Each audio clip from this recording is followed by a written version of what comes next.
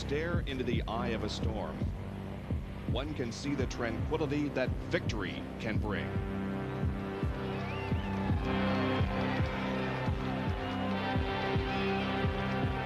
But in this NASCAR roller coaster ride, behind the eye can lie disaster.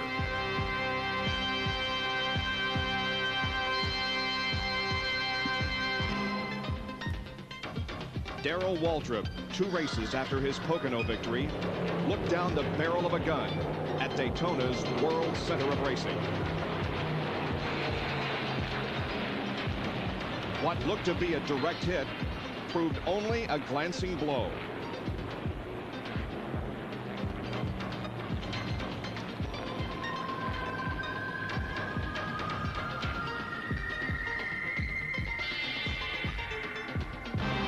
In a career that spans 3 championships and 81 victories over 19 years, Darrell is back again. Gentlemen, start your engines.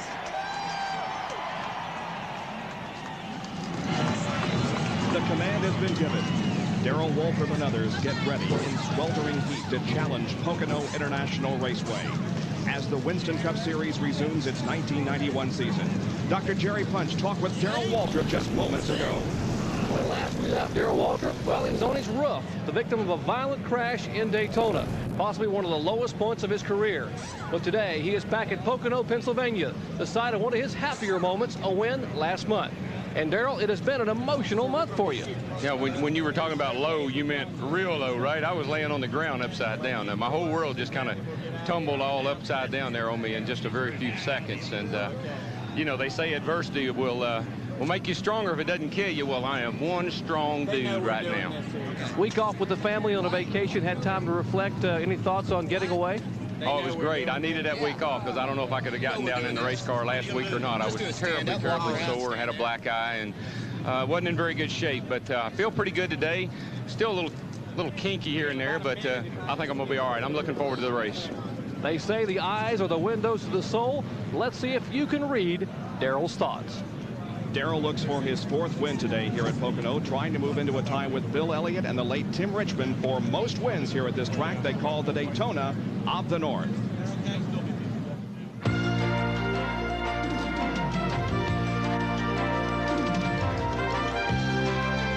ESPN, the world's leader in motorsports coverage, presents Speed World.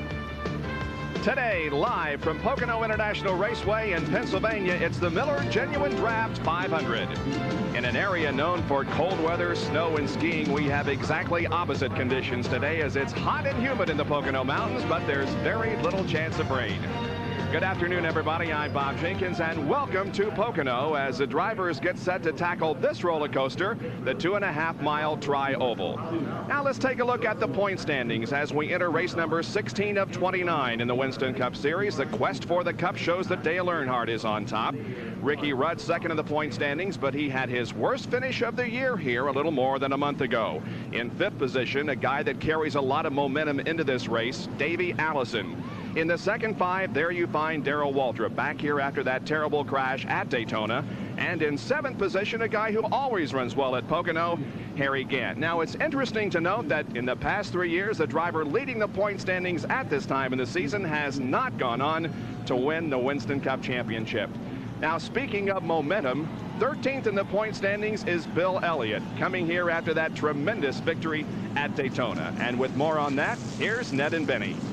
Bob, momentum is an unbelievable thing. For the past 2 or 3 months, Bill Elliott and his crew have been walking around the garage area with their head down, not looking at people, not smiling. They win the race at Daytona, they come to Pocono, their heads are high, they're smiling at everyone, and they have the best qualifying run of the year. Now, Ned, if they can just keep it going in the race today, they'll be a threat all the remainder of the year. Certainly will make a difference, and they will be tough today. I'll tell you somebody else that's pumped up, too, coming into this race is Jeff Bodine and the Junior Johnson Budweiser team. They not only are the defending champions of this race, but they also won a Winston West race just a week ago. They finished a strong second at Daytona a couple of weeks ago with Junior and Tim Brewer back in the fold there now with that team. Look for them to be strong. And let's don't forget about Davey Allison. Folks, for the last month, this car has been the car to beat almost at every racetrack. Has had a lot of momentum going, and that does carry a long way, no question about it. But we've been talking about Fords here in this little conversation. Don't count out the General Motors. In fact, there's some with some 3s on the side of those cars that might be tough here today. For more on that, let's go to the pits and John Kernan. Well, Ned, I tell you what, when you're here at Pocono, you cannot forget about the 3 factor. By that, I mean consistency, and of course, I'm talking about the 3 of Dale Earnhardt, and also the 33 of the Skull Bandit, Harry Gant. Now, Harry starts 15th today, Dale alongside in 16th. But don't let their qualifying performances fool you. Both run very well at this track. In the last 9 years, Dale has finished in the top 10 9 times while posting 5 top 5 finishes. Harry, on the other hand, an amazing 7 top 5 finishes here at Pocono. They have both won here, and when you ask those in the garage in the know why they do so well here, they say it's because they're 2 of the best drivers on the circuit, and this is a driver's racetrack. And don't forget about experience. Harry, 51, Dale, 39, and Bob, that is divisible, both numbers, by 3. So look for the 3 factor to play a big role in today's race. And John, the worst starting position for any winner of the July race was 16th. That was Dale Earnhardt in 1987. And today, as you said, he's starting in 16th position. Our live coverage of the Miller Genuine Draft 500 on Speed World is being brought to you by Today's Chevrolet, who invite you to see why more people are winning with the heartbeat of America. By Quaker State, the Big Q is one tough motor oil. And by Goodyear, the unanimous choice of every NASCAR Winston Cup team. The first of 3 preliminary laps underway right now. We have 200 laps of competition coming up from Pocono International.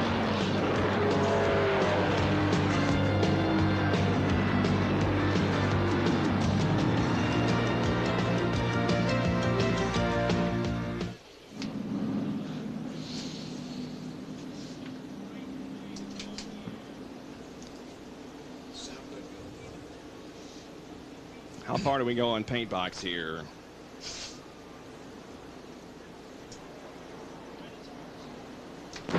Whoa. How far do we go on paint box, Neil? 12? Oh, okay. Yeah, 12, right. Okay. Yeah.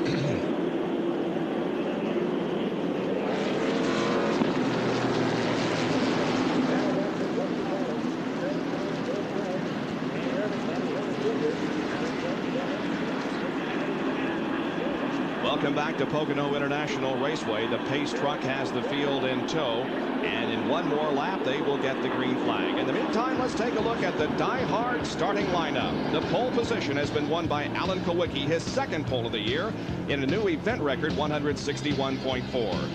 Alongside will be Ken Schrader from Fenton, Missouri. In the 2nd row is Mark Martin from Batesville, Arkansas, the car number 6, and then Bill Elliott, who won, of course, at Daytona 2 weeks ago. Starting in 5th position will be Davey Allison from Hueytown, Alabama, the number 28 Texaco Haviland. And Hut Strickland will be alongside him in row number 3. He, of course, is from Alabama in the Revestus Buick. Ricky Rudd starts in 7th position. He's from Chesapeake, Virginia, drives the Tide Exxon Superflow Chevy. Jeff Bodine will begin from 8th position. He's from Chemung, New York, in car number 11.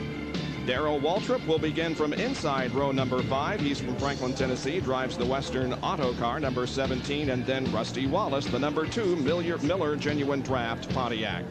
Sterling Marlin begins from 11th position inside row number 6. He drives the Maxwell House Coffee Ford, number 22, and then Dale Jarrett in car number 21, the Citgo Petroleum Ford. Dale from Conover, North Carolina. To take a look at the rest of the starting lineup, there you see Dale Earnhardt in the 8th row outside of row number 8. As John indicated, not a particularly good qualifying effort for either Harry Gant or Dale Earnhardt, but qualifying really doesn't mean much. Where you start is where you finish. That's exactly right, Bob. And we've seen Earnhardt come from far back in the field, and Harry Gant as well. So don't be surprised to see those fellas come up through the pack. Morgan Shepherd starting way back. He says he's running good now. Now, Dick Trickle is driving the number 24 car that Mickey Gibbs has been driving all season long. Mickey relieved of his duties, and Dick Trickle has been put in that car for at least this race and possibly more. And there are the 40 cars and drivers that will begin today's race in just a moment. The pace track has pulled off of the track. We're looking now back on Bobby Hillin Jr. from the bumper cam carried by Dale Jarrett. Lake Speed carries our Phillips 66 in-car camera, and we also have a camera today in Jeff Bodine's Budweiser Ford car number 11 as he gets set to take the green flag, as do the others. Here comes the 40-car field off of the 3rd turn here. The crowd on its feet cheering the field as it comes down and receives the green flag. We are underway with the Miller Genuine Draft 500.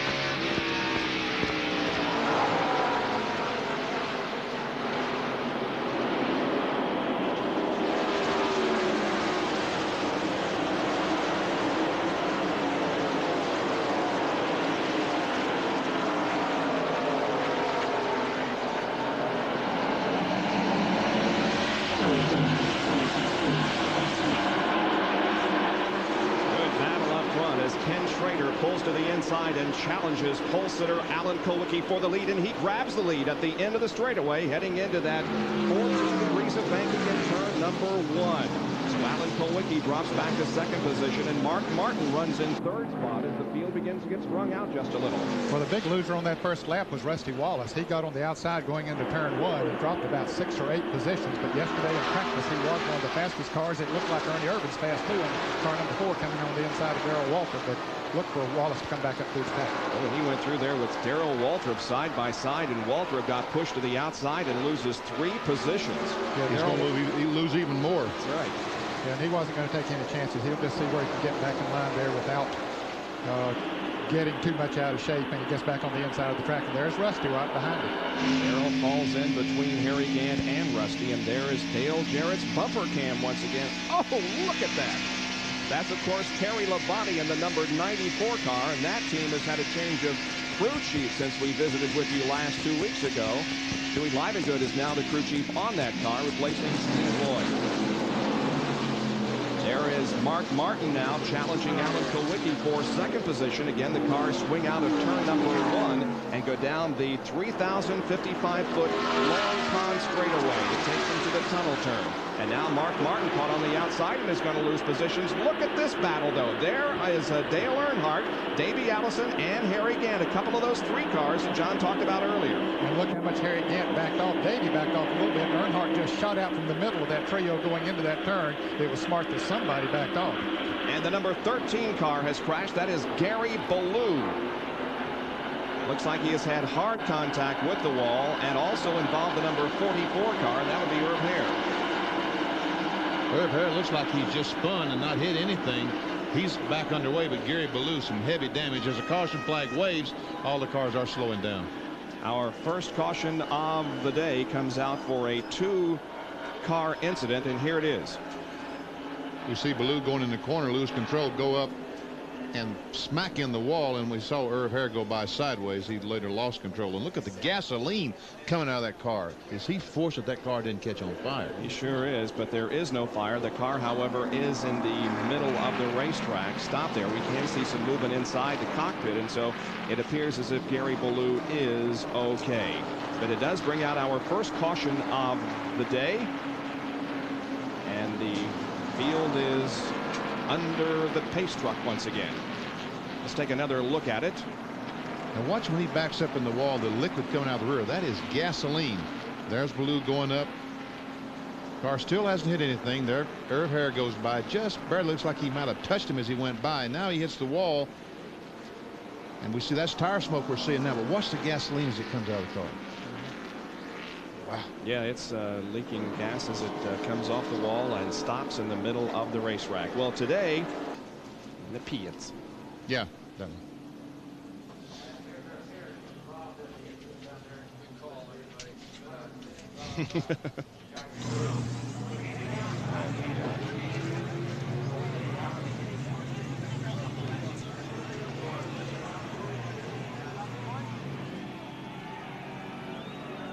There's Jim Phillips from see running down to him. Yeah.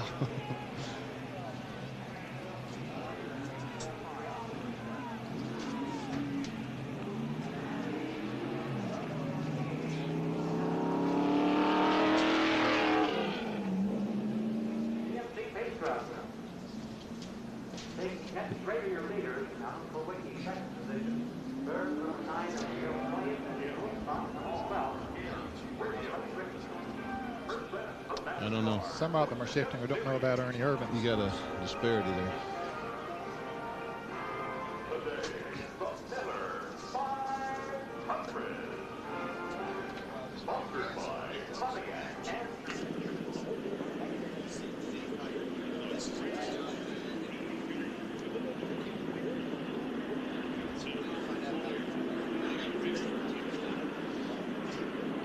Yeah, Ballou's knocked in.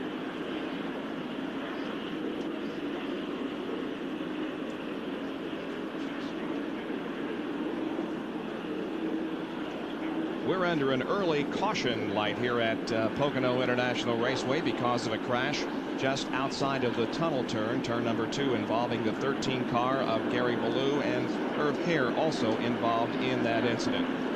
Lots of spectators on hand here, a lot of enthusiastic spectators as they have come to see the final Winston Cup race of the year here at Pocono. Well, Ernie Irvin has made a good movement in the first few laps of this event, moving up to the 5th position at the moment. A little bit earlier in the weekend, Benny Parsons had a chance to talk with Ernie and ask him what about the keys to winning this race here. Well, first thing you got to do is not have problems in the pits. I had problems in the pits last time, and you know, we were fast all day, and just had a little trouble at the end. And Goodyear's brought the radials here, and you know, I wish you could drive on these radials here because I know you ran good here before. And with the radials, this is a whole different racetrack. I used to not like Pocono, and I really enjoyed the race here last time. You could race on it. It was hard to pass because everybody handled pretty good. But you know, the biggest thing to win here is making sure you don't break the valve springs and lose parts of the motor as far as you know, over revving it from running too much gear. Well, Ernie mentioned that one of the successes of winning here is luck in the pits, and during this caution period, one car, the number 28 of Davey Allison, has come in for a pit stop. Jerry, what's the story? Well, we were talking to Larry McReynolds, who's here talking to his driver, and Larry, you guys made an unscheduled stop. What was the problem? Well, we was way too tight. We've been fighting that car for the 2 days that we've been here. We got in a good qualifying lap, but we think we fixed our problem. We just was way too tight. We had a rubber wrap in the right front, so we yanked it out, put a little air pressure in the right rear. Maybe the Texaco Haviland Krispy Kreme 4 to get going now. Well, quick adjustment here in the Haviland pits, and maybe it'll help Davey Allison. What a success story that is. Larry McReynolds hooking up with the Robert Yates team here with Davey Allison. They have had just tremendous success since he joined the team, and especially in the last month. That's strange they would put air in one of these radial tires, because we've talked about how the size does not change with air pressure in the radial tire versus the bias ply. And it's strange that they would say they would put air in that tire. I don't know what they're trying to do there. All right, the green flag is about to come out again. There it is, and Ken Schrader leads him down for the restart. Kowicki running second, Bill Elliott is third. Ernie Irvin trying to move into 4th position as he goes to the inside of Hut Strickland, heading for turn number 1. Let's see if Ernie can pick up his spot. They go in there side by side with Irvin about a half a car length in the advantage as the rest of the field also comes through. And now we go inside Dale Jarrett's car. Joe Rutman up on the right and Morgan Shepherd to the left. And one of the things that we have seen in the past here at Pocono, the drivers actually shifting into what I guess is a fourth gear out there. The only track on the circuit, oval track on the circuit, where they do now some of the drivers change gears. Dale Jarrett is one of those. He has sort of slipped back. He blew the engine in to go forward late in practice yesterday to put in a backup engine. Didn't really know what to expect from it, but he sort of backed up a little bit now in the field. Now Ernie Irvin there in fourth position, closes in tight on Bill Elliott. Wow, that's a shot we haven't seen before. That's a nice shot. We've got a camera roving around on this side of the racetrack. Look at Dale Earnhardt to the inside. They fan out 4, sometimes 5 wide coming down the straightaway. That was the situation that Dale Earnhardt was in right there, taking his GM Goodwrench Chevrolet to the far inside of the racetrack and trying to pick up those positions. Now looking outside the back part of the Budweiser 4, driven by Jeff Bodine. Bill McGreen in the next Chevrolet for an unscheduled pit stop as he watched this battle up in front. Wallace following Earnhardt up through the pack. They caught Jeff Bodine. Earnhardt is definitely on the move. Started 16th, and here he is. He is up to 10th spot already. We saw Mark Martin just a moment ago on the outside, losing some spots. Here goes Earnhardt. He's on the inside, trying to get by. Coming down the long straightaway, which is 3,740 feet long. Earnhardt does go to the inside of Jeff Bodine. Looking to pick up another position. That's Rusty Wallace in the middle of those two, and Earnhardt completes the pass heading into turn 1. Bob, I mentioned those gear changes. They would do that coming off of turn 3. They would be in third gear, which is a 1-to-1 ratio, and then shift into fourth gear about to start finish line, and then shift back into third as they go into turn 1. Probably half a dozen of the drivers do that today. We've described this racetrack in several terms, but it is as close to a road course as you can get without it being a road course. It really is. It's a triangular shape. It's 3 corners, and all 3 corners radically different, bank different, different lengths. And Ricky Rudd told me he was shifting because the last time he was here, he blew the engine in his car. The first race that he's had engine problems, the only race he's had engine problems all year, it was because he was turning so many RPMs down the long front straightaway. Now with shifting, he doesn't turn that many RPMs down the front, but yet has the gear ratio that he needs down the other straightaway. In with Jeff Bodine once again, you can see that the 2 car, the Miller Genuine Draft sponsored car, running in the race sponsored by that same company, has moved around Jeff Bodine also, and is putting a little bit of distance between himself and Jeff Bodine. Rusty Wallace running in 9th. Bodine is in 10th position here in the early going. Harry Gant now beginning to challenge Jeff Bodine. Harry in the 33 Skoal Bandit going into that tunnel turn. I mentioned a moment ago that Bill Venturini had come into the pits, Bob. He since has taken his car behind the wall. Bill, one of the top ARCA drivers, finished 5th yesterday. And another crash. Rick Wilson's in the wall, and he barely backed across that racetrack right in front of someone. Oh, Ricky, you're so lucky. Very close call. It's like Rick Wilson has damaged the back end of his Stobola Brothers Snickers car rather badly as the safety vehicle has arrived on the scene, but he's going to be able to pull away. It is, however, the second caution period of the afternoon. And exactly the same spot we had the first one. This is the tunnel corner that Wilson lost control in that Snickers Buick. Got a replay of the crash, see if we can determine what happened. We don't know exactly what happened. He did not lose control exactly like Ballou did before, but watch as he goes right in front of him. Who was that? Was that Musgrave? I think it was, yeah. It was Ted Musgrave. Close call for Rick Wilson. He heads for the pit area to see if the car can be repaired and put into racing form once again. There is quite a bit of damage on the back end of that Buick. You're watching live coverage of the Miller Genuine Draft 500 from Pocono. We'll be right back.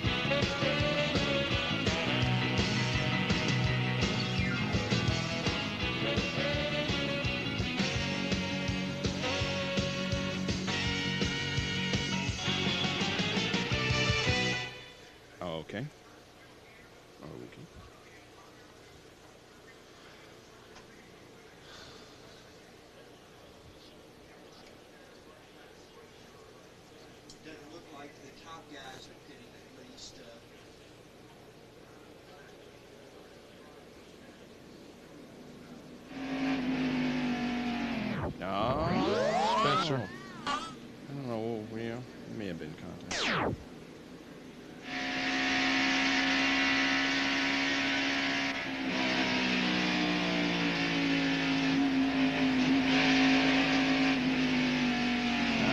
there was contact. I didn't see any.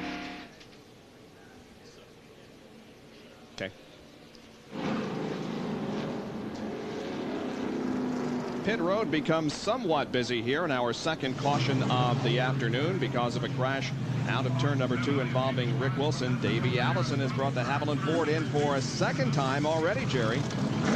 Well, they figured, Bob, that he was at the back of the pack, so they had nothing to lose. They would go ahead and come in and get 4 tires, what they have just done. They also put a round and a half of wedge in the right rear. We might mention Joe Rutland and a half a dozen other cars who are running back toward the back of the pack, opting to come in here early in the race and go ahead and get their 4 tire stop out of the way. And Rick Wilson, who also made it to his pit area, is going back out onto the racetrack despite the damage in the rear end of that car. Great video from Dale Jarrett's in-car camera. Watch and listen.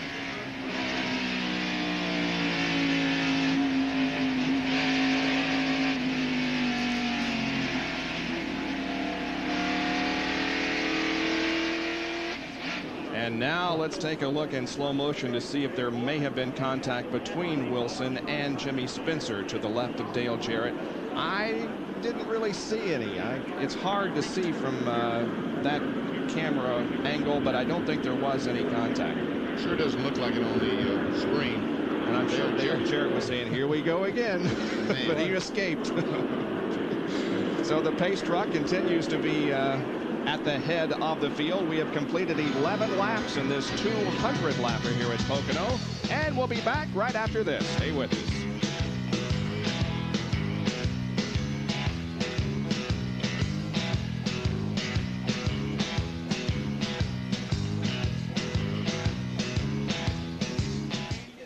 Okay, yeah, thanks. I didn't see any.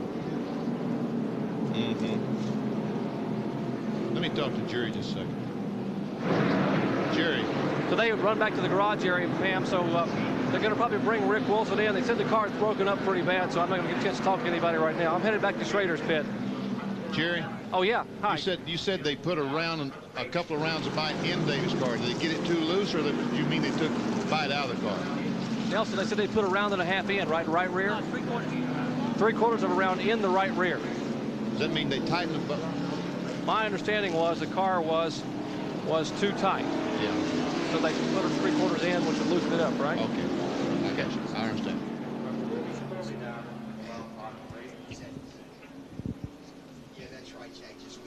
Okay. Do we have a camera on Dale so we can see him shift like Bodine's car?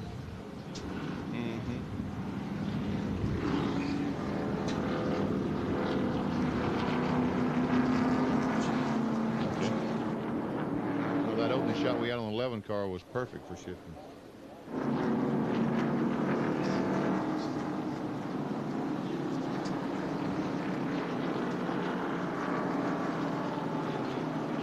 The field in the Miller Genuine Draft 500 is a half a lap away from taking the green flag and resuming this race. The pace truck, as you can see, pulls off onto an escape road just off of turn number 2.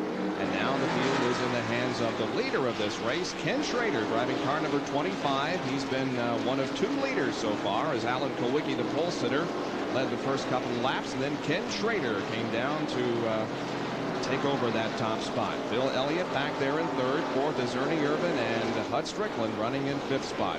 Off of turn number 3, which is 6 degrees of banking, 800-foot radius, and the crowd once again rises to its feet to cheer the field as it comes down, and here we go again on lap 14. Talk about the crowd, Bob. I spoke to Joe Mattioli, the president and the chief operating officer of the racetrack, just before the race started. He said they sold tickets. And something I couldn't believe is we entered the racetrack at about 8:15 this morning through quite a bit of traffic out by the tunnel turn. Who was directing traffic out there? Dr. Joe Mattioli, the owner of the track. Now Ernie Irvin. Look, but couldn't make it by Elliott. Elliott was very fast in practice here yesterday afternoon. He and Rusty Wallace and Harry Gant were given credit for those in the garage area. They clocked everybody else's cars, you know. And I said those were the 3 fastest that they clocked. Of course, today's a different day, but still, it is running strong. Sure is. In 3rd position, Ernie Irvin 4th, and there's Hud Strickland in 5th position. Right there was Chris Conn practice yesterday afternoon while he was was out trying to make his car run faster. Luca coming off turn 3, but as you can see, did not hit anything. Earnhardt stood on the inside trying to make a move. That's Ricky Rudd beside him. He does make a pass on Rudd, and here comes Rusty Wallace right behind him. Rusty's just letting Earnhardt cut the trail down there, and he just followed him right through. Rusty Wallace on the first lap got it high in turn 1, lost a lot of spots, but he is coming back to the front fast.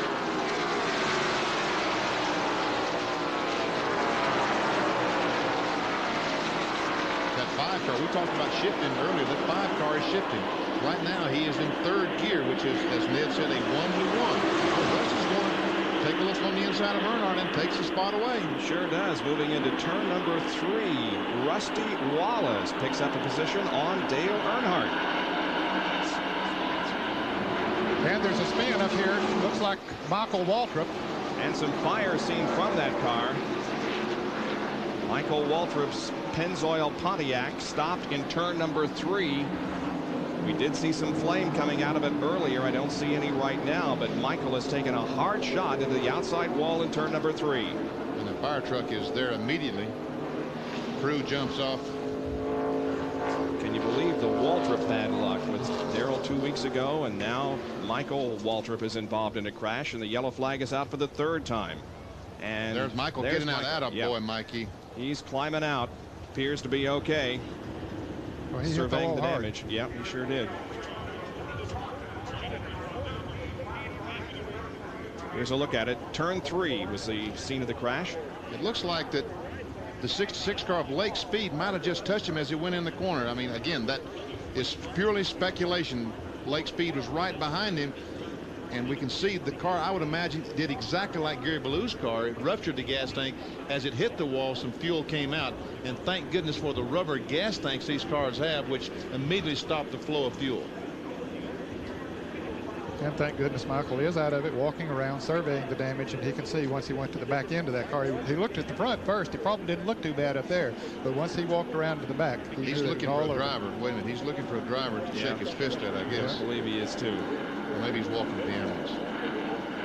Yeah, he's definitely pointing at someone, and it is at the 66 car Blake Speed that Michael thinks perhaps had some contact with it. Now we take a look at it from the in-car camera of Lake Speed. So Phillips 66 in-car cam. He's on the inside of Michael. He's trying to get by, going in at turn 3. Michael is on the outside. There's Sterling Marlin. Michael still hasn't come in the screen, and there we see Michael come down, and he just gets touched in the left rear. And then the car sliding up toward the wall. Let's take a look at it in real time.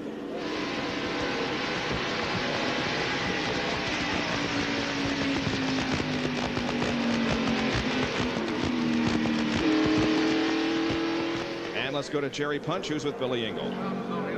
The fortunate thing is that Michael is able to talk to his crew on the radio prior to climbing out of the car. Bill Engel here talking to some of the other crew members and the spotter up top. Bill, what did Michael say happened? Michael's okay, Jerry. He said that somebody tagged him from the rear and put him out.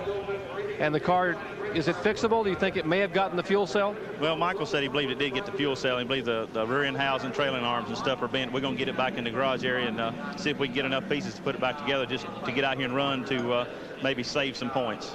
Bill, we'll let you go. Thanks for staying with us for just a moment. Bill Engel, the crew chief for the Pennzoil team. They have their work cut out for them here today. Bob? There is the car in turn number 3, and once again, here is a look at it. Michael gets tapped, and he has nothing to do except make a 360, and the wall is there. So heavy, heavy contact. There we see the fuel cell rupturing. But the flames died out quickly. There is Lake Speed, who Michael accuses of hitting him as they come off the tunnel turn. But well, Lake was trying to get under the 30 car. We never did see the 30 in the screen until all of a sudden there he comes down the groove. Third caution period of the afternoon. 16 laps completed here at Pocono in the 200 lap Miller Genuine Draft 500. Ken Schrader showing the way right now over Alan Kowicki, Bill Elliott, and Ernie Irvan. Back after this.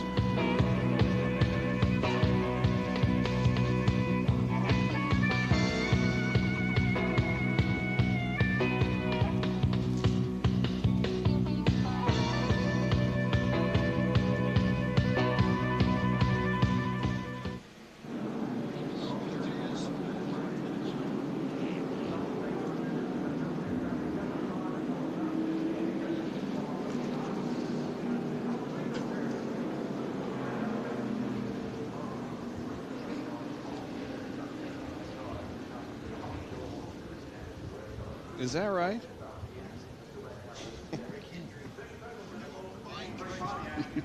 Broke his arm.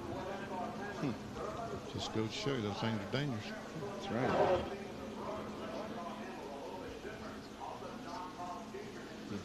Something happened.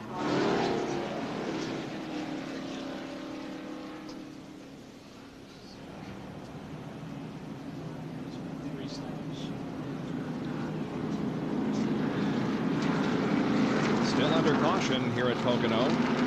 Cleaning up the accident in turn number 3 involving Michael Waltrip. 17 laps completed.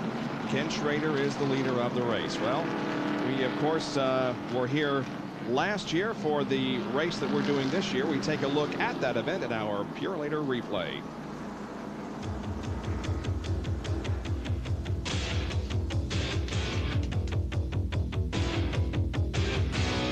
Winston Cup replays are brought to you by Autolite Spark Plugs, guaranteed for 2 years no matter how far you go.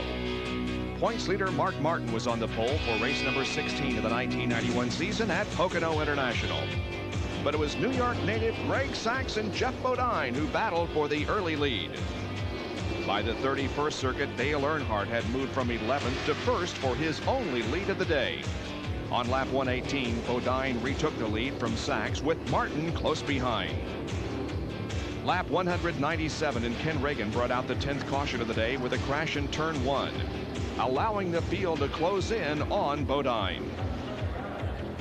Doyle Ford waved the green and white flags on the final lap as Bodine pulled away to a 1-second win over Bill Elliott. It was Bodine's second win of 1990. He was 4th in the Winston Cup standings, only 114 behind Martin. Jeff Bodine, the defending champion of this race here at Pocono, the Miller Genuine Draft 500. We'll resume our coverage in a moment.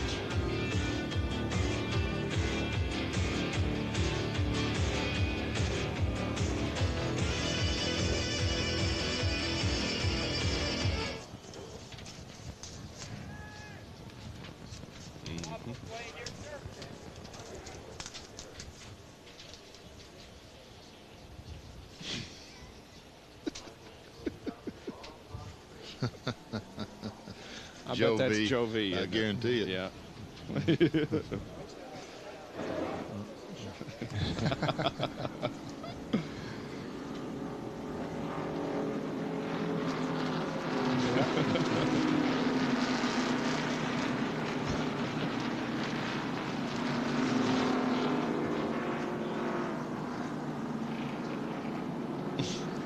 Almost. Halfway the first pit stop. Oh, yeah, that's right. Quickie's got a good run going with this.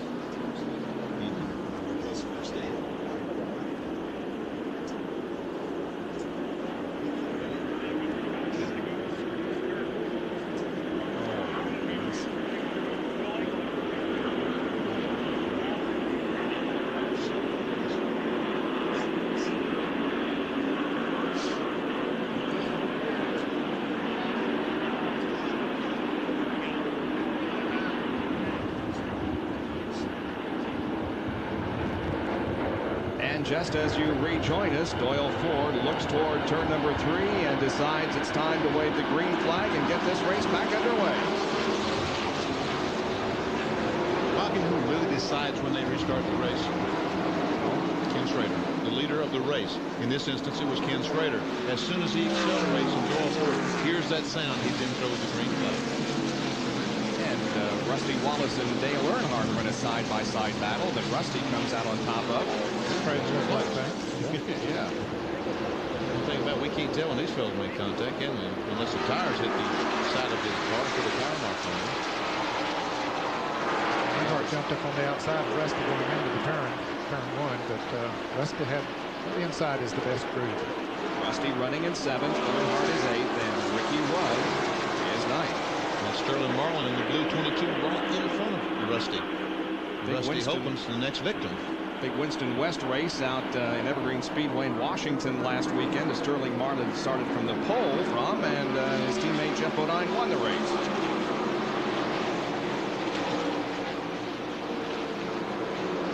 Bud Strickland, that Rebestis Buick, pulls right on the back bump of Ernie.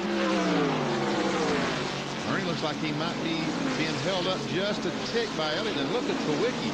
He's closed up on the back bumper of Schrader. Kowicki has a great run going today, man. He does have a car. Looks like he's handling well and running well, too. He looked to the outside of Schrader, which came over to the inside of the track. But, of course, you don't want to get caught in that outside line. So Kowicki very wisely dropped in behind Ken Schrader and maintained second position. Another crash involving several cars. Ooh, big time crash over that time. Derek Cope and Jimmy Spencer are two of those involved, and there are others. A lot of dust kicked up when a car gets down into that grass. There is just very limited visibility. We saw that in the Sportsman race yesterday. It's been very dry here in Pocono, and that grass is very, very. Davey Allison is one of those involved with extensive damage on the left front of his Helen Ford. And there's an oil cooler back there. That is tire smoke that we're seeing now. It doesn't appear as though the cooler so far has been broken, but there is an oil cooler back there. And Davey's in the grass. Evidently, he can't steer the car because he is in the grass. Yeah, he wouldn't have just pulled down there anyway. He's trying his best to get back. Yeah. All right, let's watch what happened. The accident is happening in front of Davey Allison. That's Dave Marcus in the 71 car. Marcus backs off when he sees the crash, hits the brakes hard. Davey just can't get stopped. And there's the crash starting. There's Derek Cope, the Purelator Chevrolet, spinning. He goes up the racetrack and watches he and Jimmy Spencer meet head on. There's Rick Mast coming in. He gets his car slowed down, the car number 1, and Marcus spins, and then... I'm sorry, I thought that was not Rick Mast's car. Spencer hits the car number 10 then, who is sitting right in front of him. And here it is from another angle. There we see some contact between Morgan and Shepard. He's on the inside, and the Derek Cope Purelator Chevrolet, as I mentioned a moment ago. Now I thought this red car, that Morgan, I thought that's fellow who they hit nose to nose, but he stops, and then Spencer comes along, and look how he jacks that rear end up off the ground. He hit him hard. Well, it's lap number 21. We should be seeing a massive amount of pit stops here in our 4th caution of the day. Here it is from Lake Speed's in-car camera. There we see the wreck starting. Lake sees the smoke. He backs off. Ooh, ooh. He didn't know where he was going for a little bit. He couldn't see.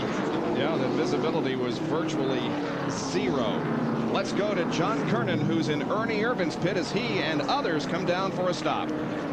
Ernie has had one of the fastest cars here over the weekend. Qualifying, he said the car got loose on him. That's why he qualified back just a little bit. But he has been running well today. He's told Tony Glover the car feels pretty good, but they've decided they can only go about 35 laps on a load of fuel. They've decided to bring him down on lap 22. Irvin will get a 4-tire change. The right sides are already on, coming around for the lefts. Jerry, what's going on up on your end?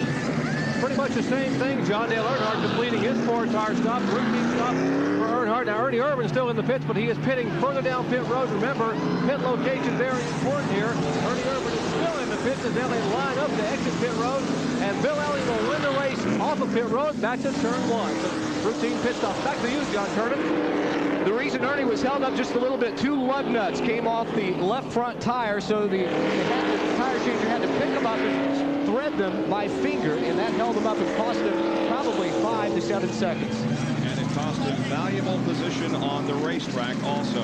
That's Ernie Irvin in the Kodak Chevy number 4. And there is a speed limit down pit road as they come in and out. 65 miles an hour is the speed limit on pit road today. Well, let's take a look at this problem that occurred during Ernie's pit stop. We see him putting the lug nuts on by hand. Once he gets them on, then he can take the wrench, tighten the lug nuts up. Then they slap on the car. The crew tells him on the radio that he can go ahead and drive off. Only took maybe 4, 5, maybe 6 extra seconds, but that's very, very valuable, as he did lose some positions on the racetrack. We're under caution for the 4th time today, back at Pocono in a moment.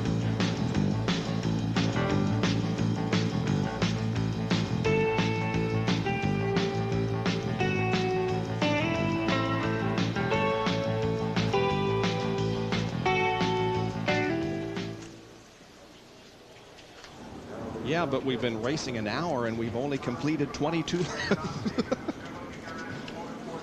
We got airplanes to catch. That's right. Tell you what.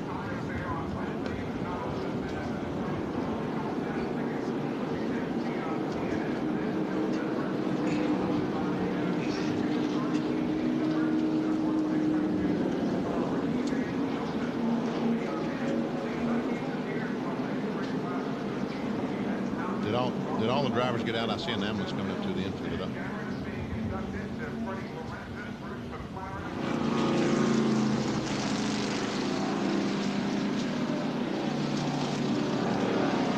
There's 2 cars in pits, 25 and 17. There's some change.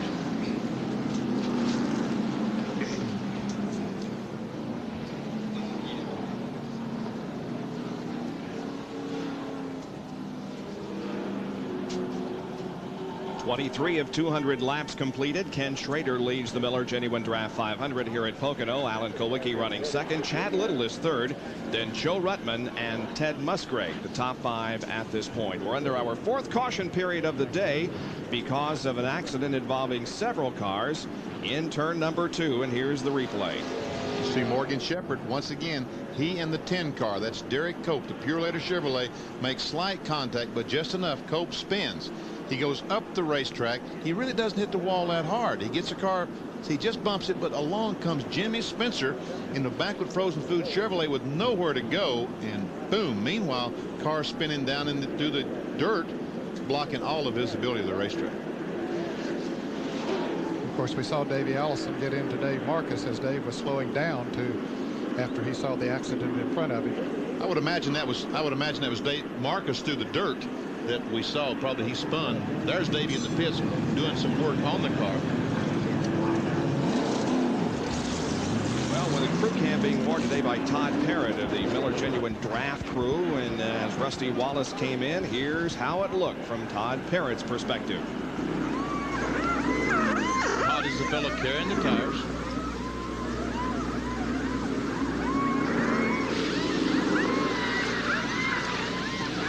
Watch him jump over the wall there so someone else could come out. That's right. There's only, I think it's 7 people who go across the wall under NASCAR rules. So to do the job the way it needs to be done, as soon as he's finished with his job, as all the lug nuts are on and everything's under control, he needs to go back across the wall so someone can come across and change the left side tires on a 4-tire stop. You saw the lights on top of the pace truck are out, indicating that they will be getting the green when they come around next time. Since we visited with you last, which was on 4th of July weekend, one among us has celebrated a birthday. On July 12th, 1991, Benny Parsons celebrated a birthday. You want to tell us how many that was, Benny? If you won't, I will. Well, I was... You were 50 years old is what you were. Yeah, I didn't. Congratulations. You don't look a day over 49, I might. Now, the U.S. Olympic Festival continues right after our live coverage of this race here on ESPN. That's coming up at 4:30 Eastern Time. U.S. Olympic Festival from Los Angeles, 4:30 this afternoon. Bob, we got 3 cars up front here as we get ready to restart this that did not make a pit stop. That was Ken Schrader, the leader, Alan Kulwicki, and Chad Little. Neither of them have made a pit stop. Now we see Joe Ruttman back there in 4th place. He did make a pit stop. So did Ted Musgrave in 5th, Dale Jarrett in 6th, and several others back there. Dick Trickle in car number 24. So interesting that those 3 cars didn't stop, and they've run about 20 couple laps. And Jerry Punch can update us on the situation involving Davey Allison. Bob, quick damage report. It's good news for Davey Allison's crew. It's primarily cosmetic damage, sheet metal. The only serious concern, the line from the oil cooler was bent, kinked off. They straightened it back up. It is functioning right now. Davey doesn't have the cosmetics and aerodynamics, but he is back on the racetrack, and we are back to green. Indeed we are.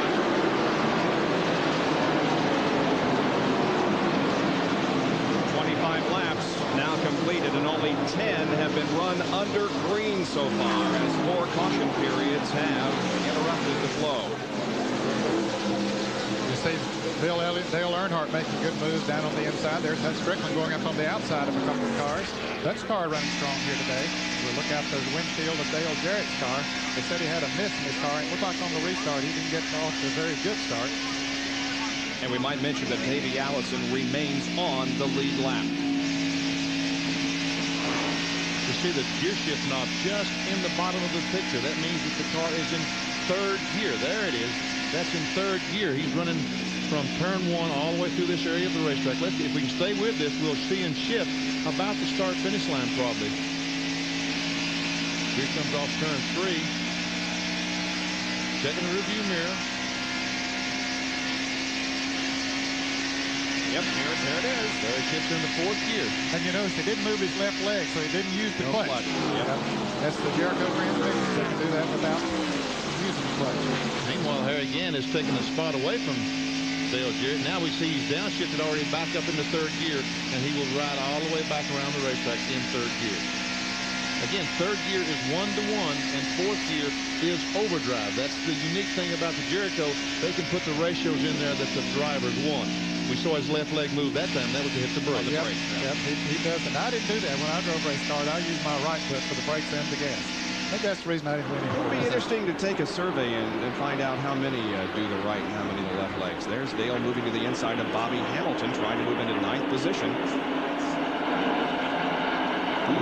Close. There's Rusty right behind him. He'll make a 3 deep coming off of that turn. Dale just backed out of that.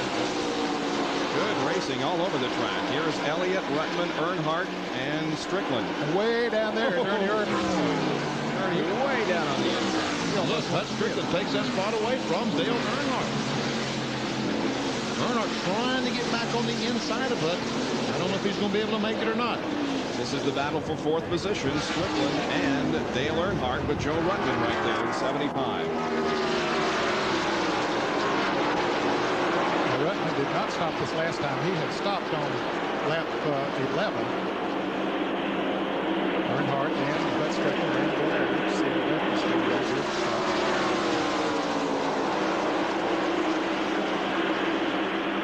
And behind the 75 car of Joe Rutman, several cars, couple of cars, and then Ernie Irvin.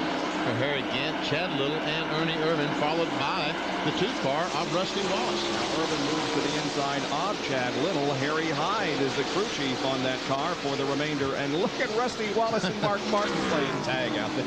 Martin's trying to get by Rusty, and Rusty has nothing to do with it, so he kind of blocked him down the straightaway. When that happens, the driver's kind of telling the fellow behind him, look, I can get through the corner better than you can. The only reason you're outrunning me is because of the draft. Just follow me.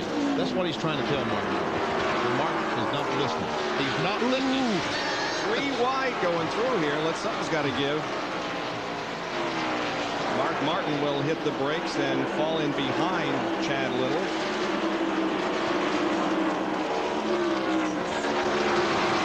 That's the difference in shifting and not shifting. Is the 2-car shifting now? The 2-car is shifting. I'm surprised that Martin was able to drive by him down the back straightaway line. Well, the 6-car is also shifting. I know that. I understand, yeah. I was going to say that was the advantage that the 6-car had. Oh, there's a spin back behind them. Spin up in turn 3. Terry Labonte is involved. I don't think Terry's hit anything yet. I think it's just fun.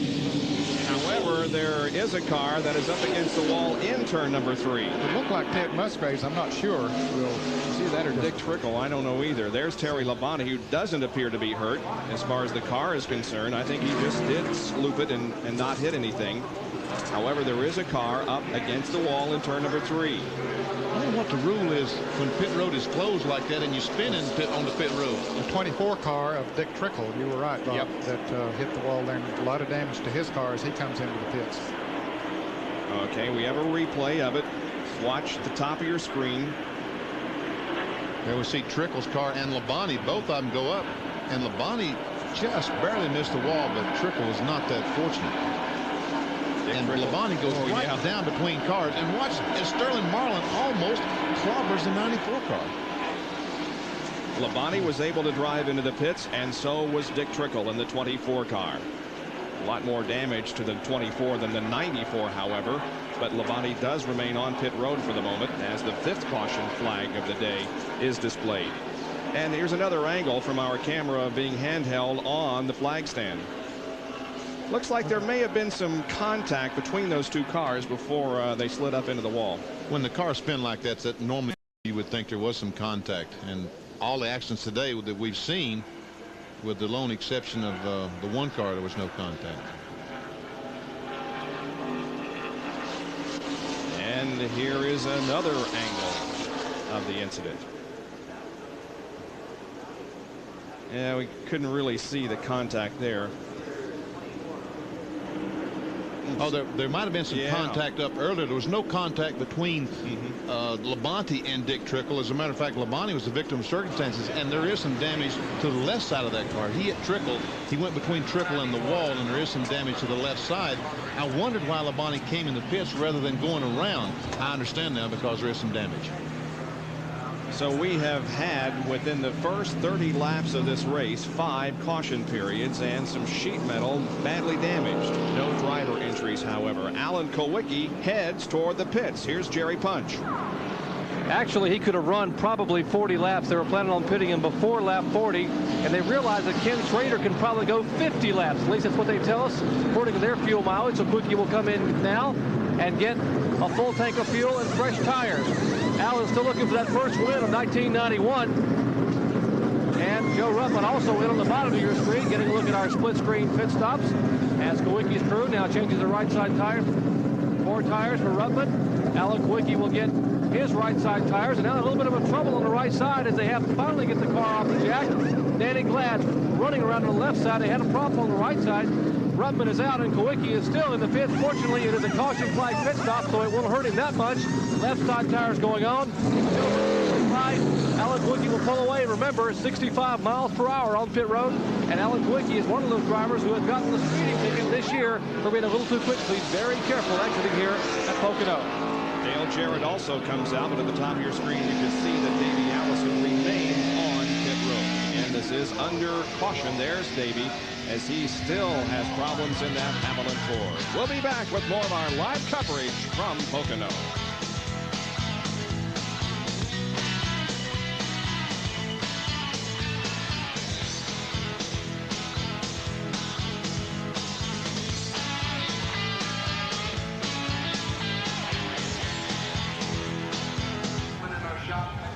Like we're going to be driving to Philly, huh?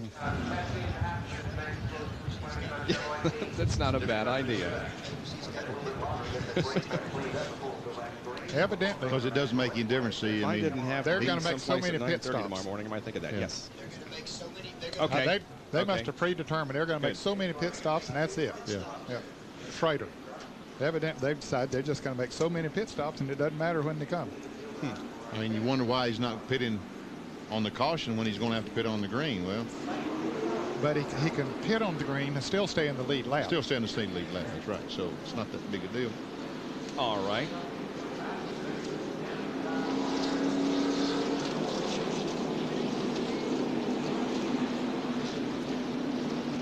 Back at Pocono, we look up the straightaway as the field is once again under caution. Once again, here's how to enter the ESPN Pick the Winning Chevy Sweepstakes. Call 1-900-933-9300 before the halfway lap, then stay tuned to see which car is the first Chevy to finish. If your entry is selected, you have given the correct Chevy winner, you will win your choice of any Chevy Lumina, including the fabulous Z34. As you look up the straightaway, you might think that it's cloudy and about to rain, but instead of clouds, it is a haze that is over Pocono and has been for the past few days. Very hot, steamy, sticky conditions with temperatures in the 90s and humidities in the 60 and 70% range. Inside Dale Jarrett Sitco Ford once again as we remain under caution. Well, they say timing is everything. They say timing is everything in comedy. Well, it's also very important in auto racing. Here's this week's Track Fact.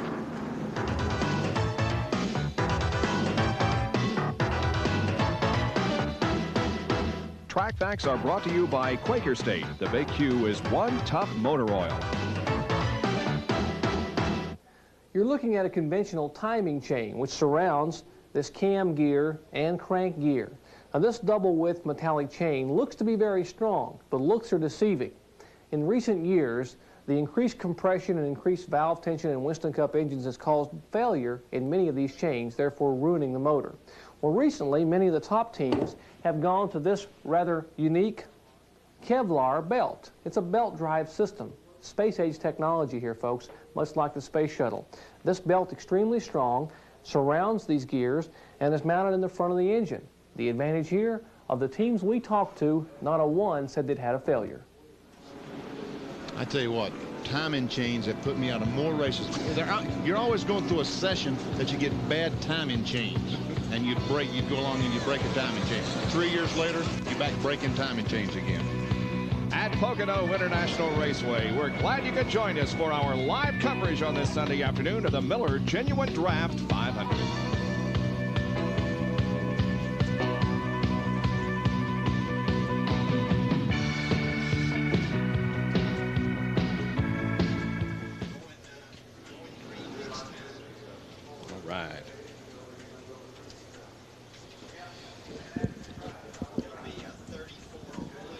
Oh, Kawicki, I'm telling you what, every time, never fails. Never fails. It absolutely never fails.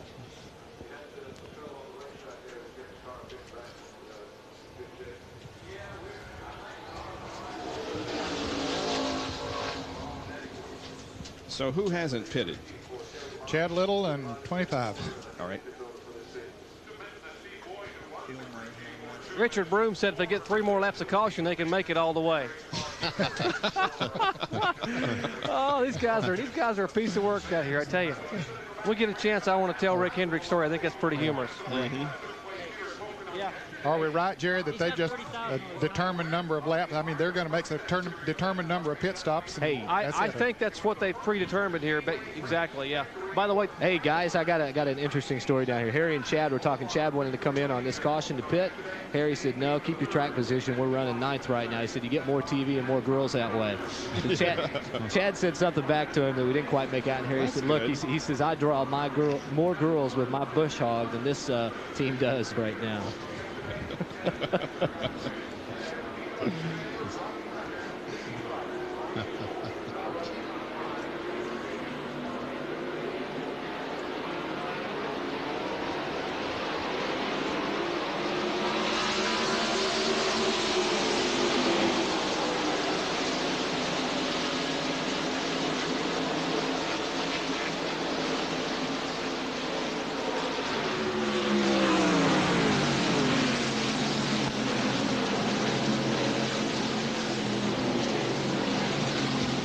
Just taken the green flag on lap number 35 to resume our 200-lap, 500-mile race here at Pocono today. Ken Schrader leading in 25, Bill Elliott is second. Hut Strickland runs third, and Dale Earnhardt is in 4th position, followed by Ernie Irvan. And Hut Strickland is coming. Tell you what, he just made a move just as they threw the greens. Earnhardt got position on turn 1, and here comes Ernie trying to get position on Dale. No, Dale comes down. I'm telling you, Strickland went on the outside. Watch it. I'm telling you, he's coming. He's on the inside of Bill Elliott. He's going to take 2nd position. Hut Strickland in the Rebestos Buick, prepared by Bobby Allison, takes 2nd spot. Now sets his sights on the leader, Ken Schrader. There's Richard Petty right in the middle of our screen is Darrell Waltrip down on the inside, and Waltrip being drafted closely by Ricky Rudd. And here comes Richard. He's on the inside of Brett Bodine. Richard's running 14th at the moment. Bobby Hillin in the mellow yellow Pontiac. Kyle Petty's ride that he will have as soon as his leg gets mended sufficiently. The Quaker State Buick is right behind King. Saw Kyle this week. He's now on a cane. He's off the crutches on the cane. And Kyle, I'll tell everyone, you're looking really good. Nice suntan, working hard in therapy, and we'll be back fairly soon. And very anxious. And now Irvin challenges Dale Earnhardt and takes over 4th spot. Here comes Harry again. John Curran talked about those threes. Here comes Harry. He has position on Earnhardt. Down that long front straightaway. Ernie Irvin is side by side with Bill Elliott for 3rd position. Look at Mark Martin go to the inside and move alongside Harry Gant. And takes the spot away. Wow. Well, it's always fun to watch a race here at Pocono. It really is. They spread out going down that front straightaway, and you don't know who's going to get in that turn first. I think can go 5 and 6 wide coming down the straightaway. Meanwhile, there's Rusty Wallace pulled up on the back bumper here again. Rusty must realize that it's the sponsor's race, the Miller Genuine Draft 500, because his Miller Genuine Draft Pontiac running is stronger than the year. He's got about 30-some more horsepower than he's had under the hood of that car. He was tickled to death this morning talking to him. Said the car was handling good, and he said, I believe he said 38 more horsepower than he ever had. That's a lot of horsepower. Yeah, probably a couple mile an hour this place. Rusty, of course, at Bristol earlier this year. Place will be not too long from now. There's Schrader continuing to lead with Strickland second, then Irvin, Elliott, Earnhardt, Martin. See much wider that Schrader went in turn 1 than Hut Strickland. That means that he's trying to get the car freed up. But the car's a little bit too tight, so he's taking that wide entry in there so that he can keep the car as free as possible all the way through the corner. As Martin takes a look on the inside of Earnhardt. Going into that tunnel turn, but he thinks better of it. He's seen too many rear ends banged up this afternoon to try to do too much through these tunnel corners and the flat corner. And once again, he's going to try it in the short chute. This may be a better opportunity here, but I don't think he has the momentum build up. No, he does not. As they go into the relatively flat turn number 3. Now he'll try to get a running start coming off of here. And down yeah,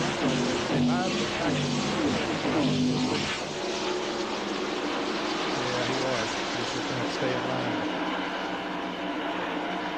How nice they're coming down there this time. Well, only Harry pulled up just for a moment. But back there with single file. Morgan Shepherd. Problem here in the Motorcraft Ford. Shepherd heading for his pit here on lap number 38. And you think something's wrong, that it might be blown up or what? He's not headed for his pit. He's headed for the garage area. So it does look like that. We see no smoke. That's usually a sign of a broken timing chain. But since Jerry says that they now have something, a Kevlar belt, that they don't break them anymore, obviously it's something else. Well, Morgan is in the 11th place in the points count. He's coming into this race.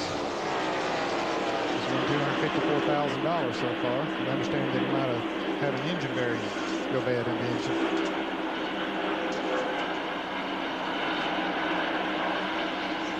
Now we'll see who makes the move to the inside. Ernie Irvin back there in 3rd position. Looks like he wants to, but it's Mark Martin who goes inside and takes a look on Dale Earnhardt. No, not this time. Takes a look. He pulled out hoping Harry Gant would go with him. The two cars could hook up and draft by Earnhardt. But when Harry did not go immediately with him, that just left him hung out to dry. There's nothing he could do except fall back in behind Earnhardt.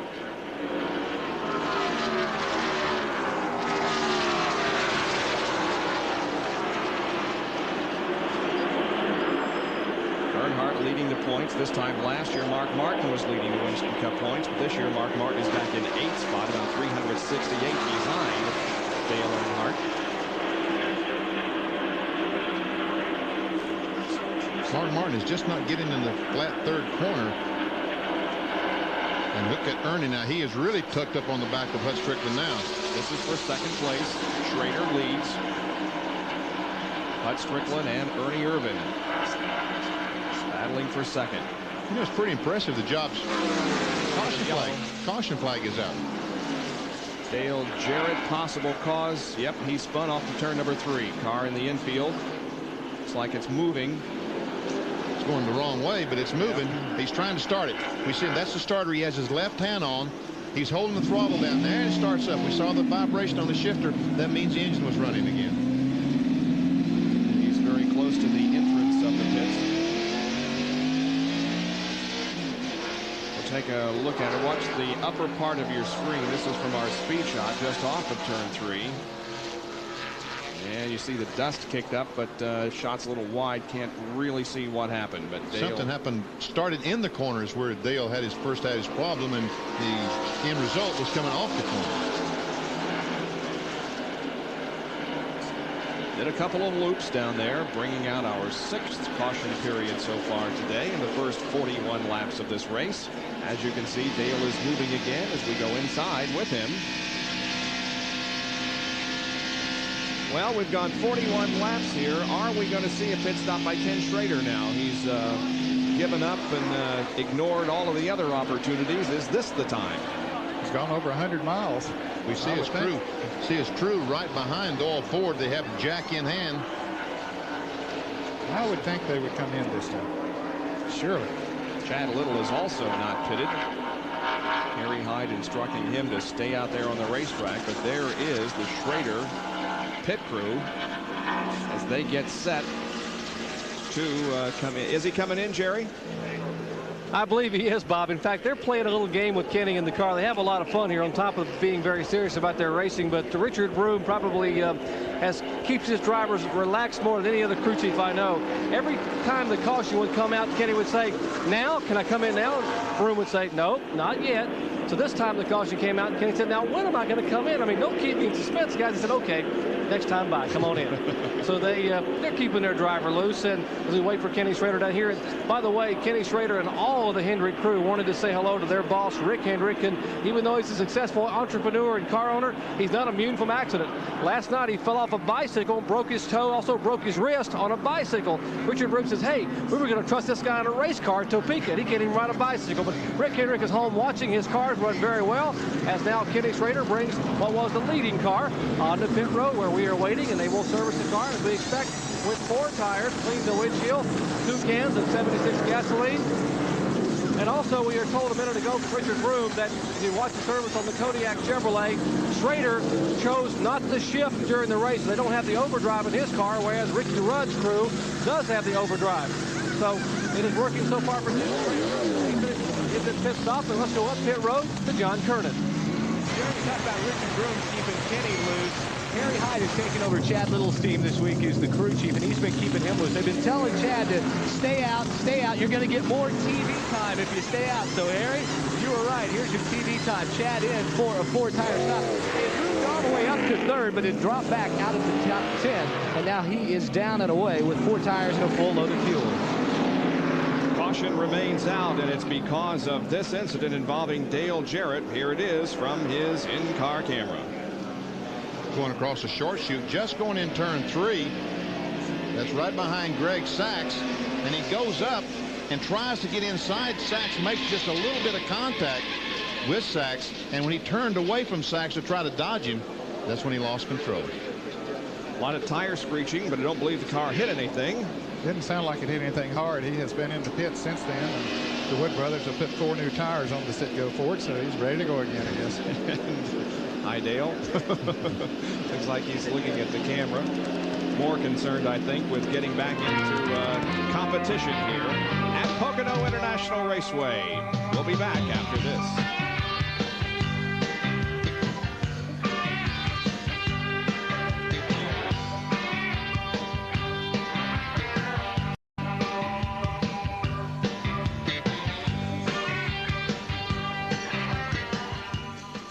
Yeah, he wasn't doing a very good job of coming back up through the field quick. He had only passed 2 or 3 cars.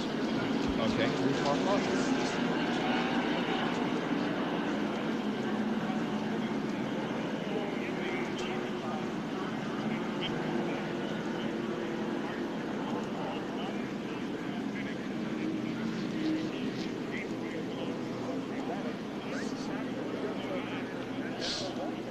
All right. And Jerry will tell us, right? Okay. Okay.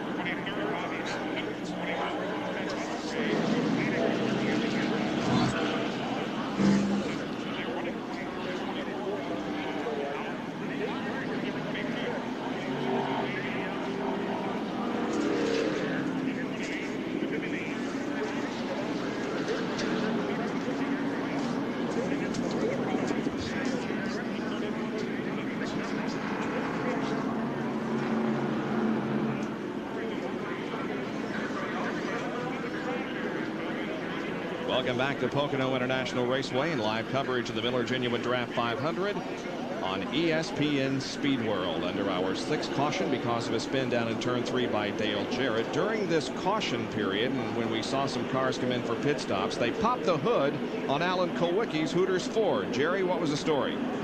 Well, Bob, as you noticed, Allen was not making very good progress back through the field after they made his initial stop at lap 30. Apparently the car was just too tight, so they came in, raised the hood. They took a rubber spacer out from between the right front spring to try to loosen the car up a little bit. It should help the car a little bit. Also, they figured if Schrader's going to come in, they could follow Schrader back up through the field when the green comes back out. Let's check in further up pit road where John Kernan is. John? Jerry, I'm down at Mark Martin's pit. He just came in, took on 4 tires and fuel. Now, the reasoning behind that, a little bit of strategy by Robin Pemberton, Steve Neal, and Jack Roush. He can now go the rest of the way on 3 fuel stops. You recall that Mark had stopped on lap 22, wasn't due back in until around lap 57. So they decided to come in earlier than that, take advantage of this caution, and now they can go on 3 stops. We have a lap to go until green. We'll take another short break and be right back for the restart of our race.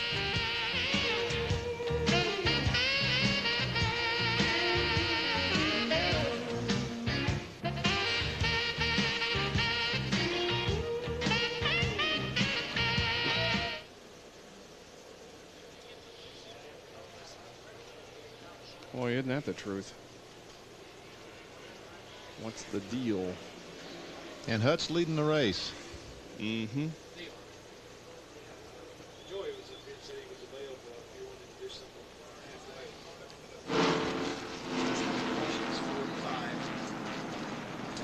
Who?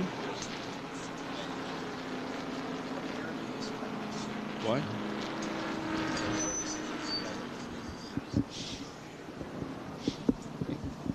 Good.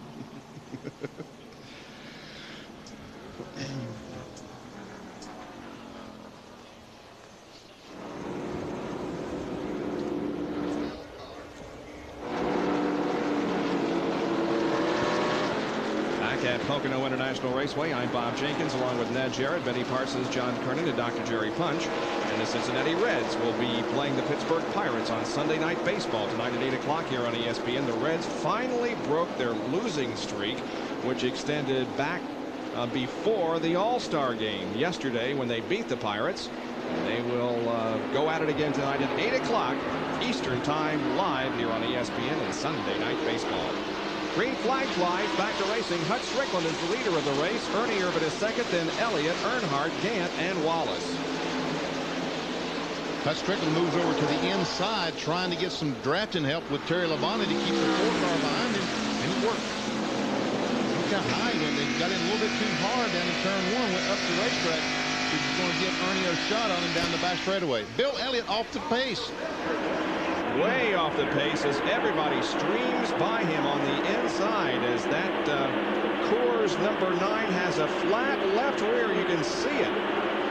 Slow down, Bill. Slow down. You don't want to go around this racetrack because these flat tires, they get hot, they'll fly apart. And he is a long way from his pit area. Just now going through the tunnel turn and onto the short chute between turns 2 and 3. I say that tire was probably flat when he was running around under the caution, but he didn't know it. He couldn't feel it until he got up to speed. And once he went into turn 1, he realized it. So that's too bad. Irvin drafting on Hut Strickland.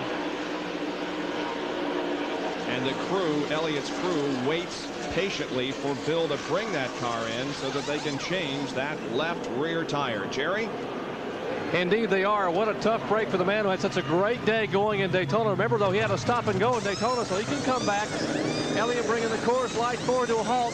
They will go ahead and change all 4 tires, cleaning some of the debris off the front grill section. A tough break for Austin Bill. A 4-time winner. Right side tires are on, coming around to the left side, cleaning the windshield. And a good chance that he will lose a lot of time here to the green. Leaders coming to turn 3 right now. Elliott still on pit road. Remember, he can only run 65 miles an hour. 23.9 seconds. He is down pit road, but the leaders are also on the front stretch. Yeah, well, he goes 65 miles an hour out of pit road. Here come the leaders at about 140 or 50 miles an hour, and Bill Elliott will lose a lap. Yeah, I think he could have just changed right side tires and could have stayed in the lead lap. But they were concerned about whatever caused that one to go flat, but he's going to be there with 4 new tires right with the leaders. He should be able to, new tires will run a little bit faster, so he should be able to get back in the lead lap. We'll see. Well, he is a lap down right now, but is right behind the leader. because he had to come down pit road slow at 65 miles per hour and leave slow is the reason he's a lap down. If he could have come down at 100 miles an hour like he used to, he would be a few car lengths in front. But right now, he is beside the leader, Hut Strickland. And he unlaps himself. Elliott going into turn number 3 and laps himself, and Rusty Wallace picks up a position on Dale Earnhardt. That will be for 3rd spot. Rusty slips just a little bit, though, and Earnhardt gets right back on the inside. There's Terry Gant on the inside of Terry Labonte. Of course, Terry is a lap down. Labonte involved in one of our incidents that we have had so far today, so Labonte is a lap down. And now Earnhardt and Wallace go into turn number 1, almost side by side, with Earnhardt just slightly ahead of the Pontiac. Look at Harry Gant. Close.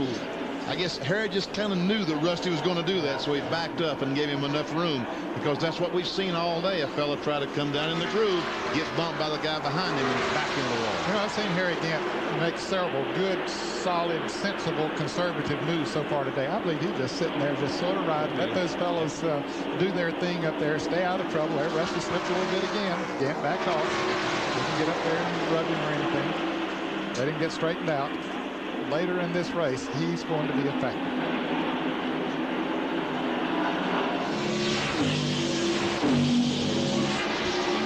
Now Irvin makes a bid for the lead on Hut Strickland right at the start-finish line. Ernie gets to the inside and momentarily sticks the nose ahead, and as they go into turn 1, yes, Ernie Irvin takes the lead. See how far Bill Elliott has pulled ahead of them once he moves around Hut Strickland? Elliott's car is fast. Of course, with those new tires, that's really helped him. Ernie Irvin, the man up front now. Hut Strickland now back in 2nd position. Late speed coming into the pits, an unscheduled stop for him. And he's going even slower than 66 miles per hour, it appears. There he comes to a stop on pit road. This is from Inkai. John Kernan, what's the problem? He's radioed in. He feels he has a tire going down. They're going to change tires as the crew goes to work on the right side of the car right now. Blake called in, said that he felt a vibration. Now, whether they change 2 or 4 is going to be academic. He's still up on the jack, and there goes Ernie Irvin, the leader, and Lake goes a lap down.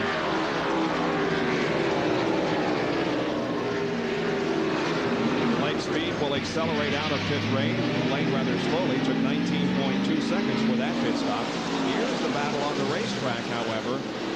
Fred Bodine, Richard Petty, Rick Mast, Joe Rutland, and others are following each other. Sterling Marlin, Alan Kowicki, and also Mark Martin behind this string of cars. We see Kowicki pull down like he's going to try to go by, but can't pull up on Sterling Marlin. That's about 11th through, what, 16th or 17th? Remember, Martin made a pit stop on this last caution, so he's coming back and through there pretty good. Now Kowicki running good again after he came in and made the adjustment on his car that Jerry Kunch reported. Moving to the inside of Sterling Marlin. Kowicki makes the pass on Sterling Marlin coming off the 3rd turn. Mark Martin now pulls alongside of Sterling. Mark is on the inside trying to draft along with Kowicki to get by the 22 car. Doesn't make it.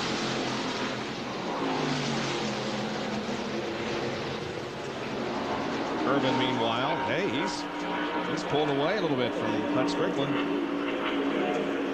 Yeah, that's probably 10 car lengths back to the 12 car, the Revestis Buick.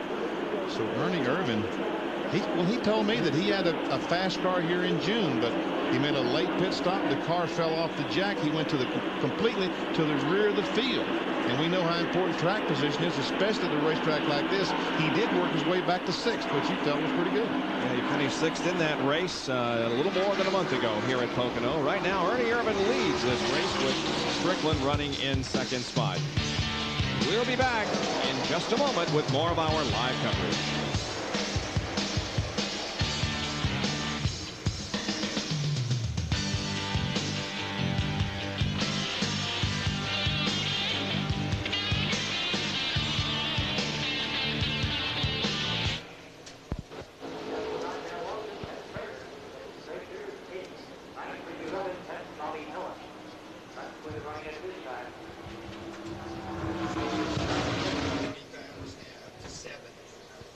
What's his first name? Martin?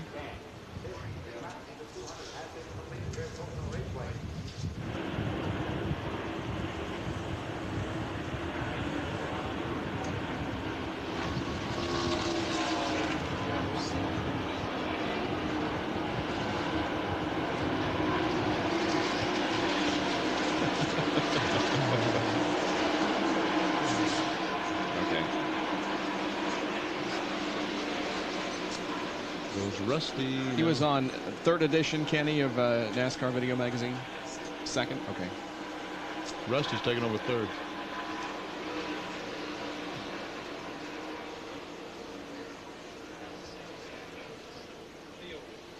No, okay. 2-car got better than 3 on your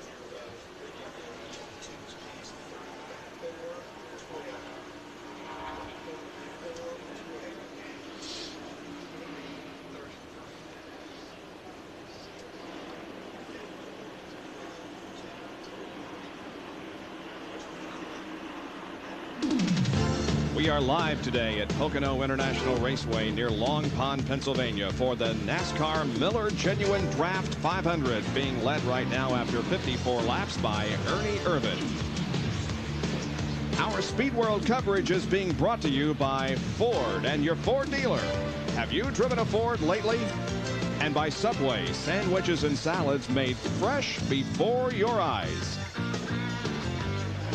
Well, let's go down to Jerry Punch, who's with. Well, Bob, there are thousands of fans enjoying the race today, and one of the special fans seeing his first ever NASCAR race live. He's watched a bunch of them on ESPN. Is Atlantic record recording artist Martin Del Rey from Nashville, Tennessee. And Martin, welcome to NASCAR racing. Thank you very much, Jerry. This is fantastic, man. This is great. Do you have a favorite today?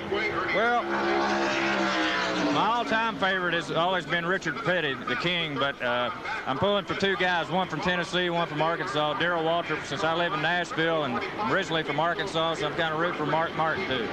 Now your hit album and hit single Get Rhythm was a video with Johnny Cash. I understand that is on the new NASCAR Video Magazine that's out the 2nd issue. I know it's hard to hear here. Anyway, glad to have you with us. Hope you enjoy the afternoon. Good to have you here. Thank you very much, Jerry. Appreciate it. Martin Del Rey, Atlantic recording artist from Nashville, Tennessee, enjoying some great NASCAR racing. Bob? Yeah, he's on the 2nd edition of NASCAR Racing Video Magazine with you, isn't he, Benny? Yes, he sure is. Has his video on the very tail end of the racing video. Watching Ken Schrader, he has come up from 22nd position. That's where he restarted after that pit stop, and he has headed for the front. Earnhardt slips a little bit. Schrader pulls right down on the inside of him. You notice Harry Gant just goes right along there behind Earnhardt. Schrader moves into 4th position. Earnhardt back to 5th, and Gant runs 6th. It's impressive that Schrader's able to do this on new tires, go through the field the way he has, but it was also impressive as we see Harry Gant finally try to get by Dale Earnhardt, gets a run coming off the corner. But I was impressed with the way Schrader stayed in front on those used tires before he made the pit stop. Obviously saying something about how that car is performing today. Harry just can't get by Earnhardt. He had position coming off the corner, but Earnhardt's engine evidently pulling Harry at the end of the straightaway. I don't think Earnhardt's car is handling too good right now. He might be slipping a little bit in the turns. We've seen him slip a couple of times. Costing him a little bit of time. You see Gant pulling up on him now as he comes off of that turn. As we mentioned in the open, Dale Earnhardt is trying to break a string of the last 3 years whereby the leader in Winston Cup points at this time in the season has not gone on to win the Winston Cup championship. Wallace in '88. Of course, Elliott won the championship. Here comes Sterling Marlin on the inside. There's Ricky Rudd, Joe Ruttman, Alan Kawicki, Richard Petty, all of them trying to fight for position. They have really been jockeying around back there. Sterling Marlin looks like he's off the pace a little bit as Dale Jarrett goes by him on the outside. Yes, exactly. 22 car is off the pace. Off the pace substantially as he drops that car to the inside of the racetrack, and the Maxwell House Ford is in trouble. Some of these fellows are going to have pit stops coming up before too long. I wouldn't think that he would have run out of gas, Bob, quite this early. But they've run, most of them made their pit stop on lap 22, and we're now on the 58th lap, so that's 36 laps. Yeah. So they will have pit stops coming up here before long. A big part of the field that stopped on lap 22. Schrader and Rusty Wallace and Dale Earnhardt and Harry Gant. Boy, all of these guys are just going at it tooth and nail. Watch Ken Schrader here. And Rusty Wallace. Schrader gets the spot. And And Gant has finally gotten by Dale Earnhardt, but he moves up the racetrack a little bit. Earnhardt looked like he was going to try to come back on the inside. Schrader now is third. Wallace is fourth. There's Gant in fifth. Then Earnhardt. Remember, 94 car Labonte is a lap down. And then Jeff Bodine, we go inside, and Budweiser fourth. Sterling Marlin did make it back to the pits while we watched this battle out on the racetrack. I believe Sterling did run out of gas. There seemed to be 4 tires and filling it up with gas. And here now, Schrader trying to take over the second position from Hut Strickland. And he's going to do so with ease. He gets the car to the inside of the racetrack off of turn number 3. And Ken Schrader has moved back to second position. And now Rusty Wallace begins to close in on Hut Strickland. I think that Ken Schrader served notice. I'm the car to beat. I think you're right. In the 4 car, that's the leader of the race. Ernie Irvan is preparing for a pit stop. I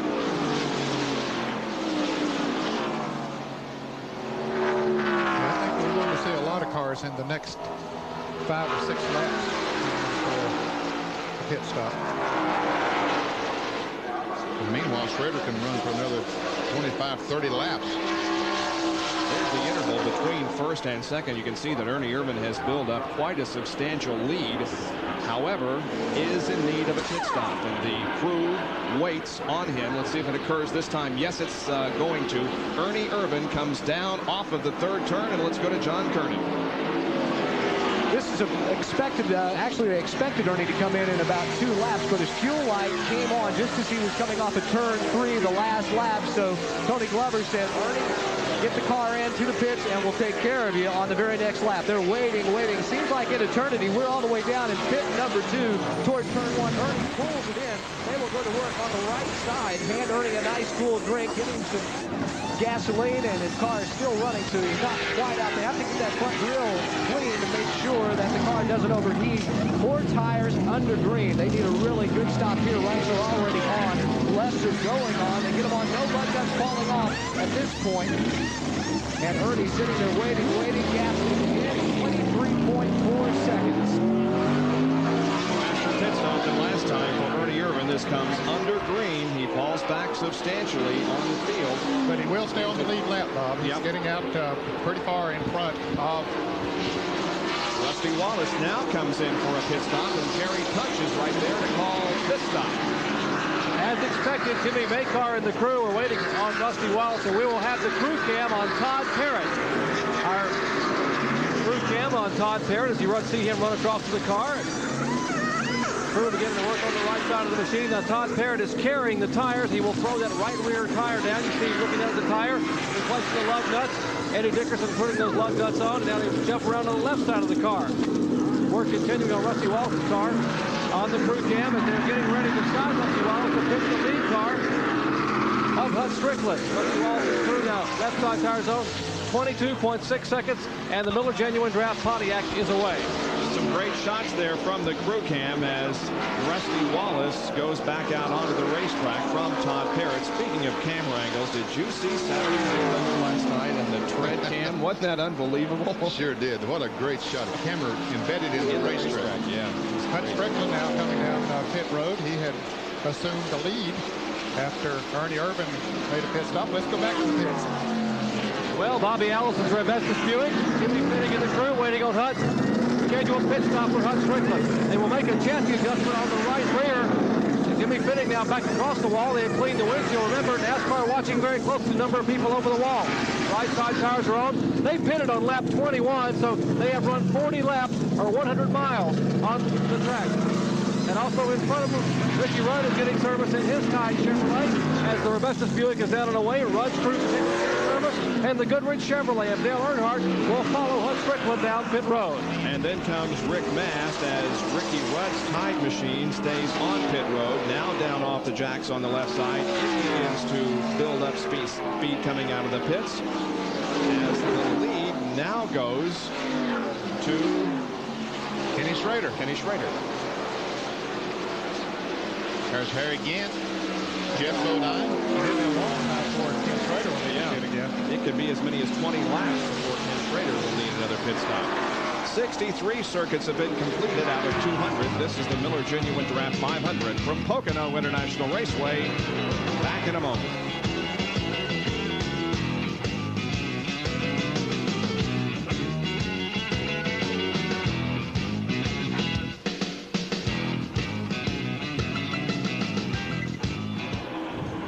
Rudd went a lap down. Hitting on all 8 today. Brett Ledine went a lap down. Brett went a lap down. So did Rudd on those pit stops. Yep. All right, sir. Here comes Brett trying to get his lap back.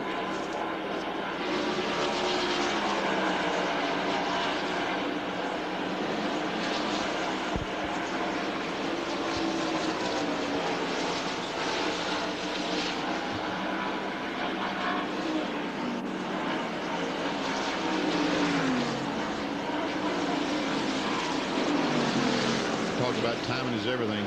Schrader stayed out there, caught the perfect caution flag, and all the rest of them chose to stay. Now they're in trouble, and he's out just driving.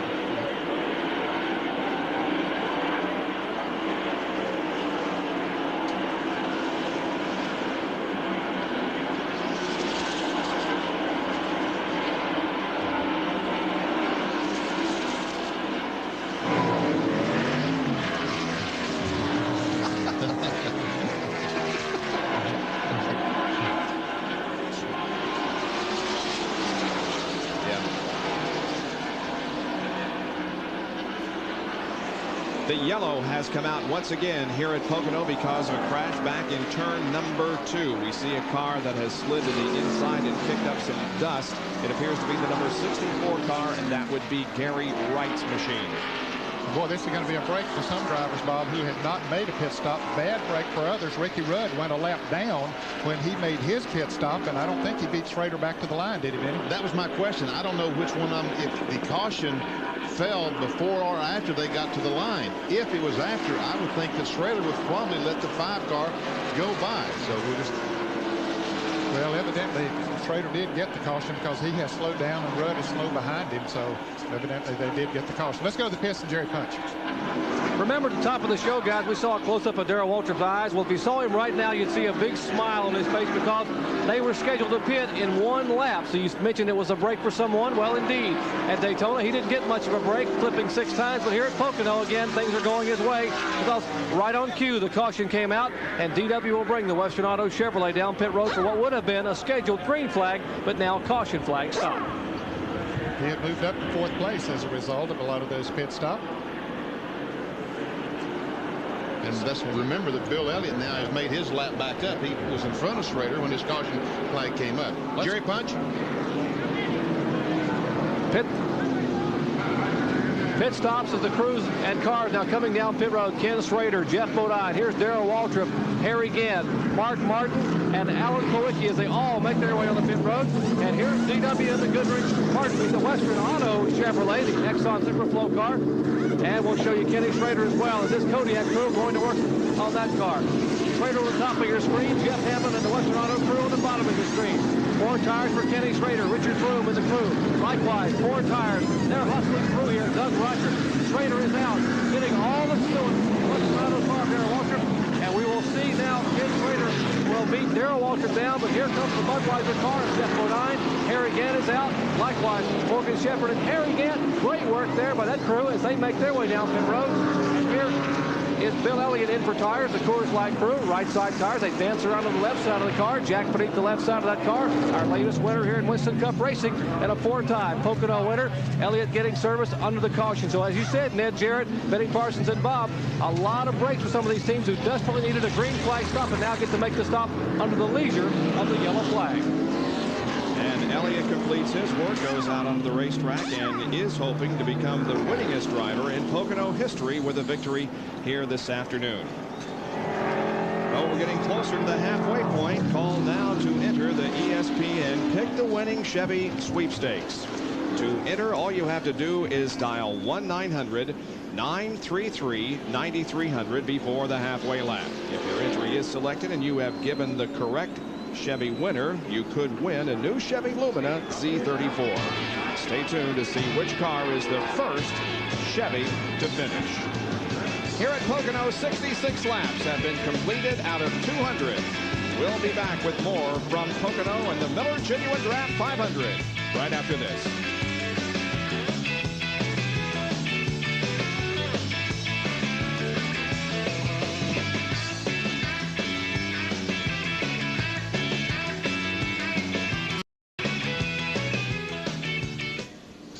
Well, Ned, Schrader.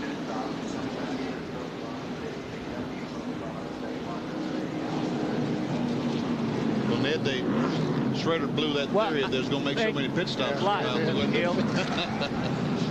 What? Yeah, it's working. I'm just messing with you. I'm messing with you.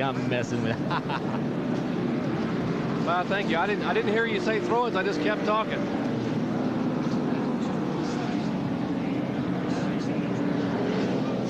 Hey, John carried us at Daytona, so I thought I'd give him a little help today for a change. Look at that, Ned. They're putting a new nose, guys, on the 28 car. Wow.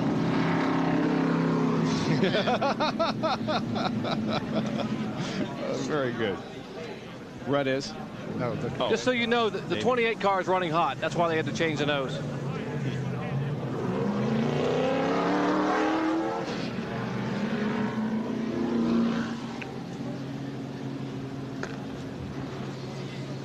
Back at Pocono, under caution, work on pit road, and here's something that you don't see every race. They're putting a new nose on the 28 car. A complete new nose piece on the 28 car. Jerry Bunch, what in the world are those guys doing?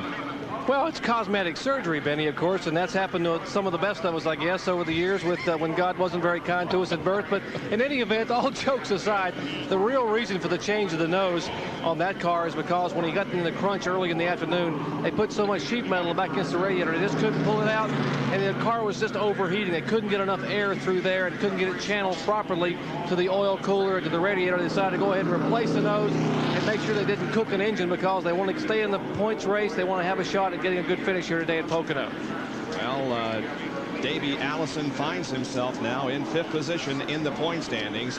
They apparently have made the change. There goes Davey Allison back on the racetrack. We'll take another break and be back in just a moment.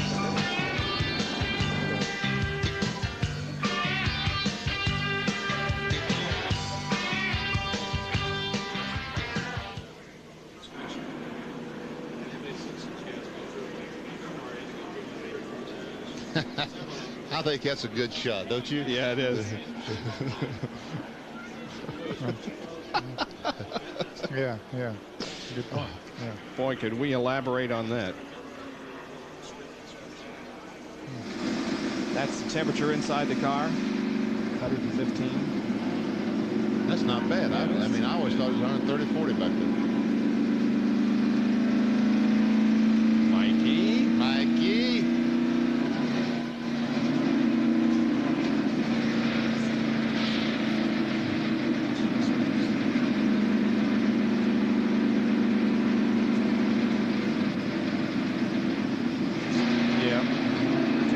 Check it when we get back to green flag after about 5 laps or so. I start to say it'd probably be a little different then.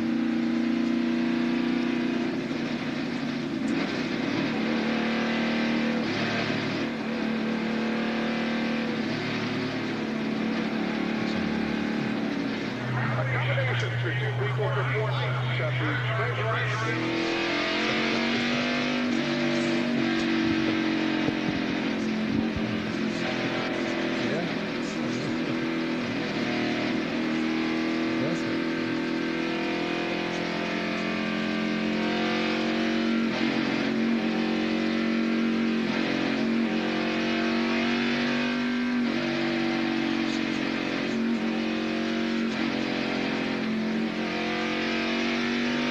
At Pocono International Raceway, and you're looking at a thermometer inside Jeff Bodine's car. It's reading 115 degrees inside that car. That's not caution. too bad. Not too bad. That's under caution right now. The green flag's coming out. I believe we're ready to go green flag racing again. Yes, indeed we are. We'll see if that goes up once he gets the RPMs of that engine revved up.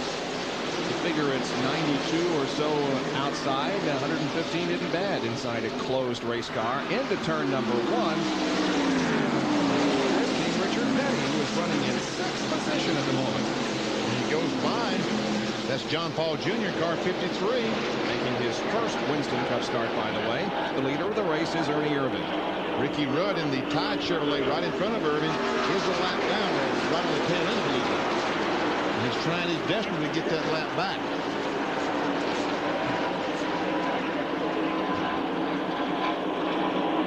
Bobby Hillen running there in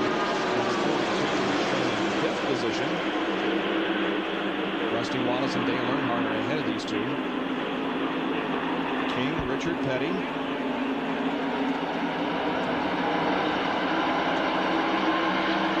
It's a wild card that he'll be playing later this afternoon. King Richard's best finish of the year came here at Pocono. He finished 11th. He was also 11th at Richmond earlier. Pocono has been good to the King over the years. He has won on this racetrack twice, 1974 and 1976. There we see Sterling Marlin, who lost a lap earlier with a flat tire, trying to get one of his laps down. He's on the move, trying to get inside Rudd, who is trying desperately to stay in front of Ernie Irvin. And look at Sterling Marlin go. And look at that Strickland. He says, "Okay, Sterling, if you want to lead the way, I'll join you." Ooh, baby. That was so close. Now the battle for the lead continues. Sterling. Look at Rusty Wallace on the inside in the fourth right. Whoa. He had the left side tires down where you just don't go. Oh, and a spin. Hut Strickland.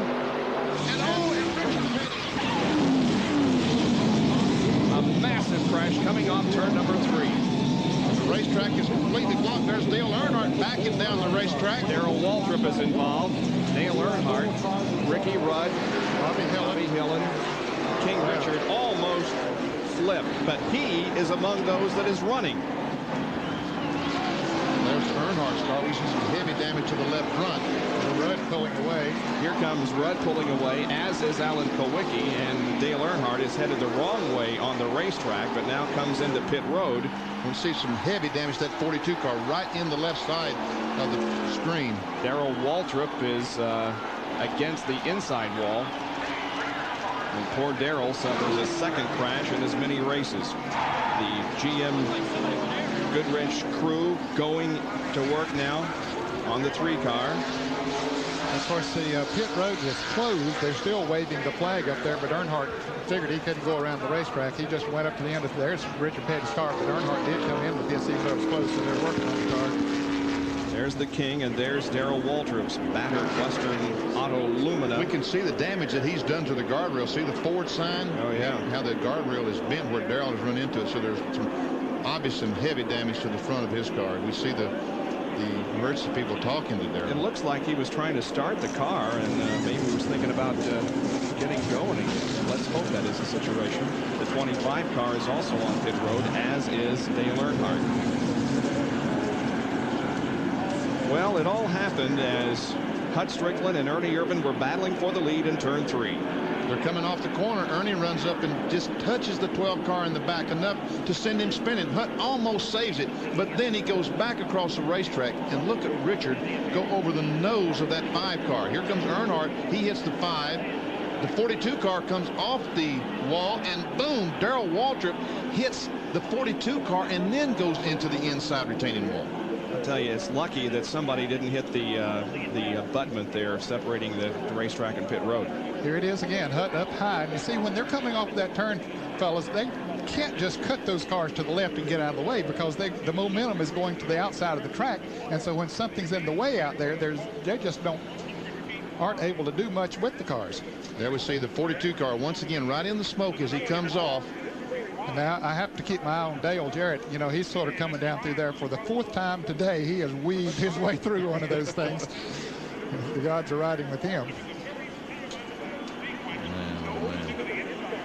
Here it is from the speed shot. You can see how Richard Petty's car gets way up in the air. It goes over the nose of 2 others. And comes back down, luckily, on its wheels. Strickland spins down to the end of pit road and out of the way of the other cars at least. There we see the 42 car once again just spin right in front of Darrell Waltrip. As far as the cleanup here on the main straightaway, both Bobby Hillens and Darrell Waltrip's cars are on the hook, being taken off of the racetrack, and it appears as if all drivers are in pretty good shape. But a lot of work has to be done on pit road to get some of these cars back in action. Back in a moment.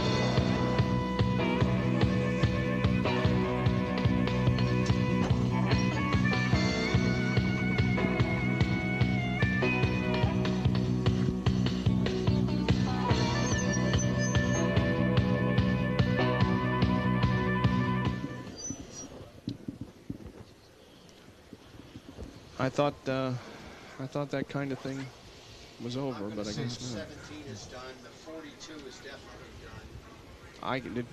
done. Was there anybody hurt? Do you know? I know. Kenny, did you see?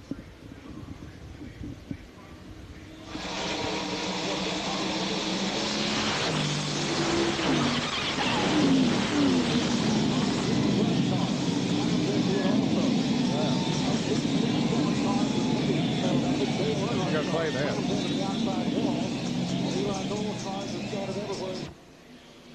Did 3 lose a lap or not? Yes. Yes, 3 lost a lap. Man, oh man. Did 5 lose a lap? Did all of them get out of the cars there? Kenny, did you see? I didn't see. I don't think 5 lost a lap. 5 was already a lap there. Yeah. With Gene. Yeah.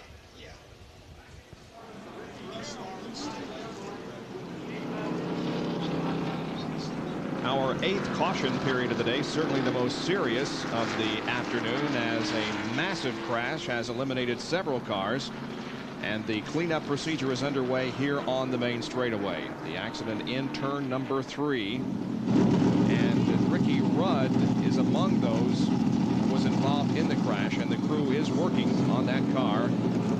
There is the area here on the main straightaway. Darrell Waltrip hit that inside wall and caused the damage. Now, a replay of the crash from Dale Jarrett's in-car camera. Let's listen.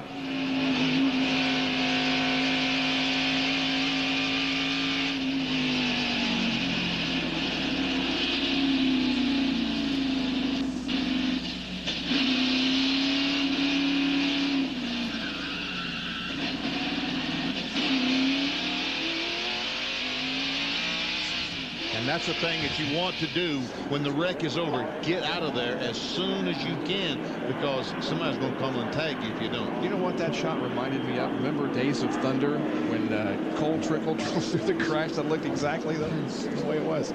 Let's go to Jerry Punch on pit road.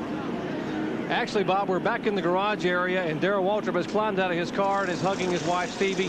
He is okay, obviously upset, but Darrell stayed in the race car. They brought the race car back into the garage area, and he was directing the repair efforts for the car here in the garage area. The crew now working feverishly to put this Western Auto car back together, and Darrell is here watching him work on the car. DW, first of all, you okay? Yeah, I'm fine. I'm just really disgusted. You know, I don't know what's going on. It must be the summer heat, but we got some guys that are just not using any judgment.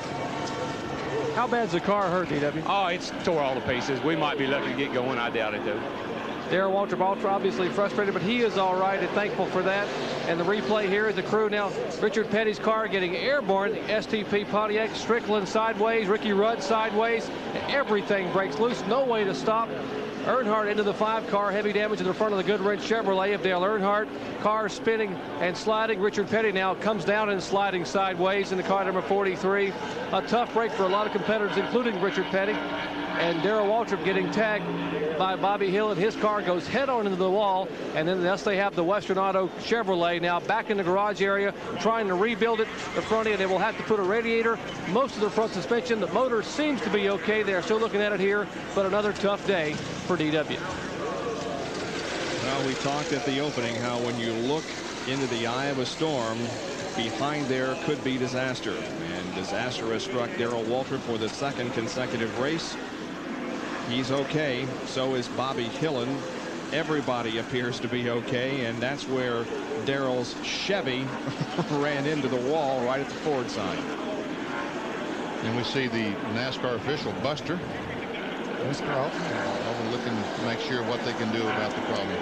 John Kernan is down with Kenny Schrader. John.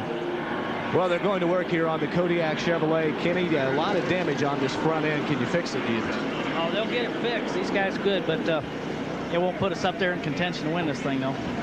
What happened out there? I looked up and saw the cars coming down and just a bunch of smoke and just a big mess. We were all in a pile going into 3, and we were 4 wide in the middle of that straightaway. We got down 2 wide. We looked pretty good, you know. And the 12 car started spinning. I don't know if he got help or what, but we made it through it. We didn't hit anything. We got run over from the back. Thoughts from Kenny Schrader, who, by the way, has been a busy man. He has raced at various racetracks throughout the country 20 of the last 24 days. But Kenny Schrader right now does not race. Rather, he sits in his car and hopes that the crew can get that car back in the race and at least get some more Winston Cup points. And it looks like, I thought that was the class of the field today, Ned. Did you think so? Yeah, I thought he had the car to beat. He had come from the back and just was doing a super job. Now let's go back to this Jerry Punch. Well, gentlemen, still a lot of carnage here in the garage area. What's left of the mellow yellow Pontiac of Bobby Hillen you see here in the garage, and of course the crew working on it, Gary Nelson and all the Sabco crew trying to rebuild the front end. His car came into contact with the Western Auto Chevrolet, Darrell Waltrip, a little bit ago. They have not seen their driver, Bobby Hillen, who's been taken to the infield care center. They have heard from Bobby, spoke with him on the radio. Bobby said he was okay, but NASCAR rules mandate when you take that kind of lick, and it's a precaution, it's a good one, I might add, if the drivers go be checked out at the infield care center, and that's where Hillen is. Now, they are working feverishly here to get the car repaired. Hopefully, when they get the car fixed and Hillen gets out of the care center, they'll be able to get back out and pick up some points. Remember, Bobby Hillen in the top 10 in the point standings. All right, so work continues on Bobby Hillen's car. Dale Earnhardt also remains on pit road, and Earnhardt has not had a DNF because of an accident since the Firecracker 486. Back in just a moment.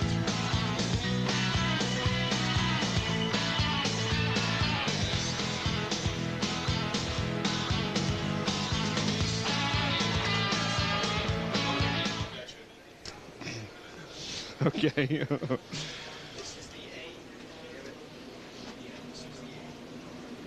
Who's left? Irvin.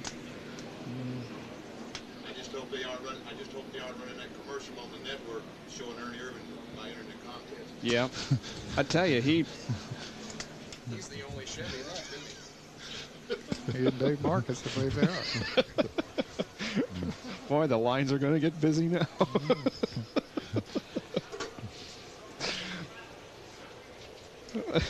Yeah. Man, oh man.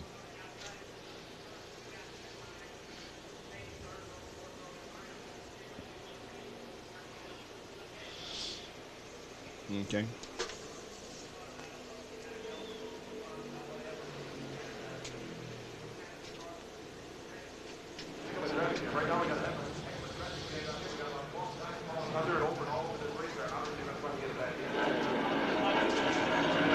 Who's fourth in points? Schrader. So the top 4 all have trouble. Yep.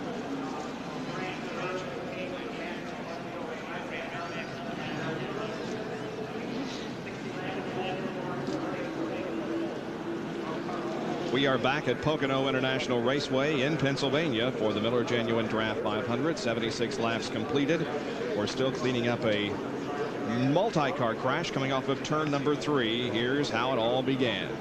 You see the 12 car, that's Hut Strickland, just get tapped slightly by the 4 car, Ernie Irvin, the Kodak Chevrolet. Ricky Rudd tried to turn under Hut right in front of Richard Petty. They make contact. There's Earnhardt, the black 3. There's the 42 car. Oh, Bobby Hillen, and that hurts just watching it. He gets hit by Darrell Waltrip. Darrell goes down and hits the inside wall, and Kawicki, our pole sitter, comes along. He's made it through the accident until right there Darrell Waltrip is in front of him. Well, Bobby Hillen certainly took the hardest lick. Jerry Punch is with him. Indeed, Bobby. I think you would agree. You probably took the hardest lick here in this race. First of all, how are you? I'm fine, Jerry. You know, thank the Lord everybody's okay. It was really disappointing. It's the best run we've had going all year. We were right there with them, and just unfortunate a couple cars in front of us got together and everybody started spinning, and I just felt like a pinball in there getting hit around that front straightaway. So, you know, just all the guys on the Melly Yellow crew are working hard. We're going to go back out and get all the points we can get. Well, they're working on the car. We'll let you rejoin them back there. We'll hope you to get back out in this event. Let's go up on pit road where John Kernan is standing by with Richard Childress. The Richard Childress racing team has been very busy over the past few minutes. Dale involved in that crash, but you're getting him back out, and you think you can still run this race? Yeah, you know, right now it bent the right front of the frame up real high, and we're just going to have to go out there and run and do as good as we can right now and see what happens. Yeah, you were also up around the oil cooler in that area. Any of that damage? No, we just got it good now where you can talk. He's talking to Dale right now. Yeah, we're okay on the oil cooler. I think it just broke up all the everything on the nose. Well, the car is a lot of sheet metal damage around it, a lot of bumps in it, dings, whatever you want to call it. The number is even torn a little bit on the door, but they're going to work on the car and keep it out there and try and get as many Winston Cup points as they can. Boy, a lot of bent sheet metal. We're getting ready to go back to green. However, we haven't reached the halfway point yet, and that means you can still enter our Pick the Winning Chevy sweepstakes. Now, for those of you who have already entered, well, you may want to rethink things in view of what's happened in the last 10 minutes. Dial 1-900-933-9300. And if your entry is selected and you have given the correct Chevy winner, you could win a new Chevy Lumina Z34. So you still have the opportunity. We haven't reached the halfway point yet. We're only at lap 78, and we are about to go back to racing. Field comes off of corner number 3. The green flag waves from Doyle Ford, and here we go once again. You see the Sunoco Oldsmobile of Terry Labonte up in the front. That car is a lap down, right on the tail end of the lead lap. And Mark Martin, the 6 car. Ooh, and there's a blown engine right behind him. That's the 53 car of John Paul Jr. loses an engine going down in turn 1 right in front of the field. John Paul Jr., the former IMSA champion, making his first Winston Cup start. He finished 3rd in this car in an ARCA race here last month, and now some flames beginning to show from underneath that car. John Paul Jr., his engine is let go here at the restart of this race. No caution yet. We understand that Ricky Rudd maybe has a flat tire, and if the caution should come out, would help him, but we don't yeah, the yellow is out now, so that will be a break for Ricky Rudd. Yellow flies once again for the 9th time. And here comes the 6 car in 94. Labonte trying desperately to get that lap back. But he'll not do it as Mark Martin crosses the line first. Well, this has been one action-packed, event-filled race so far, and we're only 79 laps in. Caution out once again for the 9th time in the Miller Genuine Draft 500.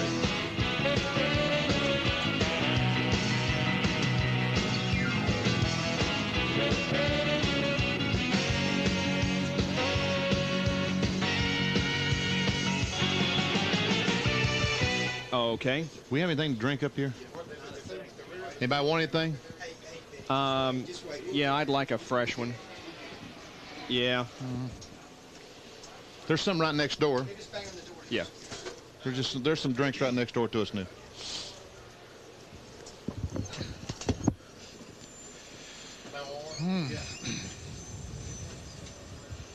We need to thank Fleetwood Motorhomes, and we need to mention Helen Pearson. Yep.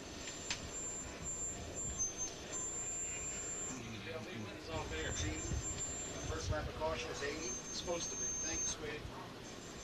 No, that's all right.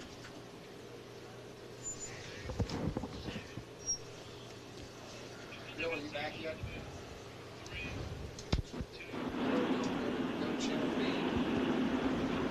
Welcome back to our live coverage of the Miller Genuine Draft 500 from Pocono.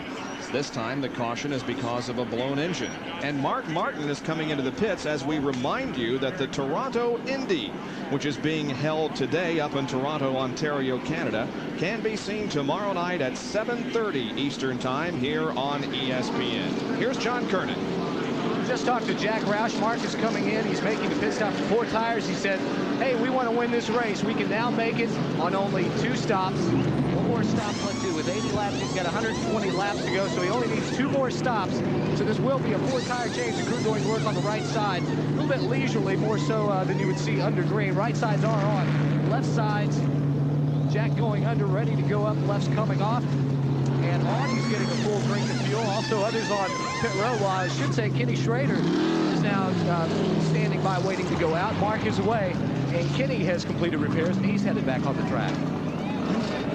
And they have asked him, John, to bring Ricky Rudd in, and now he is on pit road. They're taking a look at his Tide Chevrolet. They have peeled the left door completely off the car, and he comes by. You can look through the roll bars and see Ricky in there shifting gears and driving the car. And NASCAR would like him to put a screen or something over that opening in the left side so that in case someone would have a problem or blow an engine or there'd be some debris on the track, it wouldn't be able to get through those roll bars in to injure the driver. So Ricky Rudd now sitting on pit road.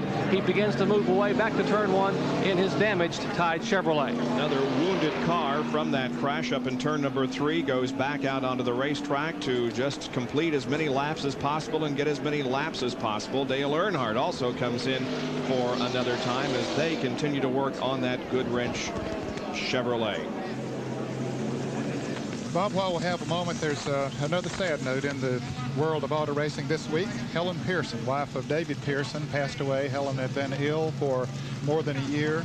Of course, the mother of Larry Pearson, driver in Winston Cup races occasionally, and Ricky Pearson, who's the crew chief for Robert Presley on the Busch Grand National Circuit, and Eddie Pearson, also one of the sons of David and Helen, and certainly our condolences to David and all the boys.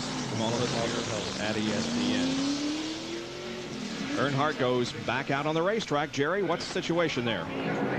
Bob, they keep bringing him in and peeling away more and more sheet metal. There's not much left on the left side of that car, and they keep trying to make sure he has plenty of clearance there for the coolers in the front of the car. One of the crew members had to chuckle a minute ago and said, hey, the last time this car ran, Richard Childress drove it in the Race of Legends, and it looks about the same as it did then when Childress drove the car. So they smile a little bit at their car owner, but Richard Childress and the crew very serious about getting Dale Earnhardt back in the fray here, but they've got a lot of work to do on this car number 3. Bill Elliott in, not so much for cosmetic work. They're checking the tires on that car. Now, we have seen a lot of sheet metal peeled off of some of these cars. They've got to weigh a lot less than they normally do. Do they have to make a minimum weight after the race? No, they don't. They have to weigh a minimum weight as the race begins, 3,500 pounds. But all that stuff they're taking off doesn't weigh much. Doesn't weigh that much. And Bill Elliott evidently has a problem because they were looking under his car like they couldn't figure out exactly what was going on, not just looking at the tire. They were looking at the tires, but it looked like he had some type of problem. Mark Martin in and out again. John? Well, Bob, what they thought they might have left a lug nut or 2 loose on the left rear, so it was more a precautionary measure. Mark pulled it in. He was already back at the tail end of the field by virtue of that last pit stop, so they didn't really lose any track position. Mark came in, they checked it, everything was okay, and sent him on his way. So Martin back out on the racetrack. King Richard Petty also goes back out. We're still under caution here at Pocono. We'll be back after these messages.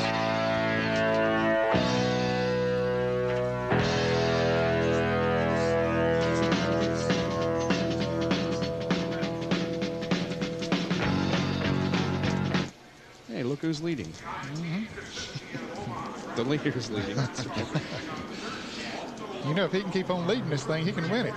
That's exactly what I was thinking. Let's do that. We'll talk. Remember last night when Lou Ciccone was asked if they can win, and he said, as long as we keep leading, we can win it. I'll ask Ned that. Benny, answer your question on Elliott. I just ran up here. They said they just topped it off and checked the tires, make sure there were no punctures, but there's no problem. They want to get as much gas mileage out of this machine as they can.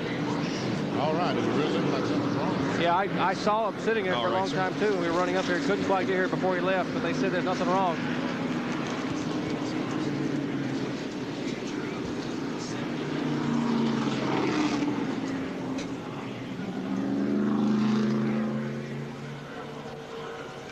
Okay.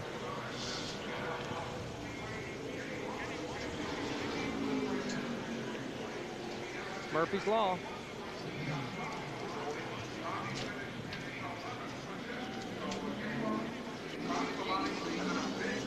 We should be going back to green next time around on lap number 83 and resume our Miller Genuine Draft 500, which is being led at the moment by Dale Jarrett. Ernie Irvan is running in second position, followed by Joe Ruttman. Last night during Saturday Night Thunder, Lou Ciccone, the father of Bob, was asked if they can win the race. Ned, can you guys win this race? Yeah, as long as he can keep leading, he can win it. That was a great comment last night from Lou Ciccone. It was a great comment. What, very true? Well, that's right. The 94 car and the 66, the two cars immediately behind the Pace truck. And I say Pace truck because that's what it is, a GMC truck, or a lap down or tail end of the lead lap. They desperately want to stay in front and hope there's another caution flag. I think we're hoping there's not another caution that's flag. For sure. But, you've had enough wreckage for one day, or 1 year for that matter. Now, Benny, those cars, even though they are almost a lap down, they're at the tail end, but they can stay out in front of Dale Jarrett. They don't have to pull down to the inside of the track on the restart. No, they don't have to. Here comes Schrader. He's then on the inside, which that's the lap cars. The fellows that are a lap down are on the inside. Of course, Lake Speed chose to do that, pull down on the inside of Terry Labate. To try to get that primary position. Yep. Here's Dole Ford, the NASCAR Winston Cup flagman, waiting. He hears the sound, sees the cars accelerate. He throws the green flag. And here we go once again. Lap 83 complete. Green coming out on lap 84. Probably won't take Ernie Irvan long to dispense of Dale Jarrett. There he goes down the inside of him. There comes Jeff Bodine, Brett Bodine. Several of them going by going into turn one. So Ernie Irvan now has the lead of the race already. There's Schrader on the inside. And Schrader, by the way, is 7 laps down. 7 down. He goes by Lake Speed. Well, that deficit has been made, or that many laps deficit has been made up in the past. I think Richard Petty at Dover, Delaware one time was 8 laps down. Yeah. Then I won Darlington by 14 laps one time. So, amazing. Yeah. I had to get that in. I didn't know the chance. Yeah, you said that you won by 14. I was one of the guys that was not.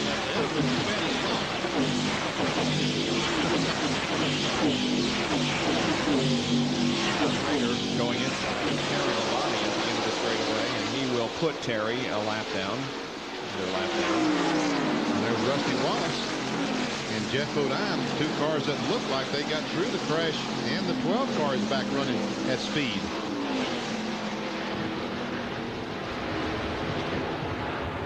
Rusty trying to get by Dale Jarrett, the Citgo Ford, and Jeff Bodine comes along. And here comes the 12 on Dale on the outside, Ned. Yeah, that's not the place to be. Drive careful out there, Dale. Keep that line. Let him go by. 2nd through 6th here. Hey, there's Harry. He's still here. I'll tell you, he's still going to be tough before this race is over, fellas.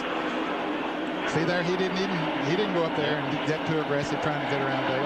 He knows that he'll be able to do it here pretty quick. Rick Mast having a problem here, it looks like, in car number 1. The Skull car going very slowly over the tunnel turn. Yeah. This may cause another caution. If he can make it to the pits, will be okay, but I'm not sure. He's going awfully slow. I don't think. Well, looks like the car might be accelerating now. He's picking up some speed now. Yep. He made a pit stop here just on the last lap before the green flag came back out. Changed tires. Even after the wreck and the 7 laps that they spend in the pits for repairs, Schrader's got a pretty good car. He's staying ahead of Irvan. He does have a good car, and I can't see any real damage to that car. He said they got run over from behind, and I don't know what it broke because I'm looking at the rear of the car, and I don't see any real damage there, nor do I see any in the front. Yeah, it looks like there's some on the left there with the front wheel. They got it fixed back good. Rick Mast did indeed make it to the pits. He's coasting into his pits right now, coasting right on by his pits, as a matter of fact, and headed to the garage area. So whatever it is, it's going to put him in the garage. And Irvan will pass Ken Schrader going into turn 1. Jerry, what's the situation with Rick Mast? We just ran up here, and he couldn't stop. They think they've broken the right front brake rotor, and they've been pumping the brakes to try to get the car to stop enough to get it turned into the garage area. Now he does make the turn in the garage. They're going to try to replace the right front brake rotor and get him back on the racetrack. Mast pulls a car into the garage area, but they will go to work and try to get it back out in just a few laps. You know, every time a car goes to the garage area, especially if they stay in there, that's another 3 points for Dale Earnhardt and Ricky Rudd and those that are struggling a little bit here today. Did you see Jeff Bodine trying to pass him? Was he trying to pass him? It was, wasn't it? Yeah. Bud Strickland and Jeff Bodine battling for position. They had the 11 on the screen here. They had the 11 in front the last time, so I guess Strickland was passing him. I didn't think that looked right. Here's Martin trying to get inside there again. Can't make it. Martin, after all those pit stops, is up in pretty good shape. Sure is. Because he was at the tail end of this lead draft when they restarted the race. You know, fellas, surprisingly, there are still 19 cars on the lead lap, even after all of these problems. And one of those, the last car in the lead lap, is Jimmy Means in the Alka Seltzer Pontiac. Good to see him having a good run here. Staying in the lead lap.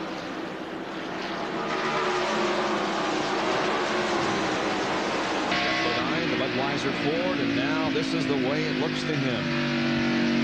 Strickland just ahead. Off of turn 3 onto the front stretch.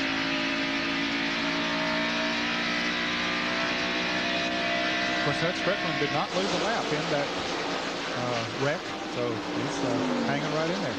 Martin to the inside of Harry Gant, passing Harry into turn 1. Harry won't put up too much resistance. He'll just pull back and Garrett there, keep him a good line.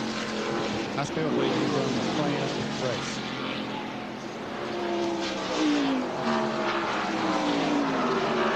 Brett Bodine and Rusty Wallace are battling for position. That's for second. Rusty takes it. Here comes Hut Strickland to third, and Brett Bodine goes to fourth.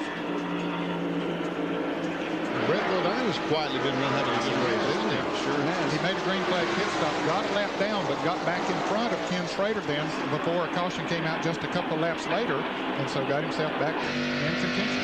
Quaker State Group running very well today with Brett Bodine behind the wheel. There's J.D. McDuffie right on the left side of the screen as we see the Bodine brothers lap by him. Jeff looking ahead to brother Brett.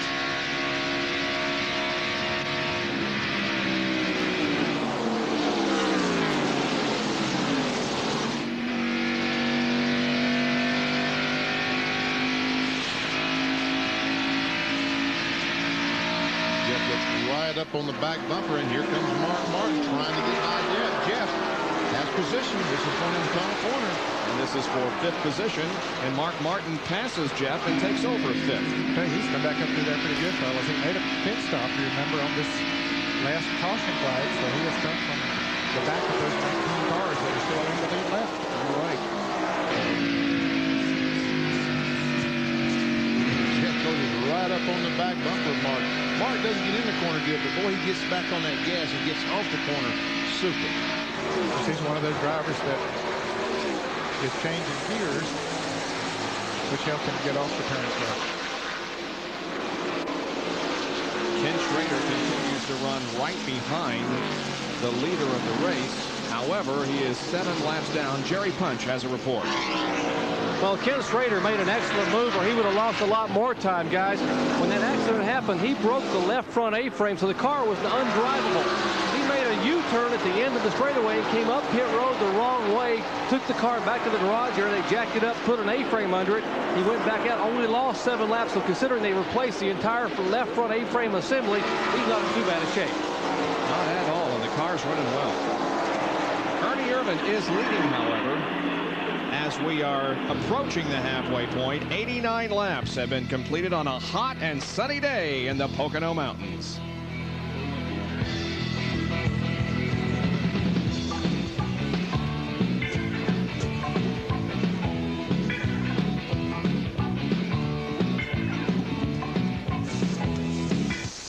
Man, oh man.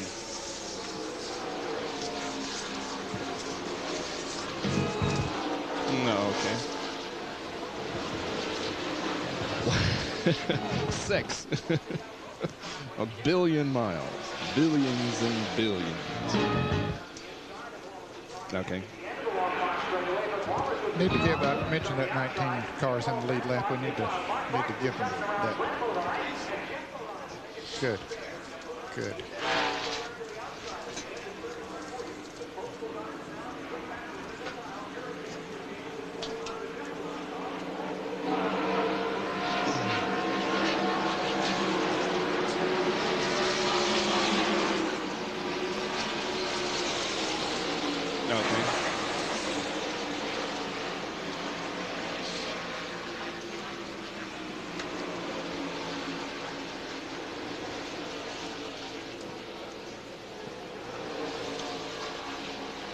Okay.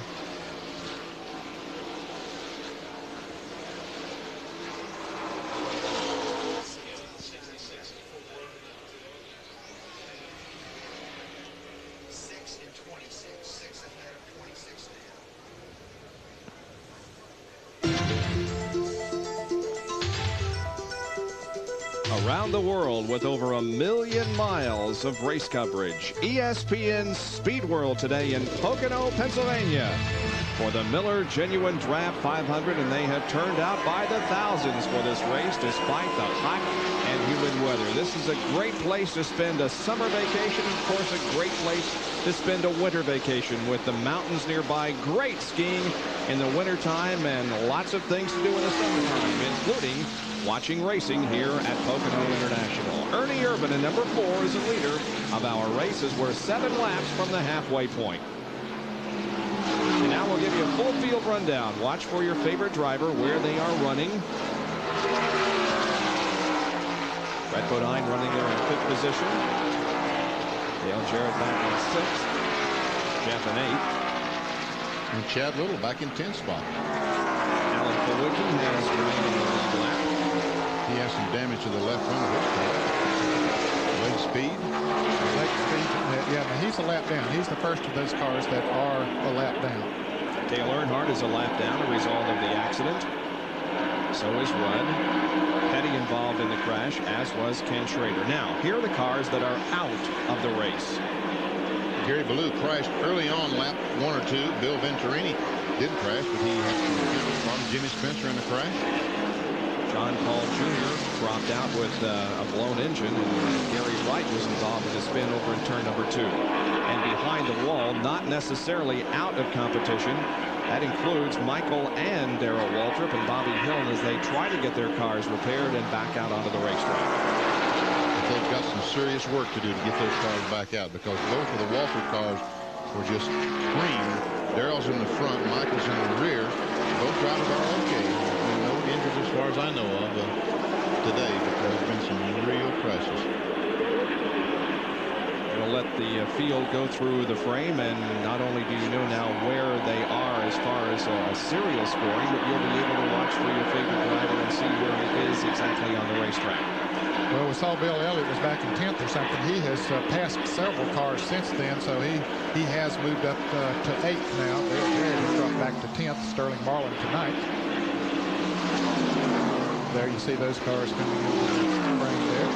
There's Richard Petty on the left with a lot of damage on that STP Pontiac. And there's the rookies. Here's the car 68, Bobby Hamilton. Right behind him is Ted Musgrave. So they're running right together as they have so many times this year. Boy, they got a good battle going on for the Rookie of the Year honors in the Winston Cup Series. They really do. It'll be interesting to see who comes out on top of that. There was Irv Hare, and maybe his first oval track start ever, just went by in the blue Oldsmobile. Yeah, he's competed in several Winston Cup races on road courses, but as far as we know, this is his first on an oval.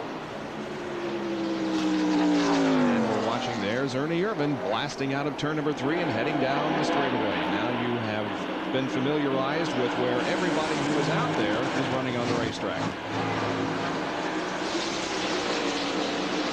Ernie's able to pull away by 15-20 car lengths over Rusty Wallace. It was a good race back for that second spot. Lake Speed is in between. He's a lap down between the second and third place car, Rusty and Cut Strickland. This is the Phillips 66 in-car camera there momentarily. A little break up on the camera.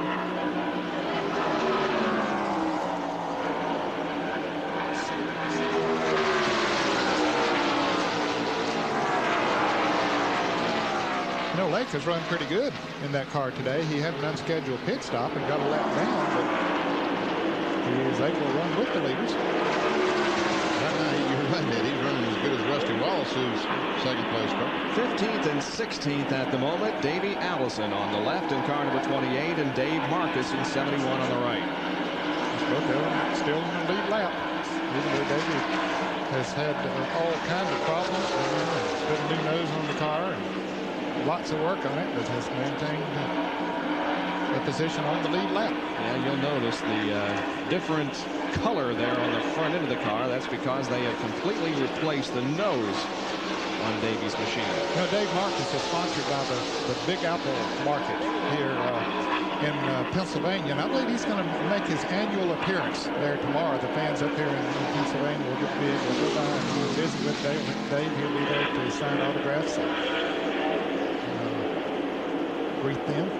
So it's good to see him have a good run here today before he goes over there. Back up front, meanwhile, it is still Rusty Wallace running second. Then the lap car of Lake Speed, and third place Hut Strickland, car 12.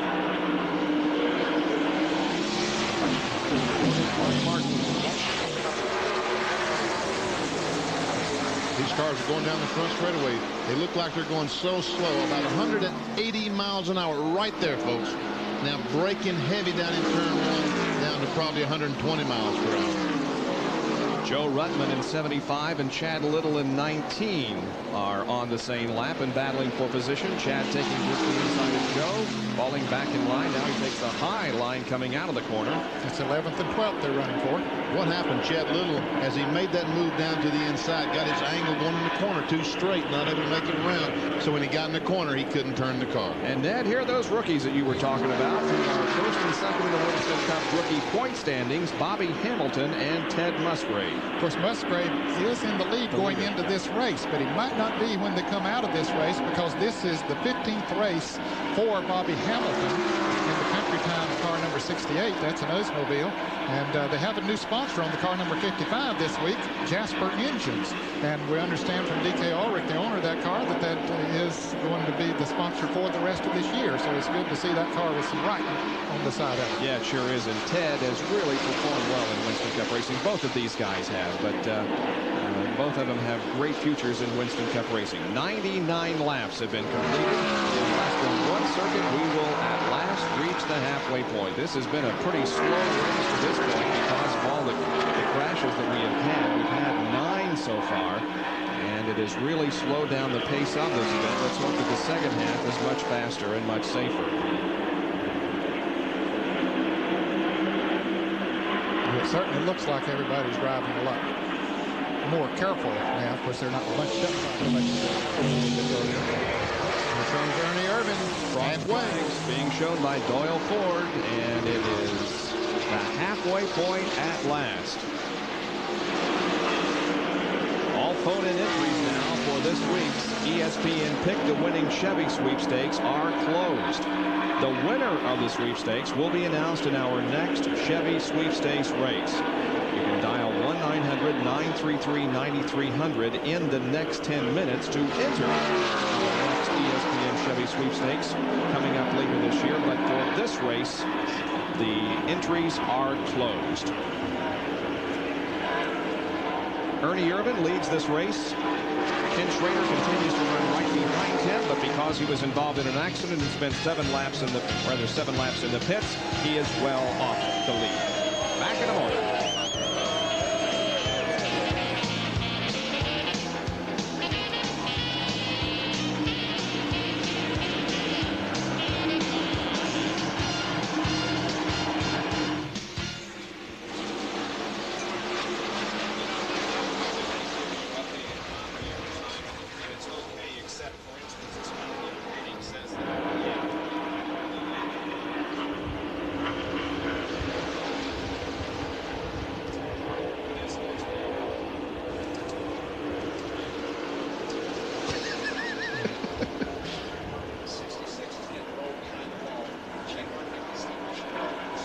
Oh, okay.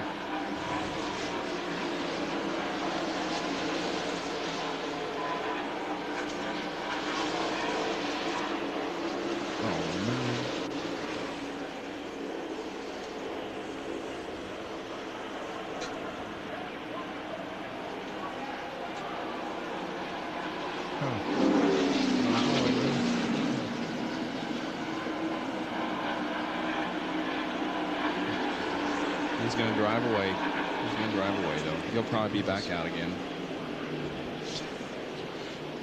Yeah, he ran over something. Yeah, he ran over. Yeah.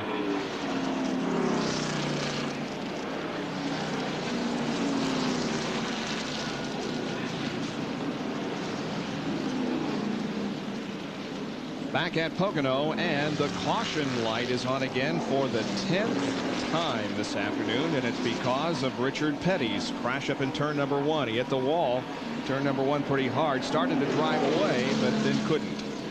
We see he's got down in the dirt. It looked like the left rear tire was flat. He goes in the wall nose first. What is that rolling across the racetrack? There's something off Richard's car going across the racetrack? Boom, right now it hits the wall. So I don't know what that is, but evidently that's what caused the crash. Could the tire have come off the rim? I don't know, Ned. Hard to say. Anyway, it was something round that rolled, wasn't it? Yeah, right. King Richard remains in the car while the tow truck pulls to the front of it. And now we will, as we see the record for the most cautions, 13, and so far we have had 10 today. We will be seeing some pit stops undoubtedly here as the field comes down behind the pace truck. I don't think there'll be any question about it. There were several. In fact, the leader is coming into the pits right now. Ernie Irvin and Rusty Wallace, just about everybody else following them down through there. Ken Schrader remains out on the racetrack, but Ernie Irvin, Rusty Wallace, Hut Strickland, and others come in. John Kernan is on pit road. Ernie was scheduled for a stop in about 7 laps, and whenever the caution came out, of course, they wanted to see how Richard was okay, and they saw the car moving away. Then they started clapping because they really needed this caution period. But one thing interesting on fuel is Ernie pulls into his pit stop for a 4-tire change. We're not anticipating any chassis adjustment. He'll need 2 more stops and possibly a splash of fuel. They go to work on the right side on the Kodak Chevrolet. Let's go up pit road to Rusty Wallace's pit and Jerry Park. Likewise, John, Rusty Wallace single pit stop coming in about 9 laps, so this caution flag, no disappointment for them at all. They have changed all 4 tires. Rusty is down and away, moving back down towards turn 1. Harry Gann is also out, so Harry Gann, a great pit stop there by Andy Petrie and that crew, and Mark Martin, a good stop for them, so they all file back toward turn 1. Mark Martin is now the leader of the race. Harry Gann is second. Almost a collision there, wasn't there? You're right.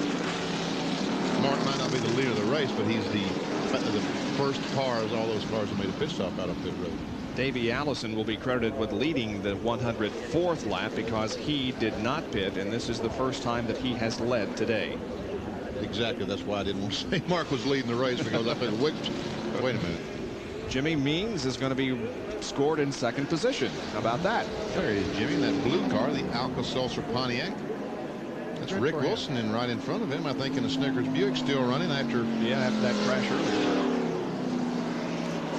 Front end of that car looks fine. Hillen's, or rather Wilson's, but back end looks bad. And the Alka-Seltzer Pontiac appears to be unscathed. It is running in 2nd position here in our 10th caution period of the day. We'll be right back.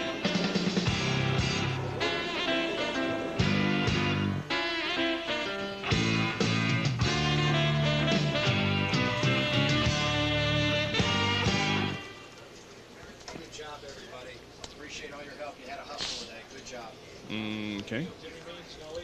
Yep. Hey!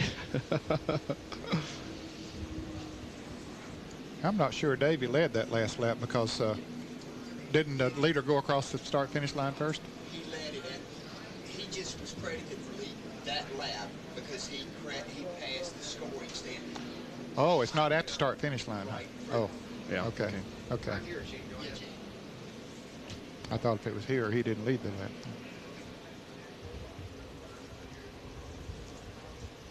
Yeah, he was credited for leading the scoring stand when he went into the pits. The scoring stand right at the entrance to the pits there.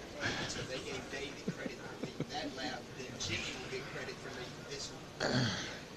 They gave Davey credit for leading that lap. Then Jimmy will get credit for leading this one. Here again. That's a first. That's why. Because Ernie was still in front even when they came by there, though. But now, this is the lap that Davey led. He just led. Oh, this lap. Just now. Okay. Okay. Yep. He just led I get you. Okay. I'll buy that. Thanks. Okay. King.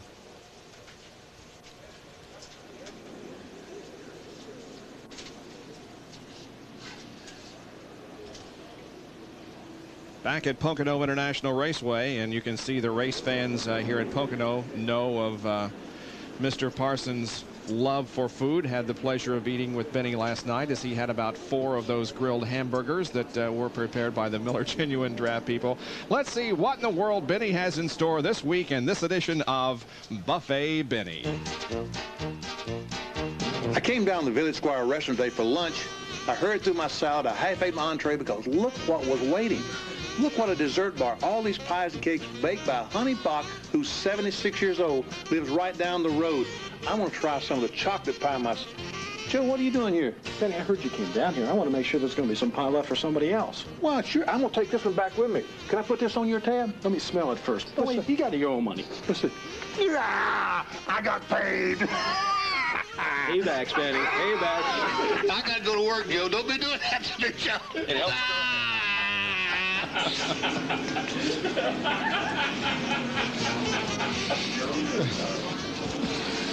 Oh, boy. Well, Benny's head looks clean right now. Did that stuff soak in from the top? Is that the way it works? Yeah. I was kind of hoping to make hair grow, but I don't think it's I was going to say that wasn't shaving cream because there's nothing up there to shave. Oh, boy. Well, still under caution here for the 10th time. Richard Petty crashed back in out in turn number 1. They're cleaning up the situation down there. The record, by the way, number of cautions here at Pocono is 13. That was in a June race. The record number of cautions in a July race is 10. So we have tied that this afternoon and are just 9 laps beyond the halfway point. So we could very easily break that record today. Jimmy Means is in the pits in the Alka-Seltzer Pontiac after running at the front of the field, leading a lap under caution. And the last time that he did that, by the way, was here at Pocono in June. So we're getting the field back out onto the racetrack to resume the action for you on this hot, sunny Sunday afternoon in northeastern Pennsylvania.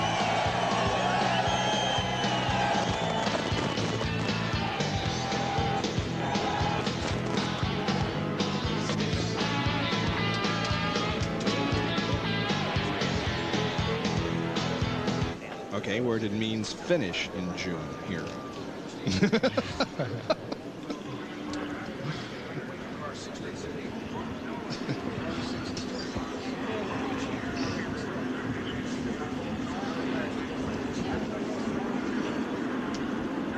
Mr. Producer, how about cooling it off up here in the booth? How about cooling it off up here in the booth? Warm.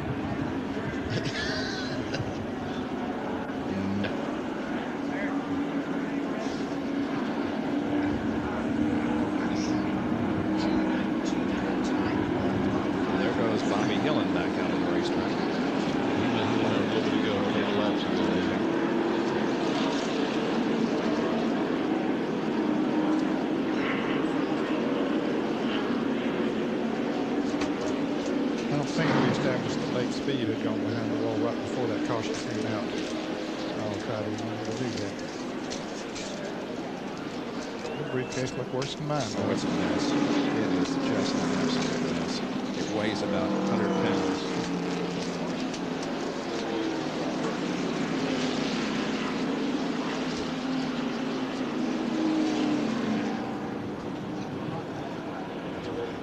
Just about to go back to green in the Miller Genuine Draft 500 from Pocono International Raceway in Pennsylvania. If you're just joining us, we're at the 106th lap mark. We have had 10 caution periods during the day today. Several crashes, including one that involved about 7 cars out of turn number 3. All drivers okay. A lot of bent sheet metal, however, among those involved in the crash. Bobby Hillen, also Dale Earnhardt and others. Alan Kowicki was the pole sitter for this race and the only one eligible for $76,000 in Unicalt bonus money should he be able to win the race. Right now he is shown in 19th position, still on the lead lap. the last car, as a matter of fact. Bob, just before or while we were watching some of the racing a little while ago, Lake Speed was up in there, and he was in 20th position, the first car that was 1 lap down. Just before this last caution, Lake went into the garage area. We understand that he dropped a valve in the top Arctic Pontiac, so he's out of the race. Beginning to form the side-by-side configuration, getting set for a restart. That's Mark Martin on the left side of the screen. He's the leader of the race. Harry Gant right behind him. Then Ernie Irvin, Rusty Wallace. Look at this huge crowd on hand. Stand up and wave these fellas on. Some real race fans here to sit out in this extremely hot and humid weather to watch this race here this afternoon as we go back to green on the 108th lap. Look at Rusty Wallace go to the inside, and so does Jeff Bodine. Oh, it's amazing to see those cars just come out of the pack and down to the inside. Man, shoot out of there like they shut out of the can. And they've got to funnel down. I don't care how wide they get on the front straightaway. If they get 10 wide, there's plenty of room, but they've got to funnel down to no more than 2 cars wide when they go in that corner. Here's Jeff Bodine on the inside of Harry Gant trying to take that, what is that, about 3rd spot away. Must be Rusty's moved up to 2nd.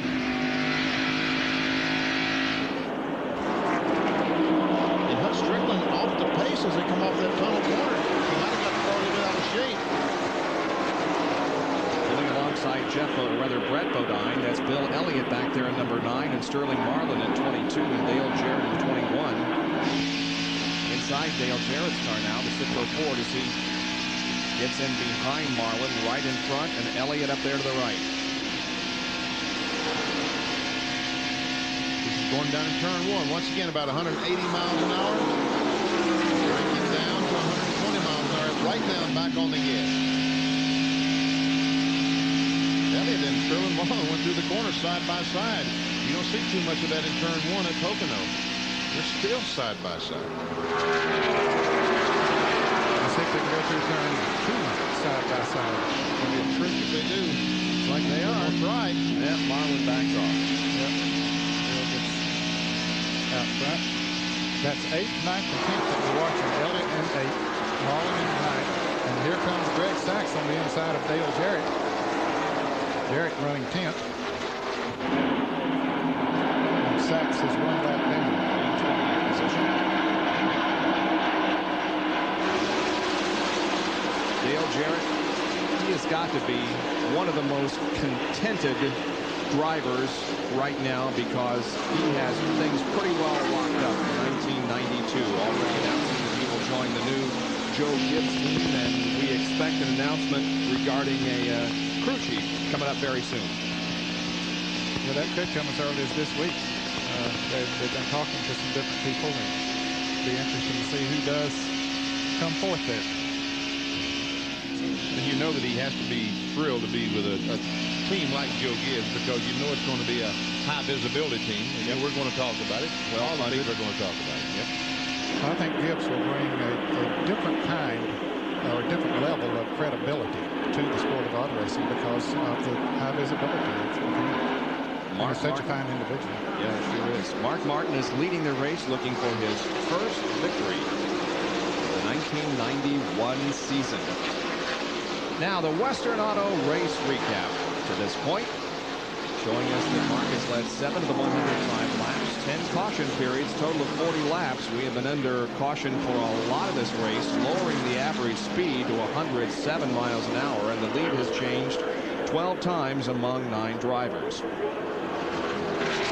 Those that have led a lap include Alan Kulwicki, who led the first lap from the pole. Ken Schrader led a lot before the crash. Also Strickland, Irvin, Marcus, Martin, Means, and Jarrett, a couple of those under the caution. Now, the cars out of the race include Gary Ballou, who was first out with a crash, Venturini, Spencer, Colt, Trickle, Shepard, John Paul Jr., Gary Wright, and Lake Speed, several of those from the crashes that we have had. Now the standings in the Western Auto Mechanic of the Year Awards finds Kurt Shelmerdine from Dale Earnhardt's crew on top. Larry McReynolds from Davey Allison's team is in second, followed by Tony Glover from Ernie Irvin, Bob Johnson from the number 1 car of Rick Mast, and Waddell Wilson, crew chief on Ricky Rudd's car, is 5th in the Western Auto Mechanic of the Year standings. And Rusty Wallace is coming. Yes, he is. He's closed up He was about 10 or 15 car lengths behind. Now he's just 2 or 3 car lengths behind. And meanwhile, Ernie Irvin is trying to take over that 3rd spot. Third position going on. Races all over the track, as a matter of fact. There is running alongside of Dale Earnhardt. Both cars badly damaged. That's first and second in the Winston Cup points going into this race, but both of them had their misfortunes this afternoon. But they need to keep those cars running, and they need to get as many points as possible. Looks like Ricky Rudd gestured to Dale Earnhardt as he went around that time. I don't know. I was looking at the 5 on the left side because the last time I saw that car, that wasn't there. They cut that off, and evidently NASCAR made them put it back on or something.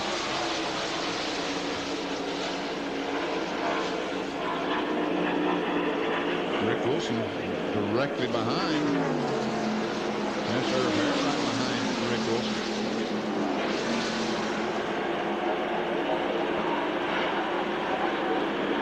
Those cars are pretty battered up, but they're still out there running. The 3 cars, at least the 5 car, the 3 car, and the 8 car are pretty battered up. Irv Harris looks like his car is in pretty good shape as Rusty Wallace continues to close in. Boy, look at him drive into the turn. Really closing the gap going into turn 3. He closes in to within just a couple of car lengths. The 3rd corner and head down this long front straightaway. Rusty is right there on the back bumper of the leader, Mark Martin. Irvin is in 3rd and Jeff Bodine is 4th.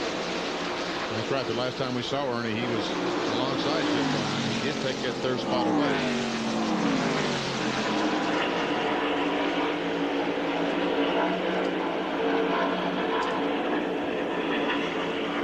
This is down the long pond straightaway. Both these cars shifting gears during the day. They're in 3rd gear now, which is what we would normally call high gear, 1-to-1. And about the start-finish line, both these fellows will shift down into 4th gear, which is an overdrive. 4 cars doing that today. Dale Jr., the number 2 car of Wallace, the 5 car of Rudd, and the 6 car of Mark Martin. Mark Martin leads our race. Glad you could join us this afternoon. Stay with us. We'll be right back.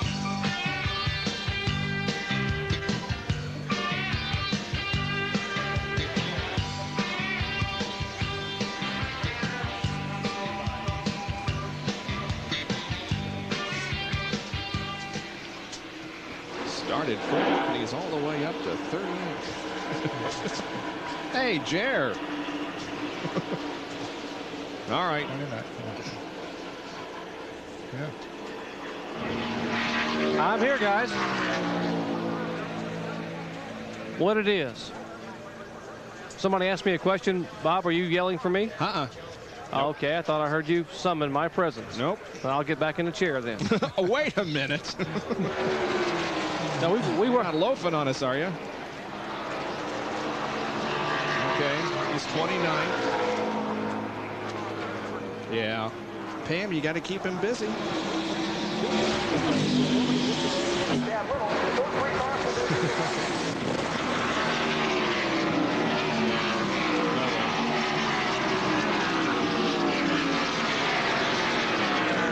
Let me grab Maycar so we can wait till the commercial's over.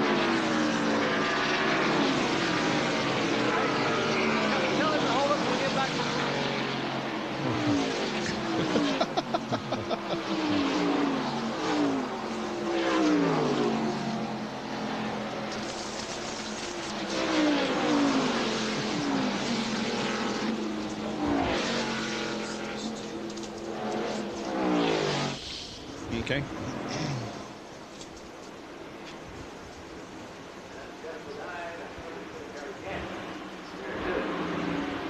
Looks like it could be pretty windy.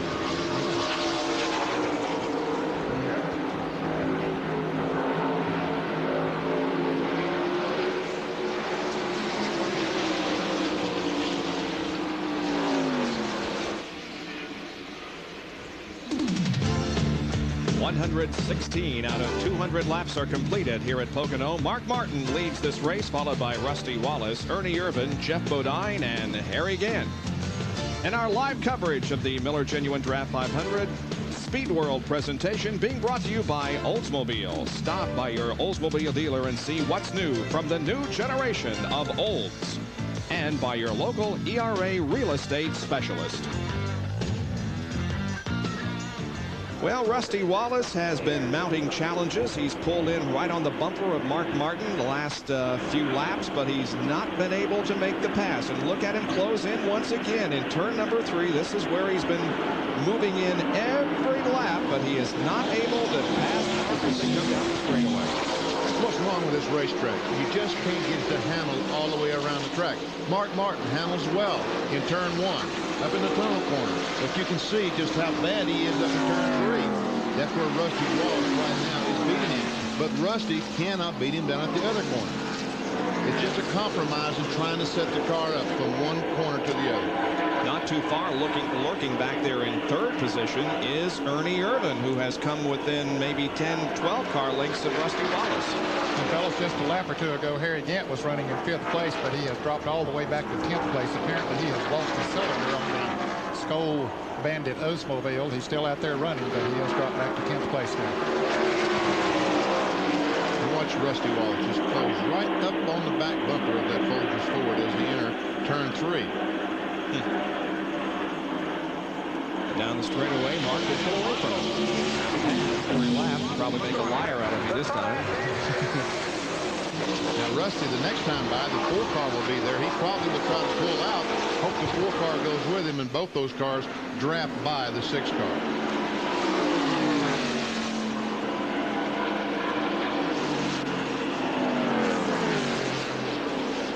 Harry Gant has been losing positions recently.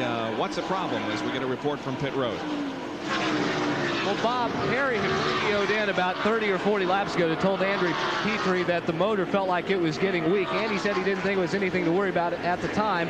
But Harry just drove by, and it sounds like he's only running on 7 cylinders. I looked over at Andy just kind of shrugged his shoulders, and it's a possible, we get word now that possibly a valve spring has broken, so he's definitely running on only 7 cylinders. He has fallen from 5th to 10th, and Rusty Wallace has moved from 2nd to 1st as he was finally able to get around Mark Martin. So he did exactly like I said. He waited the front straightaway for Ernie Irvin to catch him. Right. He got a move on him coming off the tunnel corner and went right by. That's why you won your Ace Award last year with that excellent prediction. See, he gets a run coming off the tunnel corner and goes up and just drives in that corner so hard.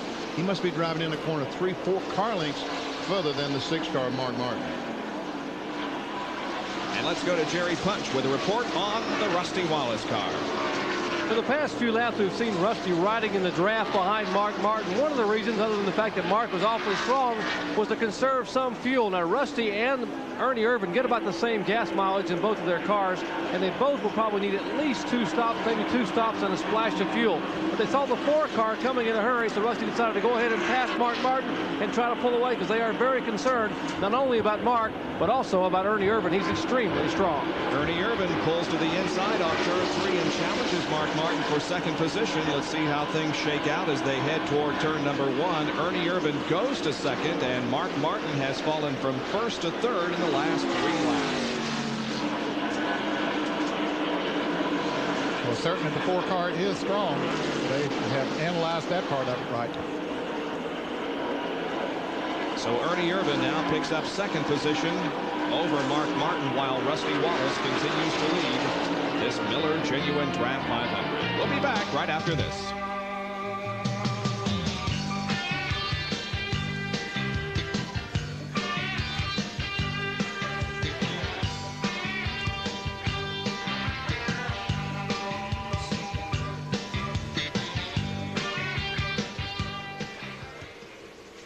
This is Rusty's first lead today, Kenny.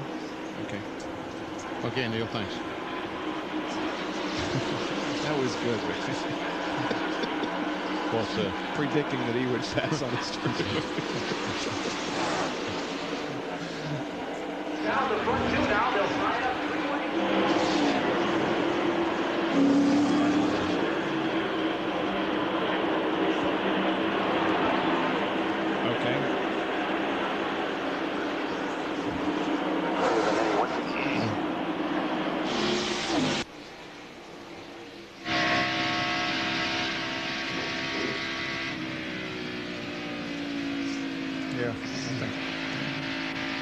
temperature hasn't changed. Nope. That's surprising. I thought it would have changed.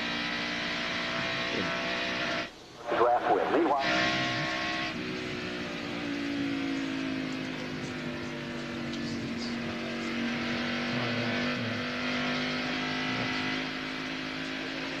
Oh, yeah.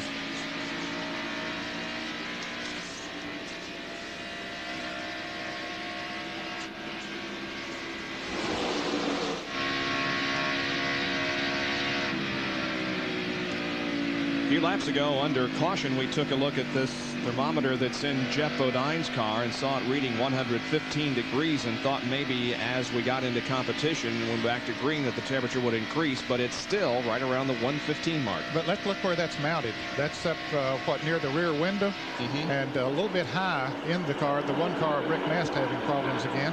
But that... Earnhardt's on pit road with a right rear tire flatter, looks like. So lots of problems here for several drivers right now. But anyway, that temperature on the as they change the tires on Earnhardt's car, if it were down where the driver is sitting, would be considerably higher. Right side tires going on, the number 3 GM Goodrich Chevrolet, but the crew is not in any hurry to do so. And Rick Mast is taking his car into the garage area. Once again, he's been there for a little while, but made some repairs, sent him back out, but looks like this one might be fine for him.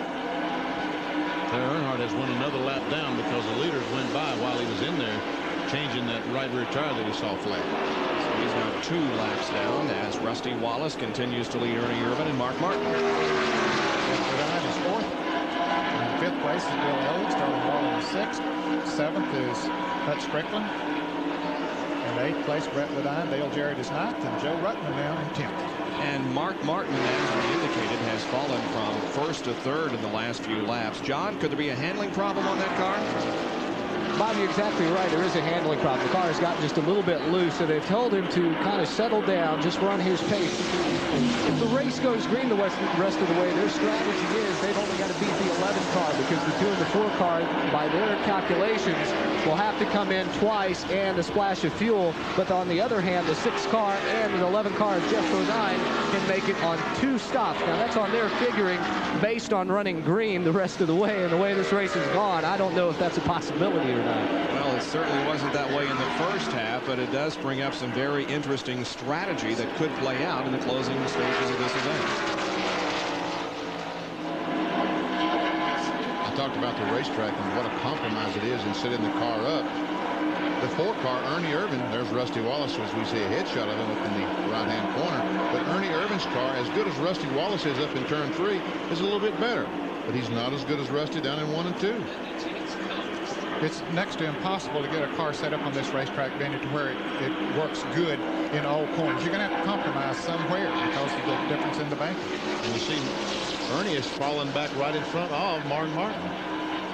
So while this battle up front continues, every person out there has a favorite race. And for those of you who are J.D. McDuffie fans, here he is. He's running in 27th position, about 21 laps behind, but you got to give this guy an E for effort and for perseverance. I'll tell you, his car looks good, so he has dodged most of the wrecks here today, so it's good to see J.D. in a race. He's had some trouble making some races from Sanford, North Carolina, but he started 40th, so he has picked up 13 positions so far and still out there circling this racetrack. Guy comes to just about every Winston Cup race and gives it everything he's got every time he shows up at the track.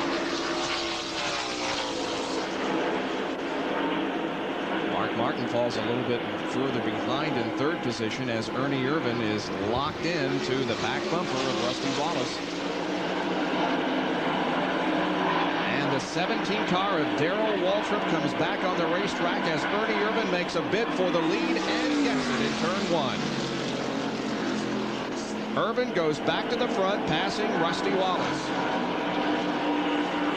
We saw Ernie just a couple of laps ago. Looked like the car had lost a handle a little bit.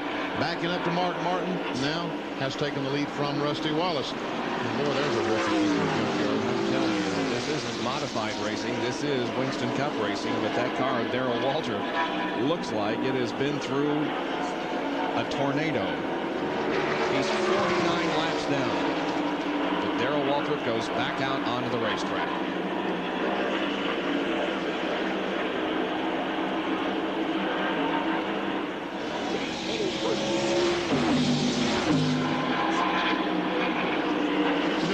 talked about at the top of the show about momentum. Rusty Wallace could use a good run today because he started out with a bang, but the last, 5 or 6 weeks has been struggling to get around the racetrack now.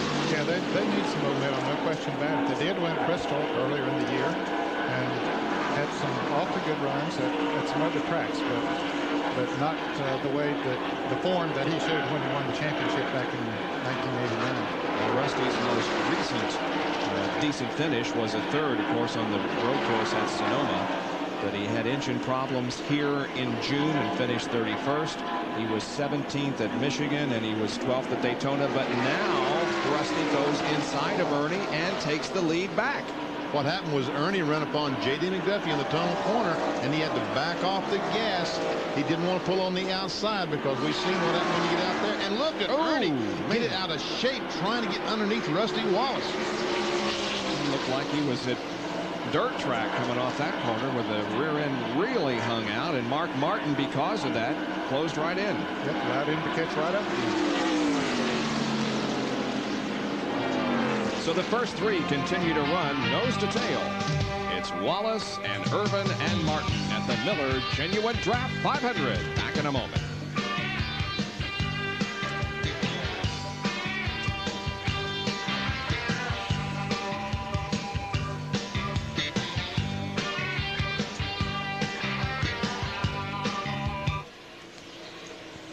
Okay. Bill Elliott's about to catch Jeff Bodine.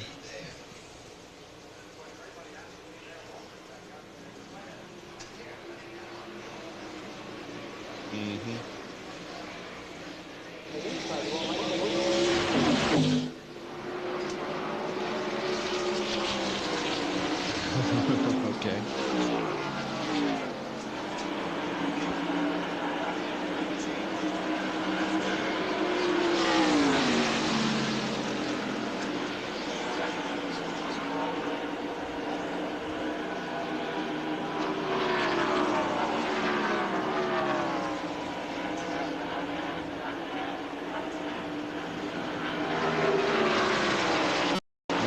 Again earlier on, losing down the end of the straightaway, the thing wouldn't run. It had a broken valve spring again. And I wonder just what in the world. Who's that? Harry Ginn.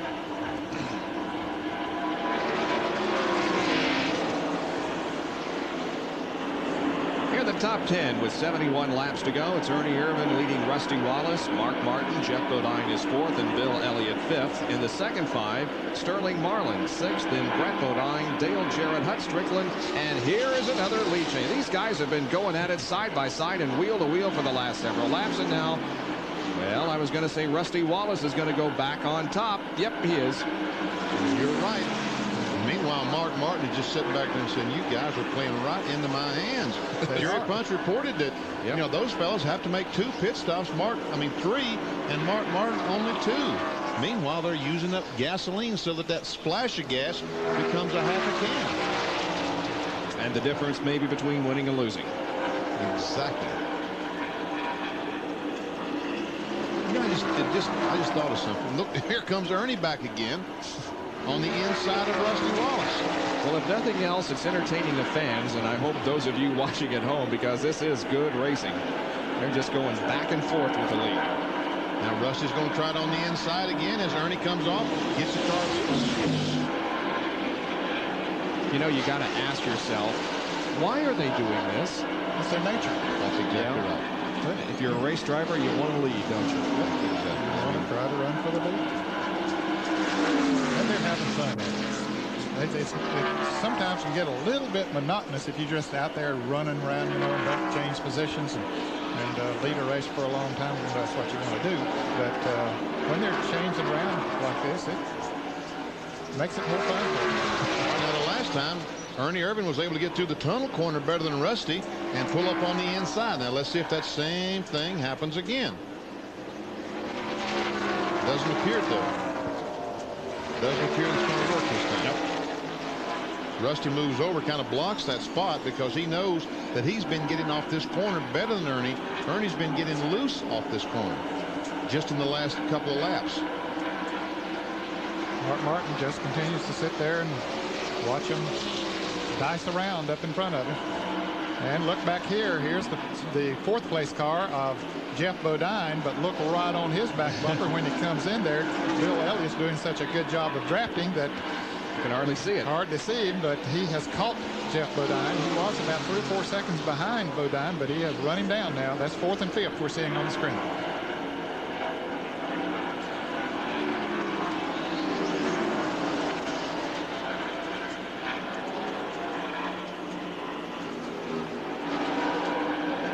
Up front, it's Rusty leading Ernie, and we understand that Ernie may be thinking about pitting this time around. He's falling back behind Rusty Wallace. Either he's going to make a pit stop or he did get caught in some traffic. Well, I don't know. He's only run about 29 laps, fellas, since he was in the pits. He should get better gas mileage than that. And then he's not coming in.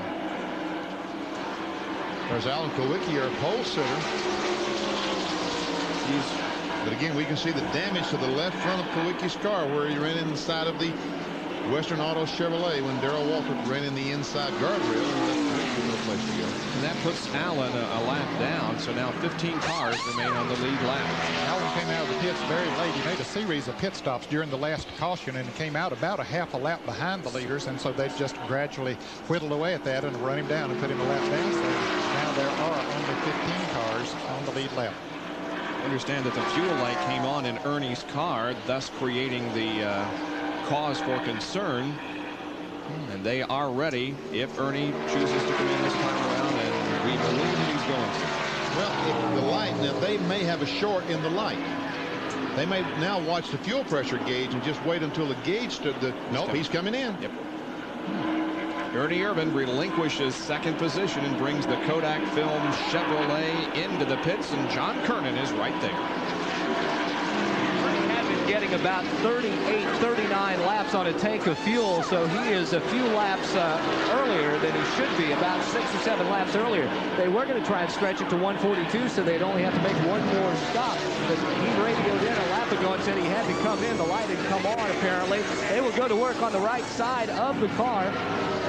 A 4-tire change, no chassis adjustment. They put in 1 can of Unocal Racing gasoline. The right's going on, just a small problem on the right side on the right front tire. Now they'll swing around to the left side of the car. Scuffed tires, it looks like, going on the Kodak Chevrolet. Irvan sitting in the car waiting. The tank is fuel. 22 laps.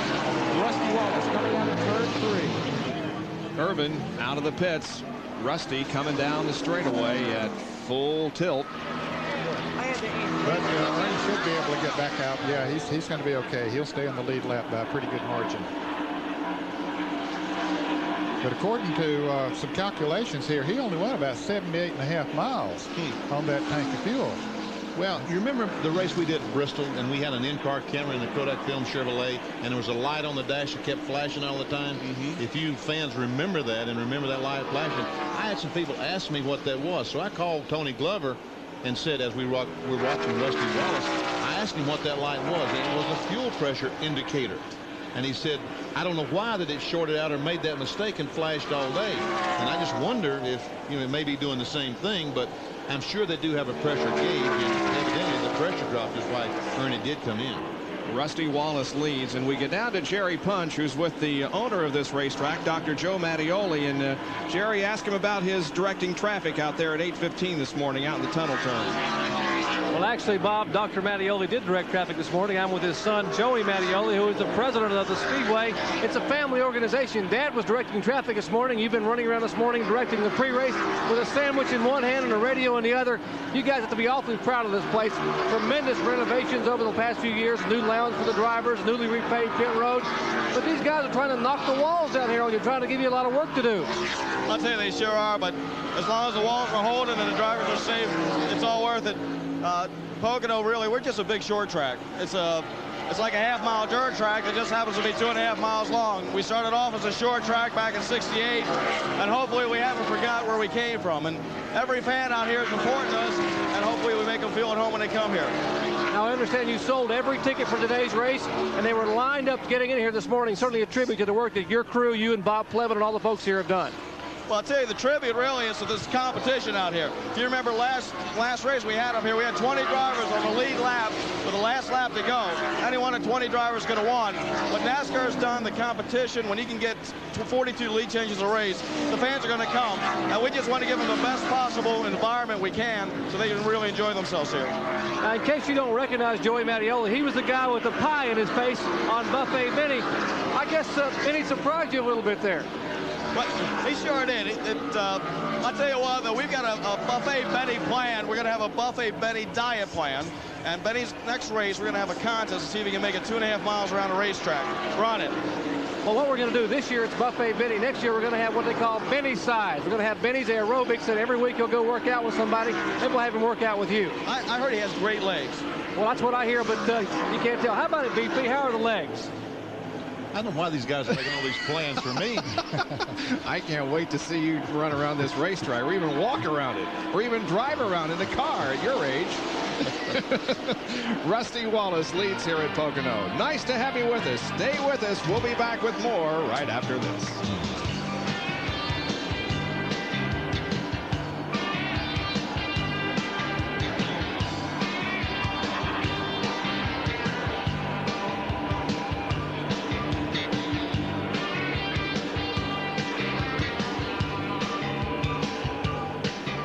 Was not going to pit for 2 more laps, but he has slowed so much on the racetrack the tires are worn out.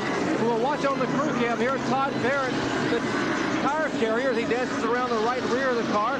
It'll be pretty much routine stop.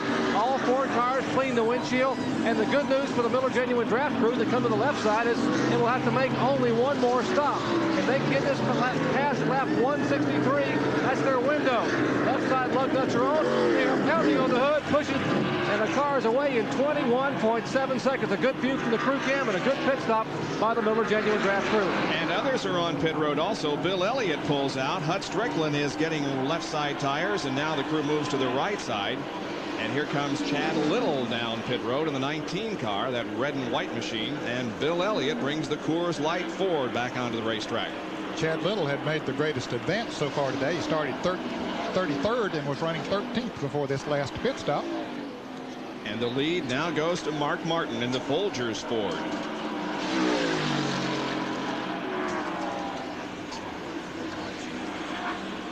Mark Martin's car not getting out of shape like Rusty's was. Rusty was really getting loose the further he went on those tires. That's one reason that he did stop, as Jerry Punch made a comment a moment ago from the pits.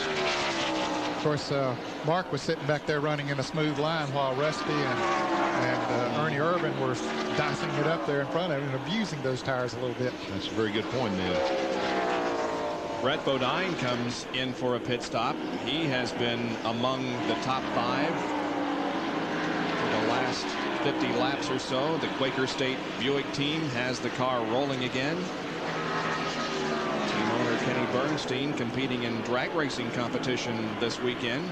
And Mark Martin now coming into the pits, and John Kernan will be there. We're awaiting the arrival of Mark Martin on pit road. He is all the way down towards turn 1, toward the exit of pit road. He is in pit stall number 1, and they are waiting on, this is their planned window. They will need only 1 more stop with about 18 laps to go. It will be a 4-tire change for the Folgers crew, smoke boiling off the right front brake. They will also put in a round and a half of wedge. They want to tighten the car up. Remember, we had told you earlier that the car had loosened itself up and was getting difficult to drive, so they will tighten it up, put on 4 new tires, 2 cans of fuel.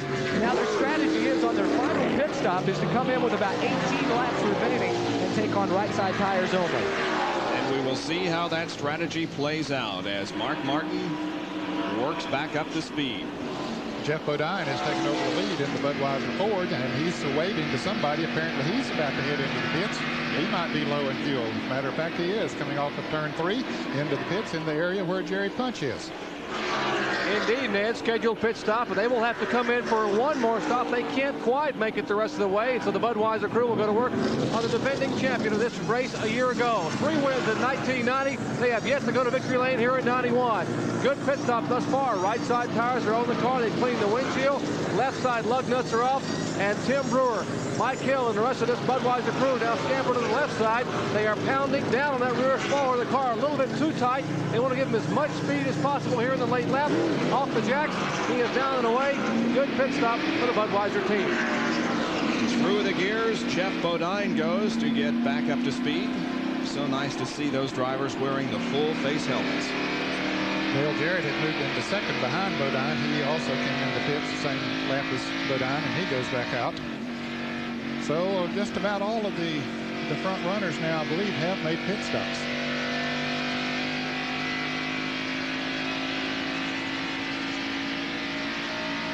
This is down the Long Pond straightaway. Inside of the 11 Budweiser 4, driven by Jeff Bodine. Our Big A Auto Parts on-track interval this time takes a look at the difference between Rusty Wallace on old tires and Ernie Irvan on new tires. And there you can see that it was a full second on lap 136. Not quite that bad on 37, but there is the way that you close in when you've got those good tires on. It really is unbelievable how much of an advantage Ernie has on Rusty Wallace and Martin. Remember when they start this series, the pit stop started, they were running right together. Now Ernie is 3 or 4 seconds ahead of Rusty Wallace, and who is about 2 seconds behind in front of Mark Martin, because he stopped early and was able to get those new tires on early. But now Rusty and Mark ought to start closing in on the 4 car. Yep. Fellas, I mentioned that all the front runners had stopped. Harry Gant has not made a pit stop yet, so he has moved back in the top 5. But that's sort of bad news, the fact that he is in 4th place now and hasn't made a pit stop. And he was up there in 5th place and running with the leaders not too long ago. But again, in case someone just joined us, he apparently has lost a cylinder. Ernie Irvan leads now after these pit stops. And with 55 more laps to go, Ernie leads this race at Pocono International.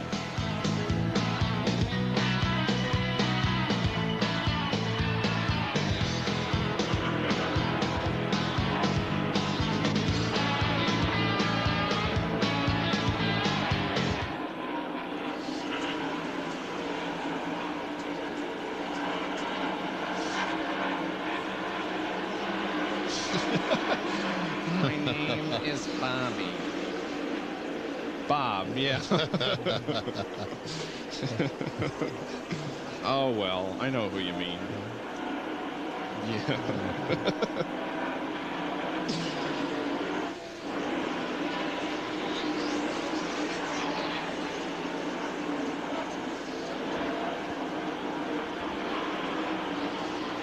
That's a good idea. Yeah.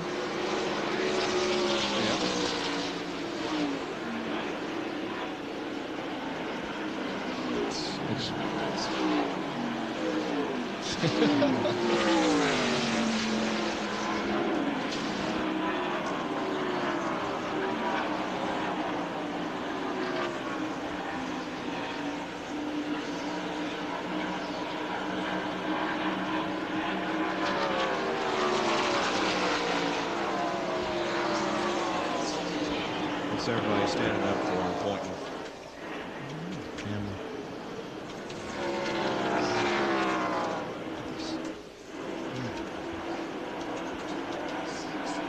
We are back at Pocono, and there is the story of Harry Gant as he takes the Skull Bandit behind the pit wall. Ned, he came in and just took a look and decided to put it behind the wall? Well, I mentioned that he had not made a pit stop, but as he came off the track on pit road, it looked like there was a little smoke coming from the car. He did go to his pits, and then he backed up, and you can see he's headed into the garage area, and apparently through for the day.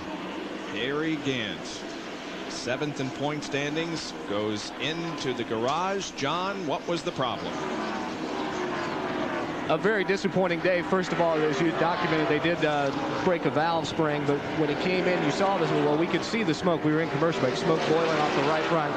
He broke the strut on the right front, so they are going to have to call it a day, take it back to the garage area, possibly try and fix it and get him back out, but I don't know if they will go to all that trouble.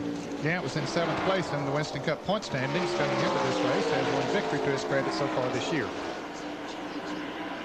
So Ernie Irvin is the leader of the race there in car number 4. Behind him is the 71 car of Dave Marcus. Now he has just gone a lap down. He's in 14th position.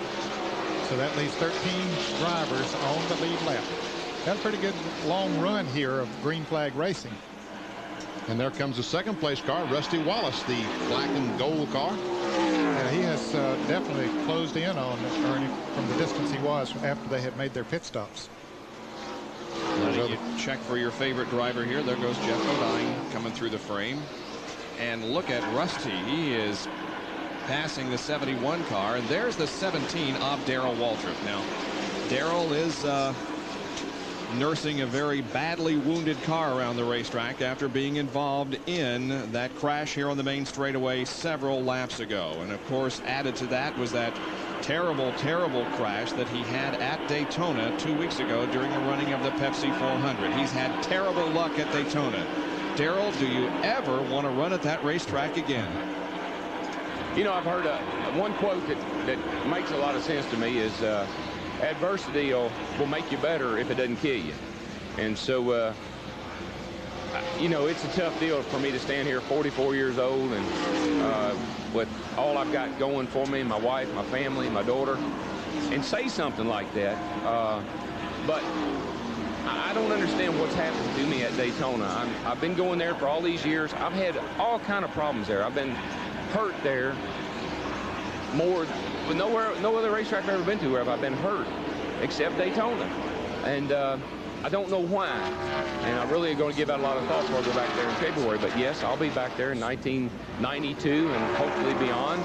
And I'll shake that monkey off my back. And that's why his Daytona 500 win a couple of years ago was so important to him, because he has had just incredibly terrible luck at Daytona. Jerry? Bob, you know, surprisingly, Darrell Waltrip was essentially uninjured in that violent multi-flip there down the back straightaway. In fact, Joe Ruttman was hurt worse than Darrell Waltrip. Joe Ruttman hurt his back when his car launched in the air and he came down. The jar was so abrupt it hurt his back. Now, Joe, being the typical stubborn race driver, and his crew chief and car owner came to me this week and said, we can't get him to go to the doctor. He's walking around with a little brace in the lower part of his back. He can barely bend over and he can't turn from side to side. Yet he'll get in the race car and give it 110%. But Ruttman has really been nursing a very sore back, some pulled muscles in the lower back with that accident, while Darrell Waltrip, who took the brunt of those flips there, walked away. That's unbelievable that Darrell could come out of that unscathed, and Joe Ruttman, who continued around the racetrack, couldn't suffer most of the injuries. As a matter of fact, you know that Darrell's crash there at Daytona, that's his only DNF during the 91 season so far. You know, while you were talking about Darrell, I started to say that Michael had brought his car back out for just a little bit, but it didn't stay too long. They apparently would not let him stay out there because of the exposed fuel cell that NASCAR determined to be just a little bit over the safety requirement, or under the safety requirement, and so Michael Waltrip was brought back in. The 2 in the 19 car, there's Rusty Wallace in second position. And the 19 car of Chad Little. Now, it too has gone a lap down, of course, running in 12th position. Chad Little with the new crew chief beginning at this race, Harry Hyde, who recently left the Stavola brothers and has come over to this team for at least the rest of this year and maybe for all of 1992. There's our third place runner, Mark Martin, the Folgers Ford, number 6. As he goes by the start-finish line right now. Right behind Mark Martin would be Davey Allison, I believe, just a moment ago. There goes Davey. He's been in a crash, has a new nose put on the car. He's a lap down, shown in 12th position. His troubles began right in the beginning of the race, and they continued at least through the first half, but things have kind of settled down for Davey now. But there you can see that new nose on the car. Here's Rick Wilson in car 8. Snickers Buick, he also backed in the wall up in the tunnel corner early on in the race, but still he came in, they made some repairs. Heat back has been running the entire day. 13 laps down in 25th position, Rick Wilson. There's Greg Sachs, the Canalo Insurance Oldsmobile. Greg got this ride a couple of months ago. He's in 19th position, and he is 2 laps down. And there's the Big Apple Market Chevrolet of Dave Marcus. He's 14th on the grid. Just went a lap down not too long ago. And we can see right behind Marcus is Bill Elliott in the Coors Light Ford Thunderbird. That's your 4th place car right there. Bill Elliott, winner at Daytona. And the 5th place car on his back bumper is Jeff Bodine. Those 2 Deere Company cars have been running pretty close together for the last 30 or 40 laps. It's like there's a crack in the windshield there on Jeff's car to the right. That's not really a cause for alarm. That's not going to cause any problems, but you're right, it is broken. And behind Jeff Bodine in car number 11. A little bit of racetrack, and the next car is the 55 of Ted Musgrave. As Ned mentioned, he's got a brand new sponsor on that car, Jasper Engines. And they're from your home state, Jasper, Indiana. You betcha. There's Irv Hare, the High Point Betting Oldsmobile. He was on ESPN last Sunday afternoon in the Trans Am race that Dr. Punch called for us from the streets of Des Moines, Iowa. Irv running in 20th position this afternoon in this Winston Cup event. Continuing to check upon those still out there. 94, Terry Labonte. He has a new crew chief this week. Dewey Livengood, the engine man, has assumed the crew chief role on the Sunoco Oldsmobile. And there's Ricky Rudd, who is currently 2nd in the Winston Cup point standings. He's now 21st. Look at the damage on the left side of this car as it goes by.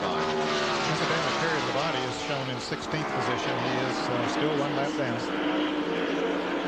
Ricky Rudd is 2 laps down. The 22 car of Sterling Marlin. Look at the hubs on this car, the wheels. And when he made his last pit stop, it looked like they put on Michael Walker's tires and wheels. I like those yellow wheels on that blue car. They look good with that car, don't they? He's in 6th position on the lead lap, Sterling Marlin. And also on the lead lap, fine run, still in the top 10 is Dale Jarrett, car number 21, the Citgo Ford that he ride with. In fact, he's been running Sterling down the last 8 or 10 laps. Once they made their pit stop, Sterling beat him out pretty good and put Strickland right behind him. That is the 6th, 7th, and 8th position you're seeing there. Festus Buick owned by Bobby Allison, driven by Hut Strickland in 8th position. If you just joined us at home and you thought you saw Dale Jarrett shift gears and you said, what is he doing? You're right. He was shifting gears. He's running an overdrive track. And look, here Jeff Bodine is trying to pass Bill Elliott. He's on the inside, has the position. Going for 4th place, Jeff Bodine inside off the 4th corner. They're wheel to wheel as they come down and cross the stripe. Well, that would have been almost a photo finish if that had been the last lap. Say that again. They were dead even. And with all the problems Davey Allison has had today, he's running pretty doggone good. Yeah, he is. He's hanging right behind these 2 cars. He's a lap down now, but he's being shown in 13th position. You know, when we came on the air, we said there's very little chance of rain. Well, there's a chance. Pretty good chance, it looks like. It's starting to darken up. What happens, it just gets so hot and humid, and the atmosphere begins to boil, and that's exactly what's going on as the skies begin to darken, and there is lightning not too far away from the racetrack. So the rain that we had last month when we were here may revisit us, although we are still 43 laps. That calculator, I wish the batteries were better on that thing. We have 44 more laps to go before the end of this race. And look at this. Rusty Wallace has moved right in on the back bumper of Ernie Irvin. That's 1st and 2nd here in the Miller Genuine Draft 500. Back after these messages.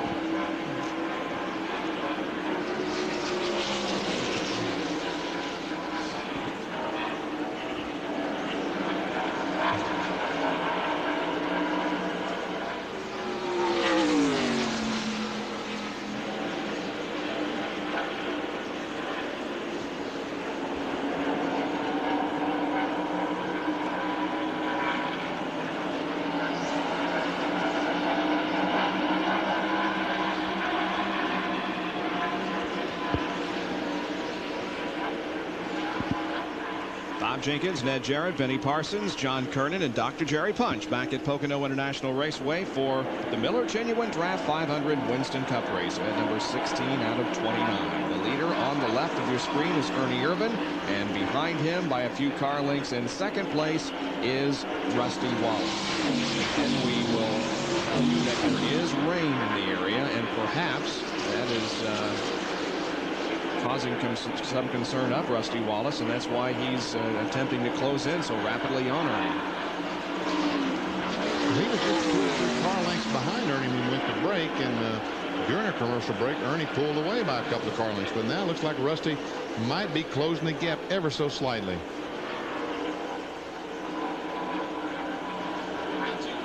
There's Rick Mask back out there again. He's been in the garage area a couple times, but they've made repairs. Bob Johnson and the crew, and got him back out there, still running laps and trying to get a few points. Unofficially in 27th position, about 29 laps down. Third place belongs to Mark Martin. Yeah, when did Ernie Irvin stop the last time? I wonder when he's going to have to stop. He's got to make 2 more pit stops or something. Well, let's go to John Kernan and find out about Mark Martin. Well, first let me answer about Ernie Irvin. He pitted on about lap 132, so he should be able to go about 10 more laps before having to come in. Now with Mark, we had talked earlier, I talked with Steve Mill earlier, and you said the plan was to come in with about 18 laps, take right side tires, and you figured the other guys would have to take on 4 tires. Is the strategy still that? Well, I'm not sure what the 2 cars got to do. I know Ernie's going to have to stop around lap 170. You got to run 30 laps on tires, so you usually want to get 4. But the rain's kind of figuring in now, so I don't know what's going to happen. I know that we're going to pit on lap 182 and get rights and just see what happens. Have you tried to get a weather report from anyone, or do you get that technical down here during a race, or do you just look at the clouds sort of like we do? Yeah, it just came all up on us real quick. You know, we're just looking and hoping it might fall in a window where the 2 has to pit and the 4 has to pit, and we don't. We just don't know, but for sure we got to pit with 18 to go. Thank you, Steve Meal, crew chief for Mark Martin. Let's go to Jerry Punch. We're down here in the Rusty Wallace pit. Jimmy Maycar clocking his driver and telling Rusty the time as they go by. And Jimmy, the cloud cover coming over in a hurry, does that concern you a little bit? Yeah, it sure does. It's going to play a little bit of a part on when we pit the car, you know, whether to stretch out our gas stop and worry about the rain, or whether to go ahead as planned and pit a little early. The 4 cars lost some laps to you on their last stop. They're going to have to pit early again. Now you guys can make it, what, on 1 more stop? Yeah, 1 more stop. I think both of us can go on 1 more stop, so we're going to probably just wait and see what he does on his last stop and then do accordingly. So Rusty Wallace has the advantage of possibly being able to stay out some extra laps. Let's check in the Ernie Irvin pit where John Kernan is standing with Tony Glover. Well, we understand that Ernie is going to have to pit in about 9 laps. Tony Glover talking over with some of the crew. Now, you have to pit in about 9 laps. How's the weather going to play in on that? Well, I tell you, there's not a lot we can do about the weather. You know, they can go a little farther on fuel when we can. We got a little bit faster race car. If they beat us on account of the weather, they'll just have to have at it. Because, you know, we're going to run our race. We're going to pit when we have to and see what happens. Now, you'll be able to make it the rest of the way, but what about your tires? They'll be able to have some fresher tires than you as you go down the stretch. Well, I really don't think that'll matter, because right now Rusty's on about 10 lap fresher tires than we are. And, you know, I don't think he's got much for the Kodak Delco Remy Chevrolet right now.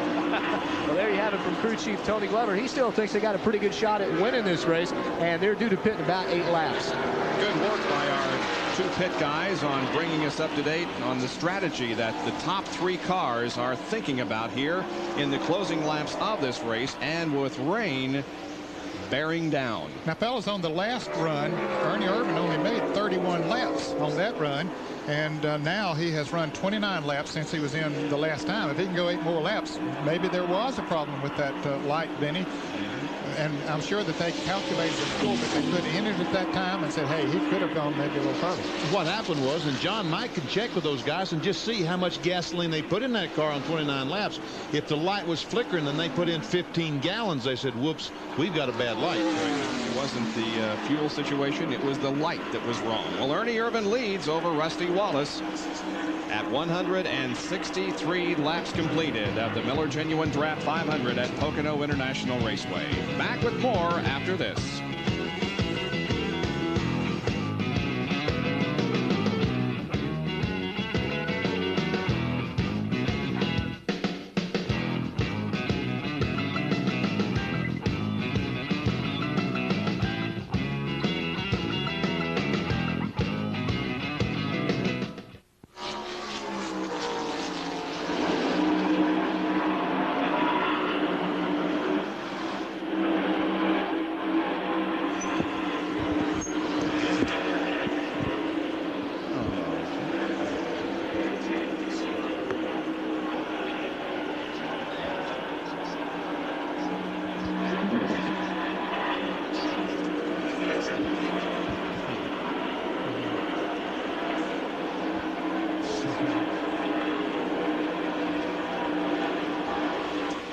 Okay.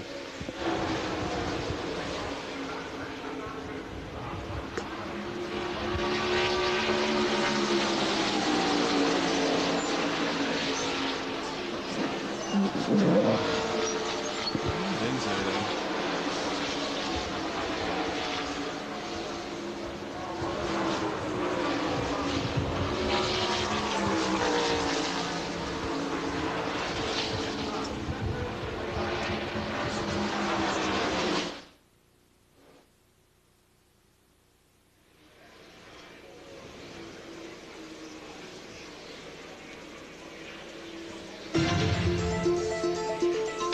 Around the world with over 1 million miles of auto racing coverage, ESPN Speed World brings you live coverage from Pocono International Raceway in northeastern Pennsylvania. The Miller Genuine Draft 500 Winston Cup race. 35 laps remaining in this contest. Ernie Irvan leads Rusty Wallace. Ernie Irvan will be coming in for a pit stop. Probably around 3 more laps, we estimate. Meanwhile, dicing for position back of the leader is Hut Strickler. 6th, 7th, and 8th. They have been changing around a little bit. And Hut was running at 8th not too long ago, and I think he got the word that there were some clouds moving in, so he stepped up the pace a little bit, but he hasn't been able to shake it.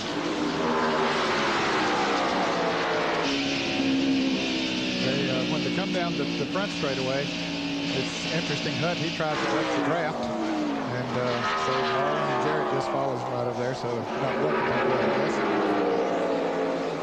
But they're headed into turn 3 right now. Dale Jarrett pulls up right on the back of Sterling Marlin's car, so it looks like he's getting into that corner real well. Now they head down the straightaway we're talking about. There goes Hut down in the second lane. Yep. There we see Dale shift into. Now Hut goes back up in the top lane. Dale has to make a real wide turn into 1. He said he just couldn't get the car to work unless he made that wide turn, but whatever it takes. In fact, I guess that's the best way to go through that turn. It is the best way. Yes, it is. You need to go really wide because if you don't, in the middle of the corner, the car just has a terrible problem not wanting to turn.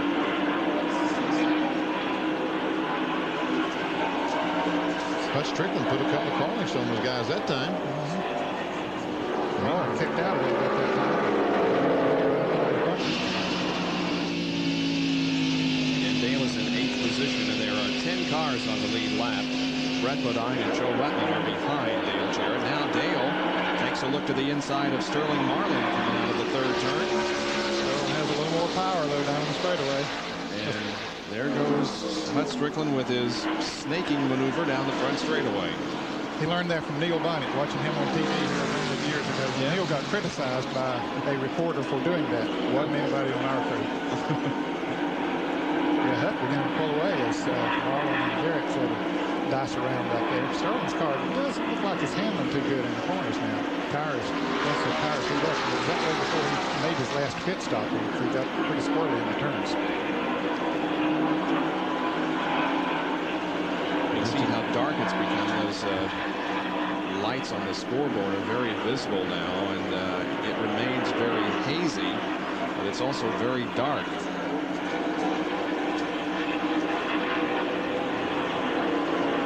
Hut Strickland had a very, very good car earlier on. Was involved in a huge crash with several other cars, and the car lost a little something since that crash. It's not running as fast as it was then. It's still running good, but not nearly as good as it was.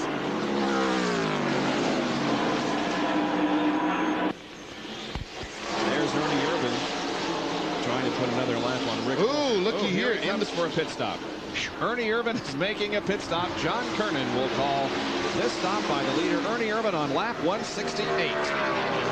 Well, he's coming in about a lap earlier than what we had projected earlier, and talking with Tony Glover, the crew chief. They are waiting for Ernie to come down. We're anticipating a 4-tire change. It looks like they're going to go with 4 sticker tires on the car, possibly maybe just a lap. Ernie pulls into his pit stall. This will be his last stop of the day. And, you know, he didn't really seem to be giving up that much running on 10-lap older tires with Rusty Wallace. Tony Glover may have something in the the setup here that he can run just a little bit longer. They get the tires changed on the right side. They swing it around. Ernie throws the water bottle out of the cockpit. They will go to the left side. Lug nuts going on. The gas is full. And Ernie is a pretty good pit stop for the Kodak Chevrolet team. Well, pitting that far down on pit road, you don't have to worry about his speed going out. He can go ahead and smash the gas and take off. Long way down pit road, though. You're off turn 3, and you're headed way down toward turn 1. Boy, don't you know he felt like it was forever and a day get in there. Well, now this time, fellas, he went 36 laps on that tank. He only went 31 before, and he only has had about 31 or 32 laps to go, so he should be okay. Yep. I should say he only has that much to go to the end of the race, so he should have enough fuel to make it.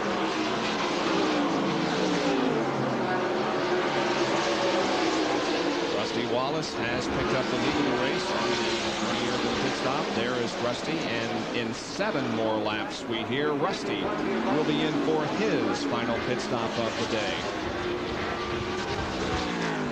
The question is what is Rusty going to do with 23 laps to go? He probably has no choice but put on 4 fresh tires.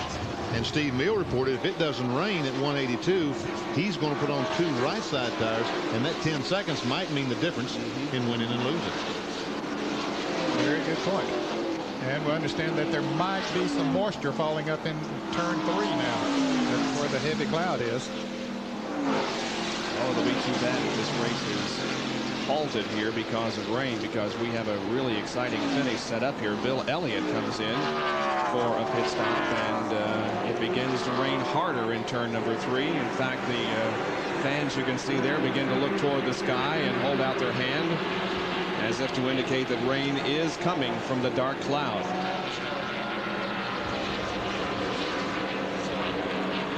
You know, Rusty Wallace, if it is raining up there, is screaming on the radio to Jimmy Makar, tell him to throw the caution. It's raining, hoping that they'll slow down and it comes a downpour and the rain will never get started back. Let's go to Jerry Punch. Well, they are caught between the rock and a hard place here in the Rusty Wallace pit. They can run as long as possibly 177 laps under green. They were planning on pitting on lap 176, but now with the rain and the caution flag now being shown to the field, it's really going to put them in a quandary. They may be able to squeeze a little extra mileage out of this car with the reduced speed under caution, but they're going to do some quick calculating here in the Miller Genuine Draft pits. You can see Doyle Ford waving the yellow and pointing toward the sky so as to indicate that the reason for his yellow flag is rain. But Rusty Wallace did not take the caution flag. He did not take the caution flag the last time, so he must outrun the 6 car Mark Martin back to the line, and so far that seems to be no problem. And a report from John Kernan. Mark Martin and his crew were planning to stay out until lap 182. They are not going to pit under this caution. I asked Steve Mill what their plan was. He pointed out to the racetrack. We're staying out on the racetrack regardless of what this rain does.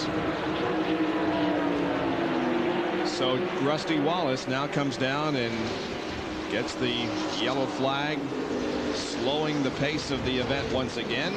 You see Bill Elliott on the inside just made that pit stop, so now he is a lap down.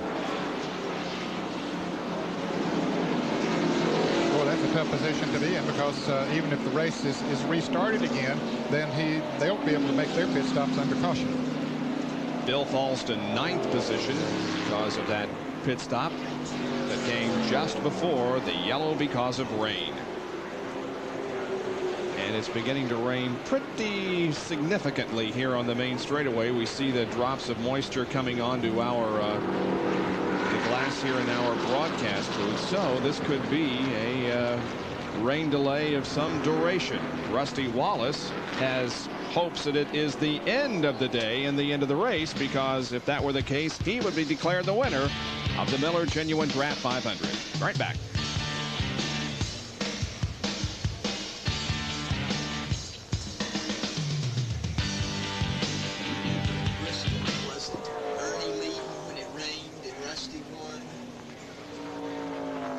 Davey Alston's lead. Oh, look at that wind down turns 1, turn one. Man, oh man, oh man. Yeah, and that flag's going, that big old flag going straight out.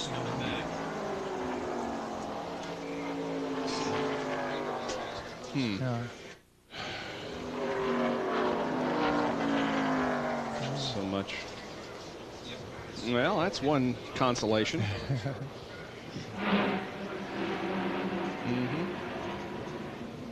Yep.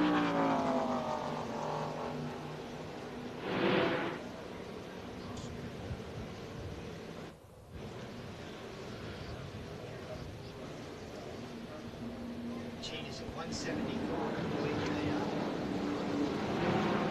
We're back at Pocono, and because of the rain that's falling right now, the outside air temperature has fallen, and the inside air temperature inside the Jeff Bodine Budweiser 4 that we are watching right now is also dropped by about 5 degrees, and look how windy it's become in the past few minutes. Tell you what, Doyle looks like that flag may blow right out of his hands. It is really windy out there. Flags are standing straight out, and a lot of dust has been kicked up out in the turn number 1 area. Now, we indicated earlier how dry it is here. They haven't received a significant rainfall in quite a while, thus making conditions rather dry here, and the heavy, strong winds have really kicked up some dust. So every farmer in Rusty Wallace is hoping it rains. That's right. As a matter of fact, I believe that the most recent significant rainfall that they had was at this race in June. Yeah, and they've had the politicians in the area on local TV here for the last several days, and they're asking for the federal government, as a matter of fact, to declare a number of counties here for disaster areas. Drought. Yeah.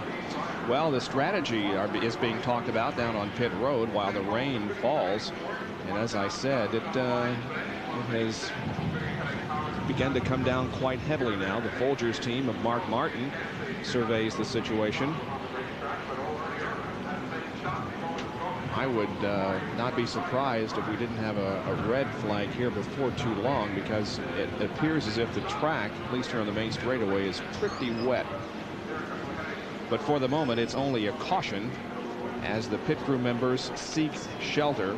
But Steve Meal and Tony Glover are talking about what's going on the racetrack. They're trying to figure out exactly, now what can we do to get in front of the 2 car? Now, can we team up on this guy, or? Well, Tony Glover, the crew chief on the Kodak film Chevrolet of Ernie Irvin, he's going to be the big loser of that team because they were leading the race, came in for their pit stop, and now they're back in 7th position. Yep.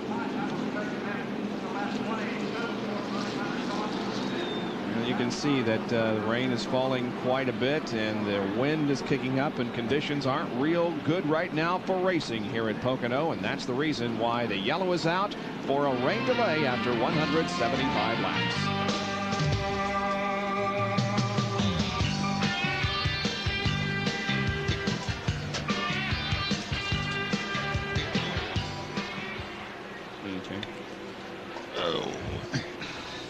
Rusty and them, they got to start sweating whether they got enough fuel to go much longer. Neil just said they're going to stop. I'm headed up. Tim Brewer is the mechanic of the race, Western Auto mechanic of the race. Okay. Did you say they're going to stop them, Neil? They're going to stop them next lap. They're going to allow 2 men and a generator only to the car.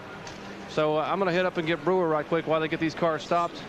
I tell you, Rusty and them's got to be glad of that, because they can't go much farther on fuel. Well, they can go to 182. My car really? just told me they could. Well, under caution. Oh. If it had gone green, they'd had to stop by 177. But they can go 182 under the caution. But then as soon as they restart them, they're going to have to get it. They're going to have to get on pit road for fuel. I'm on my way up to get Brewer. Hey, Neil, get a shot of the 28. Look at the 28 pit down there. Is that thinking or what? Yeah. I had never. Several of them. Yeah, they did that here in June. That's keeping their pit dry just in case they have to make another pit stop. Rusty's.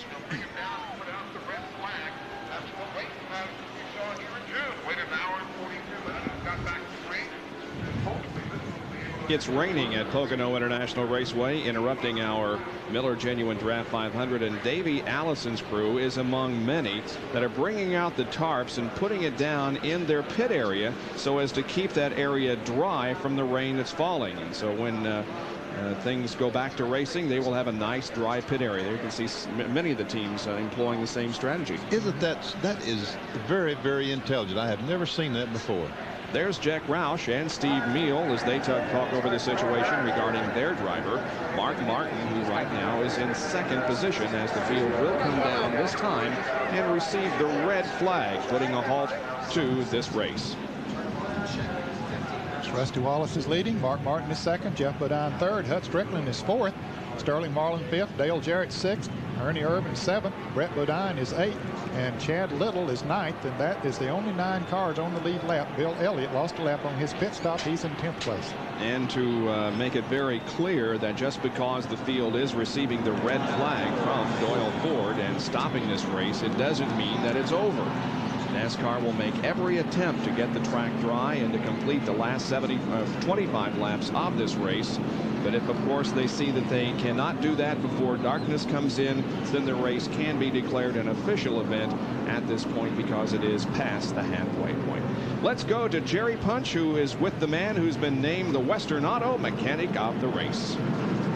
And rightfully so. Tim Brewer here in the Budweiser pit talking to his driver, Jeff Bodine, as he came by. And Timmy, congratulations on being named Western Auto Mechanic of the race. It's certainly an outstanding effort by the whole team, but your leadership.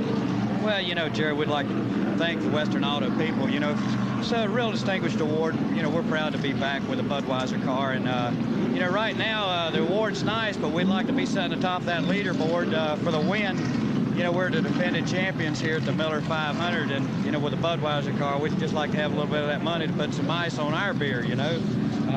But, you know, the Budweiser Ford and Jeff Bodine, they've done a great job for us today. So we'll just have to see how Mother Nature lets us run the rest of this thing, or we just go home in third place. Now, obviously, you want to see this race restarted. How are you sitting for fuel right now? You know, both the 6 and 2 car are going to have to come in within the next 7 or 8 laps. How about you guys? Well, you know, we're in the same boat. We need just a little bit of fuel. We thought by the cars coming in changing 4 tires, we'd come in and get a splash of fuel and hopefully beat them to the line. But now, you know, all that strategy kind of went out the window. You're sitting here betting that you can beat them. It's going to be a crapshoot. I mean, you just go out there and do the best you can. And, you know, Jeff, he'll just drive the thing in there. If it sticks, he'll stand in the gas. If not, well, we came to win, so, you know, we're not looking for any points. So, you know, that's the way it'll go. One of the best poker players I know, Tim Brewer, the Western Auto Mechanic of the race. He and the crew will go down and get with their driver, Jeff Bodine, as they have pulled those cars down on the pit road. And John Curtin has been able to catch up with Rusty Wallace. John? Rusty just pulled the Miller Genuine Draft Pontiac onto pit road. You're in a good position. You're leading the race. You got a pit stop still to make, but I feel a little deja vu here. The first race you won this year was after a rain delay, wasn't it? Yeah, it sure was. I tell you, we've got, man, we got a new motor in this thing, and it's got so much power, it's unreal. It's just, it feels so good because before I was dodging, trying to get out of the way, and now I'm just looking for a place to pass them. Boy, the guys back at the engine shop and everybody back at Penske Racing is doing a killer job because, you know, if I can get in, if we do start back up and we get 4 tires, I still think I can win a race. My car's a little better than Ernie's. Just going to have to drive hard, and it's running really good right now. So I'm hoping it's raining, but I kind of like to be in fair and square, too. So it doesn't do that much to your to Rusty's. Apparently his strategy, he's still going to have to come in and get 4 tires and get some fuel to finish out the race. Right now he's sitting at the front of the grid, and they're getting ready to cover up his car. And you know what, guys? It stopped raining right down here. Yeah, it doesn't look like it's raining quite as hard here where we are. And as a matter of fact, the sky looks a little brighter, too, as we look over toward turn number 2. But for the moment, the track is damp, and it has brought to a halt the running of this 500-mile race here at Pocono.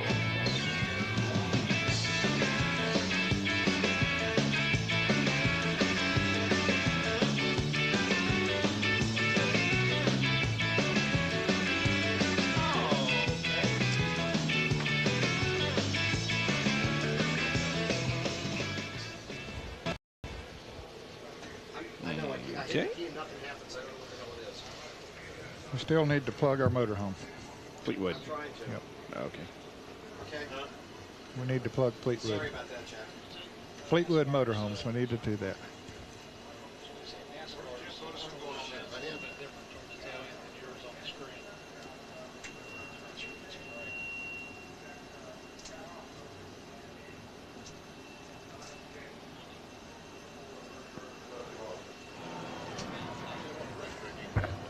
No, it isn't. Yeah, G.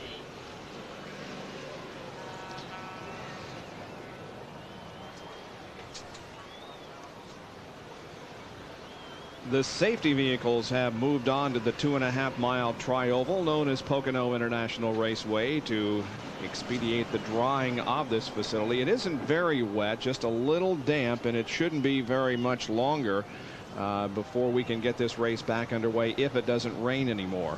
And every one of those drivers in those safety vehicles is daydreaming about being Rusty Wallace and driving. Here before I'm 40, I said, just put on my tombstone. Wasn't here for a long time, but sure had a good time. Tim Brewer, the crew chief on the number 11 Budweiser Ford, driven by Jeff Bodine, who today has been named Western Auto Mechanic of the Race. Jeff Bodine is third, Mark Martin second. The leader is Rusty Wallace as we are under a rain delay here at Pocono International Raceway.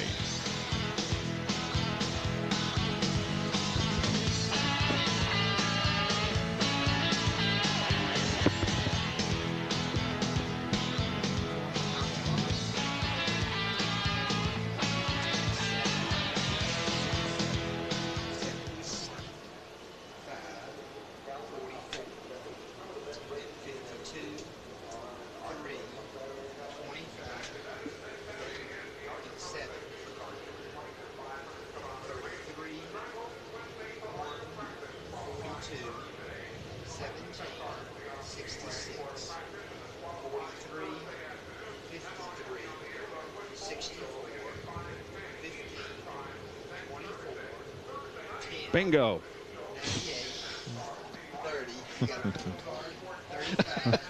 Is this a coverall?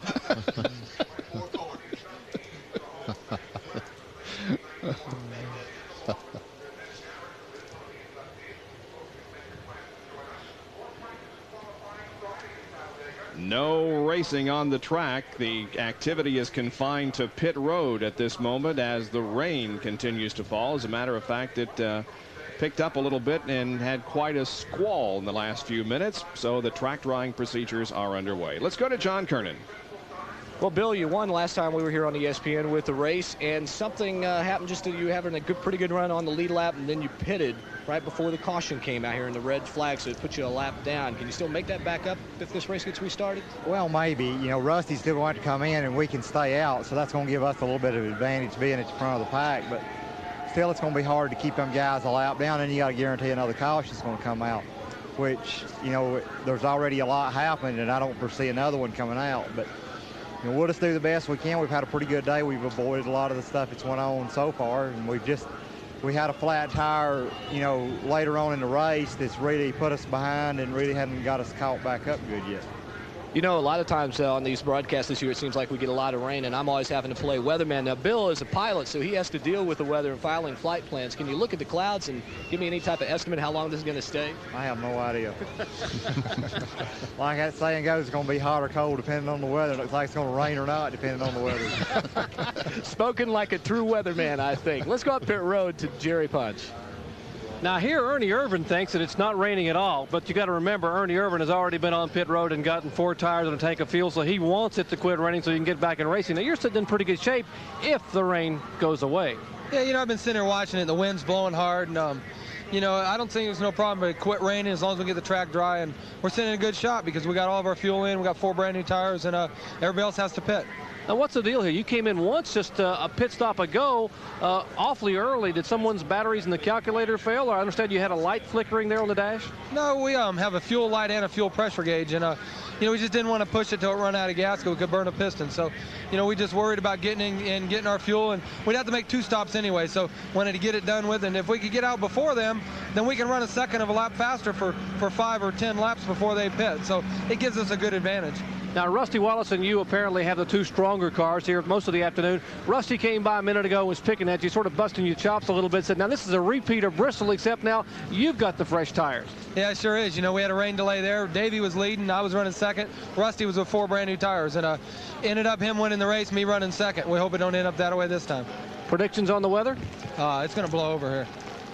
Okay, Ernie Irvin wants it to get back to green flag racing. Let's check in where John Kernan is standing by with Joe Ruttman.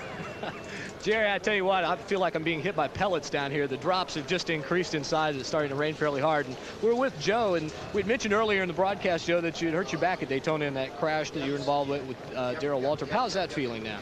Well, fortunately, it's been coming around, and I was a little concerned, you know, when I hit that road when we went off the track. I'm sure Darrell took a far more exciting run than I did, but, you know, when that baby took off, you know, it jammed my back. And fortunately, though, so we had a week off, and I think that's kind of what saved me. So, and the boys have been working flat out trying to get our Speedway program ready for Talladega, because we know that if we get it running that good, we got a chance to win one of these races, and that's what it's all about. So that's what we're really looking forward to. How long, you know, when you're with a team and you're new with them and you've been out of the circuit for a while and you come back in, how long does it take to get the feel back in it and the feel that you can go out there and be competitive? I mean, you started off the year great at Daytona. Well, I truly think it's not us getting together. It's a matter of we made a transition from rear steer cars to front steer cars, and we're just getting acquainted with the front steer cars. And we've been running a bit better than what our finishes has indicated in some of the other races, but we're still not satisfied with how we're running. To answer the question, it better not be too long, because this season could be over and I could be out of a job again. So I want Dinner Bill to hang with me in Food Lion and Butch and Bob and say, hey, maybe he can do the job. And I think we're coming around and doing a bit better. Joe Ruttman, who is sitting now in line, 4th place, but a little bit further down on the grid from there, has had some good runs this year and also had some heartache, but he's managed to keep a smile throughout it all. Joe Ruttman waits with the others for the weather to clear, but right now it is raining pretty hard. In fact, it could almost be described as pouring down rain here on the front stretch at Pocono. Back after these messages.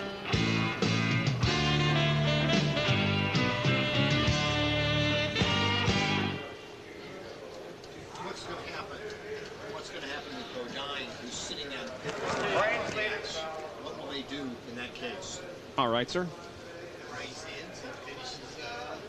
But if the It's a good idea. Is that 5 car not out of gas? Didn't Schrader push him? Yeah, he pushed him. Yeah. Sure did. What happens? Can he back up? No. Nope. Well, how does he go? Well, then what do they do? Okay.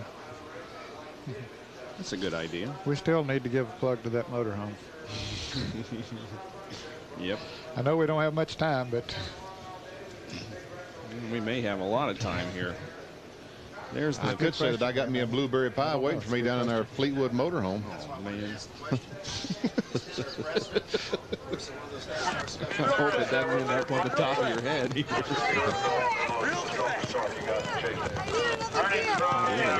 Downright nasty, isn't it? yeah.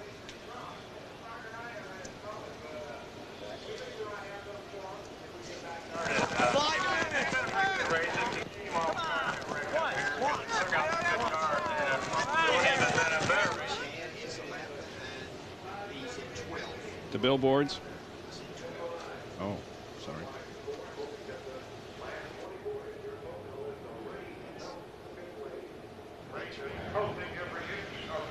Rain continues to fall at Pocono International Raceway, interrupting our Miller Genuine Draft 500 with 176 laps completed, 24 to be run.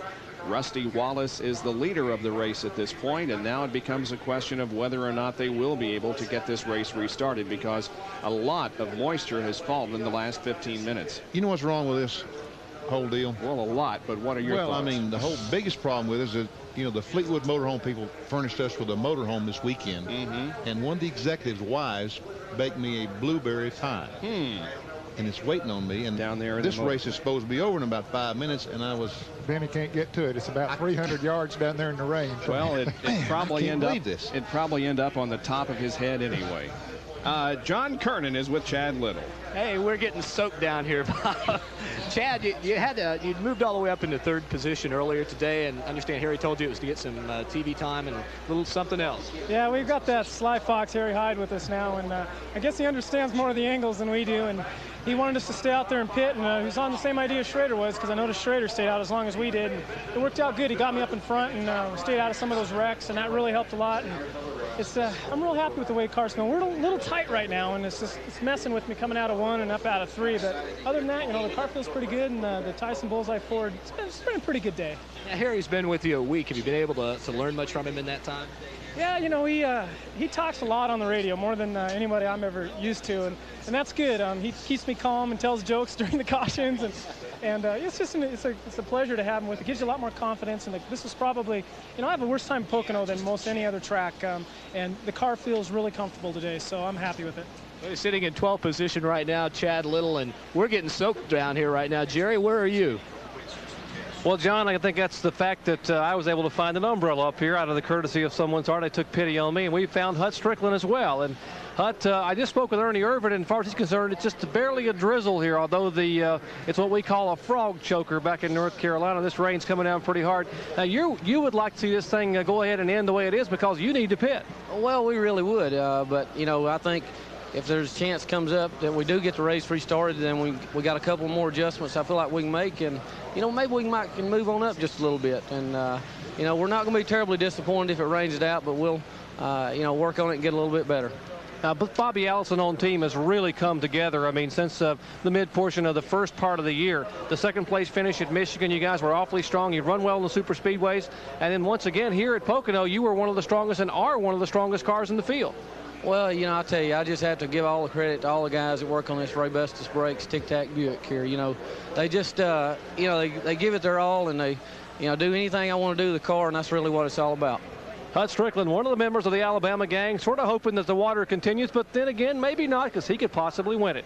Bob? Right now, he is in 4th position, Hut Strickland, and you can see the fans beginning to find their way toward their cars, as many believe that this race will not be resumed. As we look back over the wooded area off the racetrack, we can see the rain falling over there too. Let's take a look at the way they're running at the red flag mark of 176 laps. Rusty, of course, leading Mark, Jeff, Hut, and Sterling. 6 through 10, Dale Jarrett. Ernie Irvin 7th, just made a pit stop. Brett Bodine is 8th, and Bill Elliott and Joe Ruttman, who we heard from just a few minutes ago. Then we take a look at Bobby Hamilton, Chad Little running in 12th position, Ted Musgrave, Davey Hamilton, and Terry Labonte round out the top 15. Davey Allison, you mean. There's Alan Kowicki, 16th, Greg Sachs, Dave Marcus, Ricky Rudd, and Irv Hare in 20th spot. 21st, Jimmy Means, the Alka-Seltzer Pontiac, Dale Earnhardt, 22nd, Schrader, after breaking an A-frame, 23rd, Rick Wilson 24th, and J.D. McDuffie is now 25th. He's moving right up in the field. Harry Gant, of course, is in the garage area now, so he'll be shown in 26th position. Rick Master in the garage area as well at 27th. Bobby Hillen, 28th. Darrell Waltrip will get credit for 29th if it stops here. Lake Speed, 30th. He, too, is in the garage area. 40 cars started this race. Richard Petty, 31st. John Paul Jr., Gary Wright, Morgan Shepherd, and Dick Trickle, all of those cars in the garage area now. And then the final 5, Derek Cope, Jimmy Spencer, Michael Waltrip, Bill Venturini, and Gary Ballou. Those cars, of course, have been out of the race for quite some time. 176 laps completed. It continues to absolutely pour down rain here at the racetrack. Back after these messages.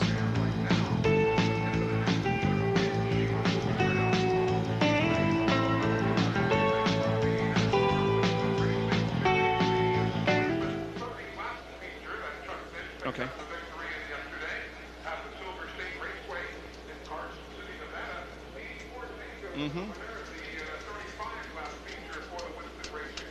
All right, sir. Hi, John, back in the Bristol headquarters, if you're listening. Haven't, oh, John, you're at home. Come on, we'll get to the office. Is he on satellite? Okay. Well, heck with you, John. Yeah. That's the case.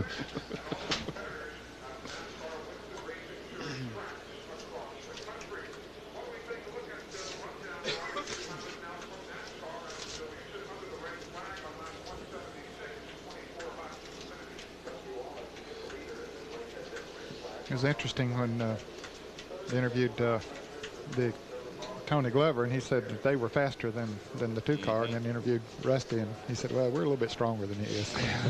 Well, that's good. They got to think that way. Yeah.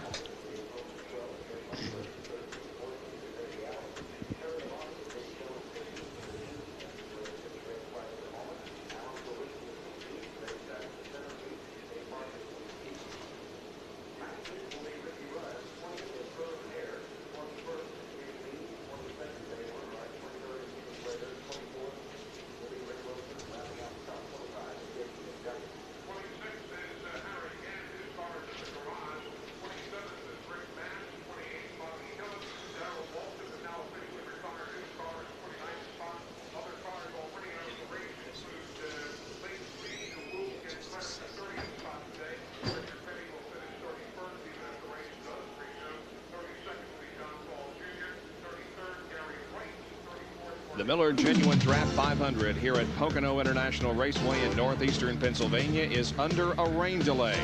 We have completed 176 laps of this race, and at the moment, Rusty Wallace is the leader. Our Speed World coverage is being brought to you this afternoon by GMC Trucks. It's not just a truck anymore, it's quality on the road. By Quaker State, the Big Q is One Tough Motor Oil. And by Budweiser, the king of beers with that clean, crisp, cold taste. Nothing beats a Bud. Jerry Punch is with Alan Kowicki as both of them try to dodge the raindrops. Indeed, Bob. Well, we happen to be underneath the Hooters hood here at the back of his truck, and certainly that would be nice as well to have an afternoon here with something good to eat from Hooters. But Alan, second pole of the year, the car ran awfully well early in the race, and then you happen to be caught in that melee up in turn 3. What happened? What did you see up there? Some cars, I mean, there was a whole pack of cars, and a couple cars got together. Someone started spinning. I think it was Hut Strickland, and I don't know. I saw Richard Petty's car look like it got really airborne, and I almost went down pit road. I thought I had it cleared, and there was a car there, and there was a wide open spot on the track. I went for it, and out of nowhere, Darrell Waltrip came spinning in front of me, and we got the front end tore up on the Hooters Ford, and that's too bad. I mean, the car ran great. The guys in the crew did a good job, and you know, I think we had a legitimate shot to win this race. I think Schrader and I were probably the two best cars out there at that point.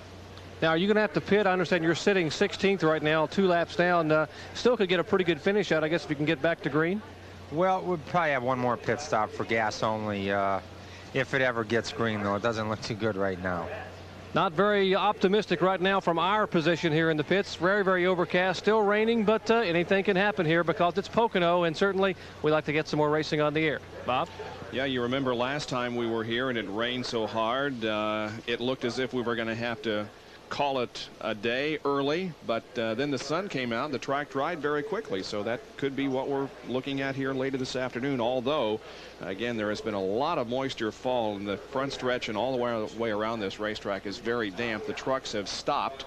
They are no longer on the racetrack trying to keep it dry, so it's just a matter now of waiting out the rain and seeing if we can get this thing back underway. Yeah, those trucks were losing ground out there. Yeah, They're trying to dry the track. It was getting wetter by the minute, as you have said several times. The rain was really pouring down, although it seems to have slacked off a little bit right now, but the racetrack is very, very wet. Yeah, at least we can see the second turn now. A few minutes ago, we couldn't even see over there. It was raining so hard, but it does continue to rain a little bit. Well, Jerry now has hooked up with Dale Jarrett, who's having a good run here today, right now running in 6th position. Well, indeed he is, and we almost changed the rating on this show. Dale quickly got his uniform slipped back up on his waist here, and we might have had some real cable television here, Dale. First of all, congratulations on what has been a real good run for you so far. Well, thanks. We've struggled with the Citgo Ford. We're getting beat down the straightaway a little today, but the car's driving awfully good. I tell you, and Eddie has really put a setup under the car that really lets me get through the corners, and we're doing a lot of shifting out there. That's something new for Pocono here with us and for me, but it's working well in that respect. But you know, 6 is about as good as we could do. We fell way behind earlier in the race, and we blew up our engine yesterday afternoon in practice, the very last thing. We didn't get a chance to tune this one in, and it's made a little bit of difference. But you know, we'd probably be happy with 6th right now. I know the fans would like to see these last 24 laps, but the way things have gone today, we'll put the Citgo Ford in 6th and put it back in the truck. Now, you've had a couple of close calls early in the race. You spun out of turn 4, managed to keep the car out of the wall. What happened then?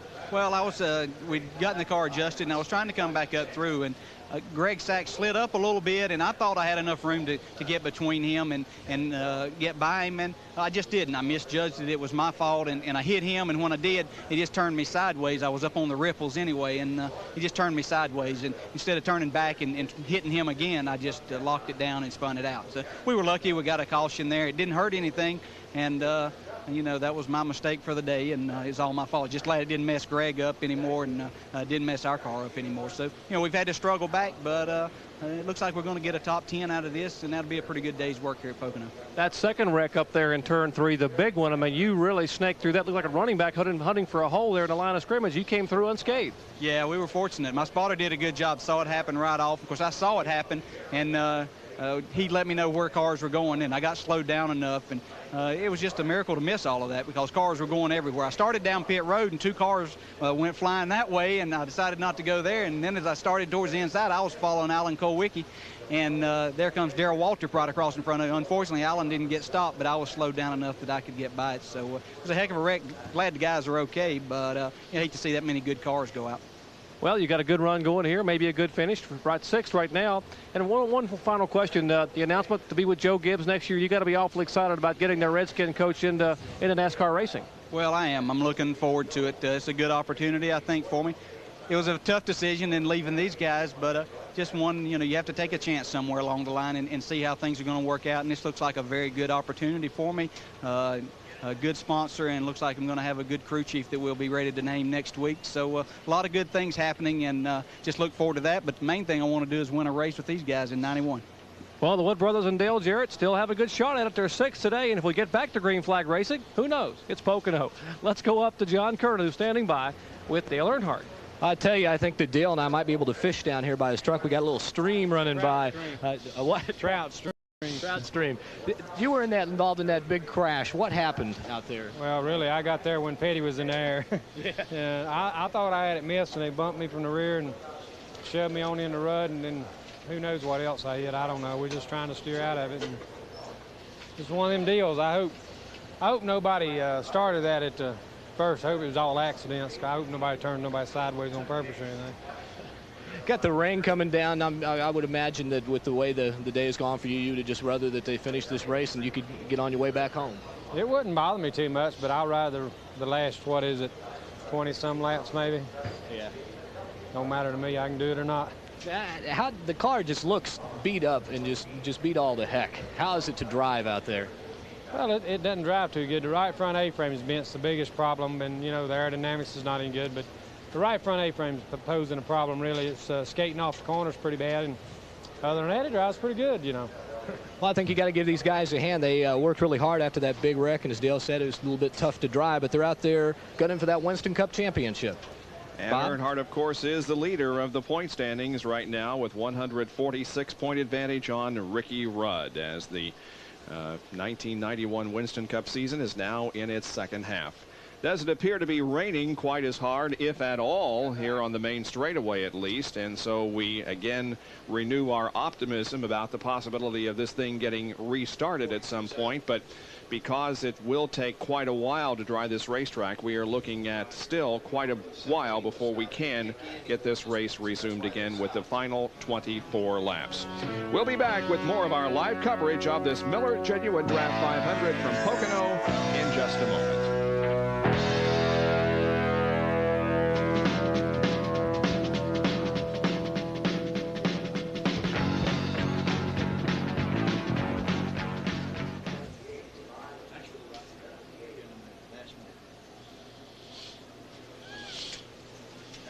That is the story here at Pocono. A lot of moisture on the racetrack as the sweeper comes down pit road in an effort to get some of the moisture displaced and evaporated. The safety trucks now begin to go around the track in an attempt to dry it. It isn't raining at the moment, but we have had quite a downpour of precipitation, and that has halted our race here this afternoon at 176 out of 200 laps. Again, Rusty Wallace is the leader at this point. Mark Martin is running in 2nd, and 3rd position belongs to Jeff Bodine. We'll show you the entire standings as we have them right now. Hut Strickland running 4th, Sterling Marlin in 5th position. 6th is Dale Jarrett, then Ernie Irvin, Brett Bodine, Bill Elliott, and Joe Ruttman.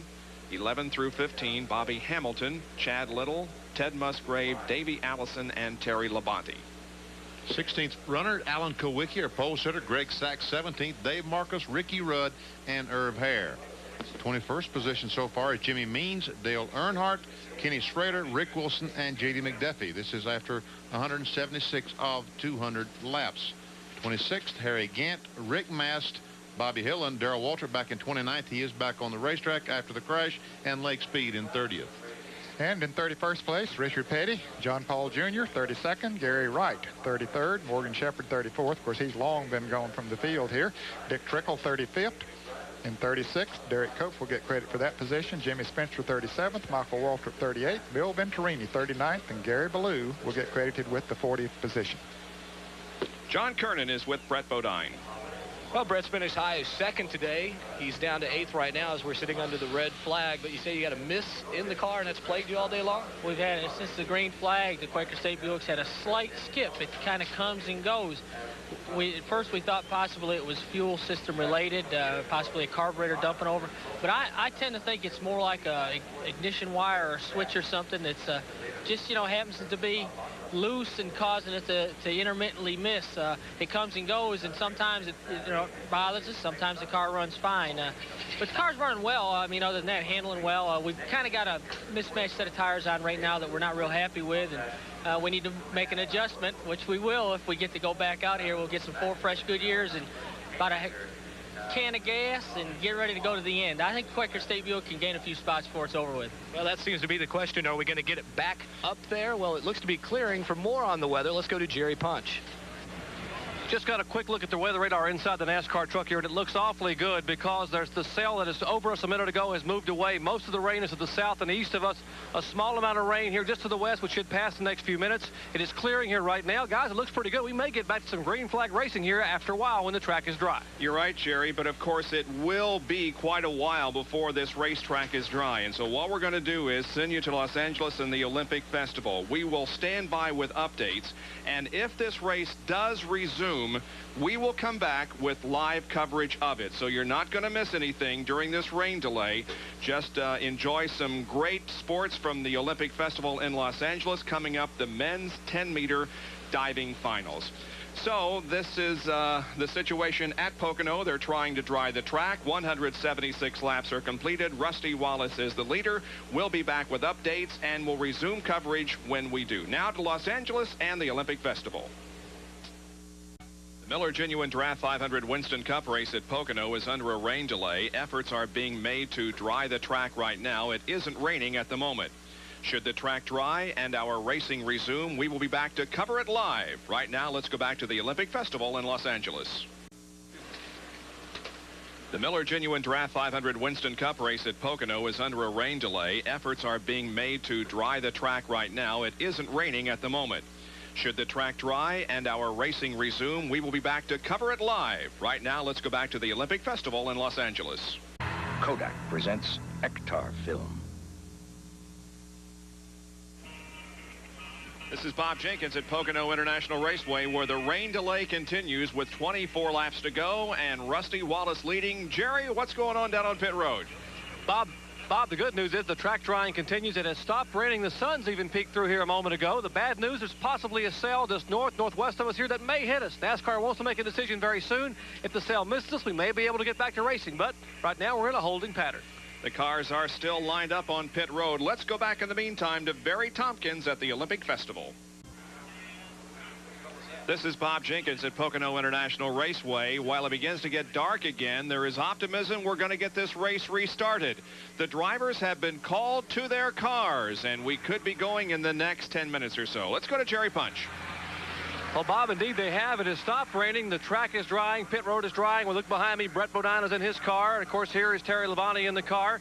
Ken Schrader has climbed in his damaged Kodiak Chevrolet. And Ricky Rudd right here has climbed in what's left of his tied Chevrolet for what good it'll do him. Now, Ricky Rudd is out of gas, and he will not be able to refire. In fact, his buddy, Hendrick Motorsports teammate Ken Schrader, will actually push him a complete lap around the track and back down pit road to fuel the car. But it's getting close to green flag racing again, Bob. Things are looking good down here. And we'll be live when the race resumes. Right now, let's go back to the Hall of Fame induction ceremonies taped earlier today. For those of you who would like to see the entire Hall of Fame induction ceremonies, they will be rebroadcast Tuesday at 9:30 a.m. Let me find out from...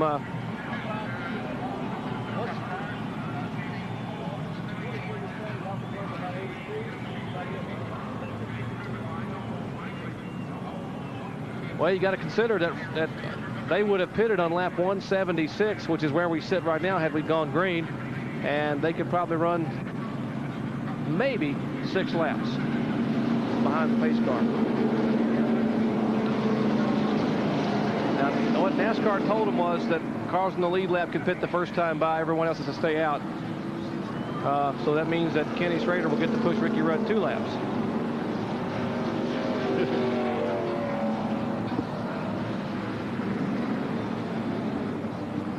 I was over talking to Rudd, and one of his crew members leaned on the car. I said, get off that car before you scratch it.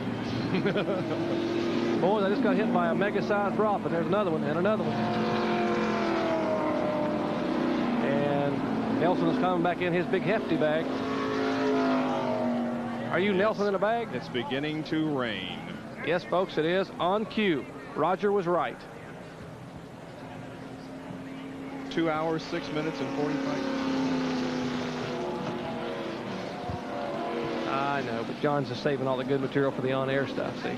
Neil, if you're thinking about coming back here, you might as well forget it because it ain't going to go. It is raining.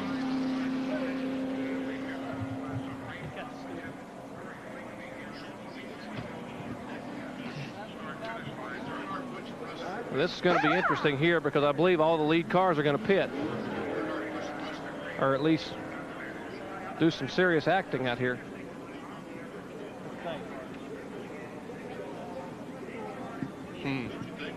Yeah. Yep.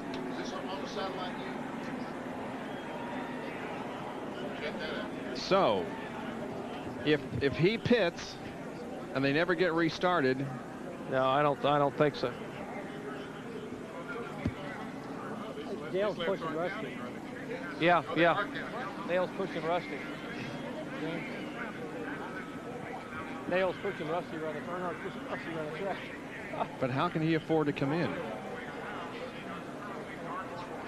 Well, I tell you, this is a tough call here. Yeah.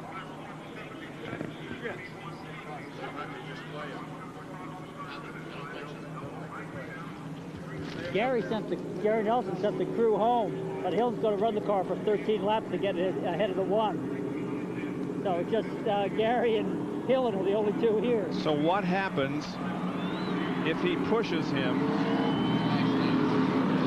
That turns out to be the last lap.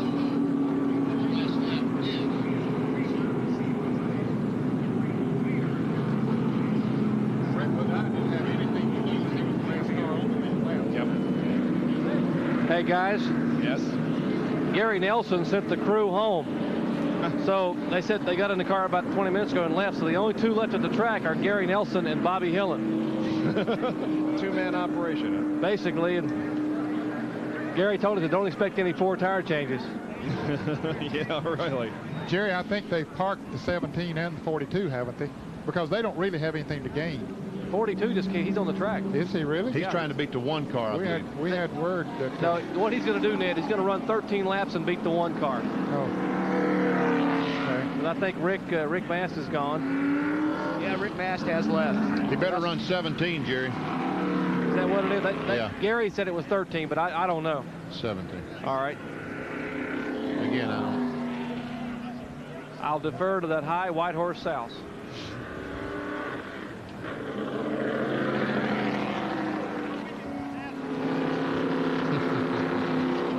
They might be just doing this here to save fuel, not knowing how many laps they're going to have to run under caution. That could very well be, Ned. That's a good point. That is a terrific point. They're just doing that to save fuel. The rain is... They say it's coming out. Oh, it is pouring down rain now. They're reaching for the red. Come on, rain! They're reaching for the red real quick. They're reaching for the checker. Or the white or something. Which flag are they reaching for? The checker flag? They got the white and checker both out. I don't know which one. They're reaching for the checkered flag still. Now, okay, now he's If back they off. do wave the white flag.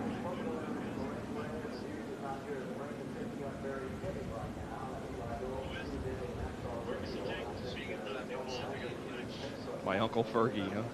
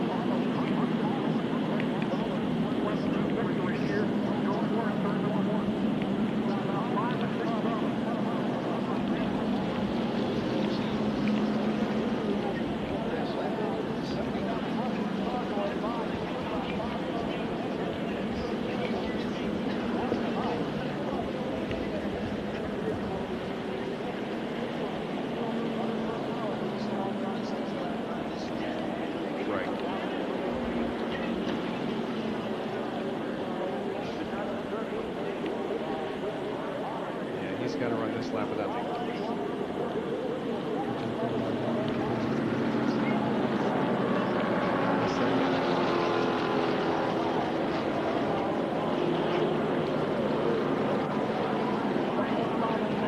Jenkins back at Pocono International Raceway. Here's the situation. The cars were started, put out on the racetrack, but then it began to rain, and right now it is raining very hard.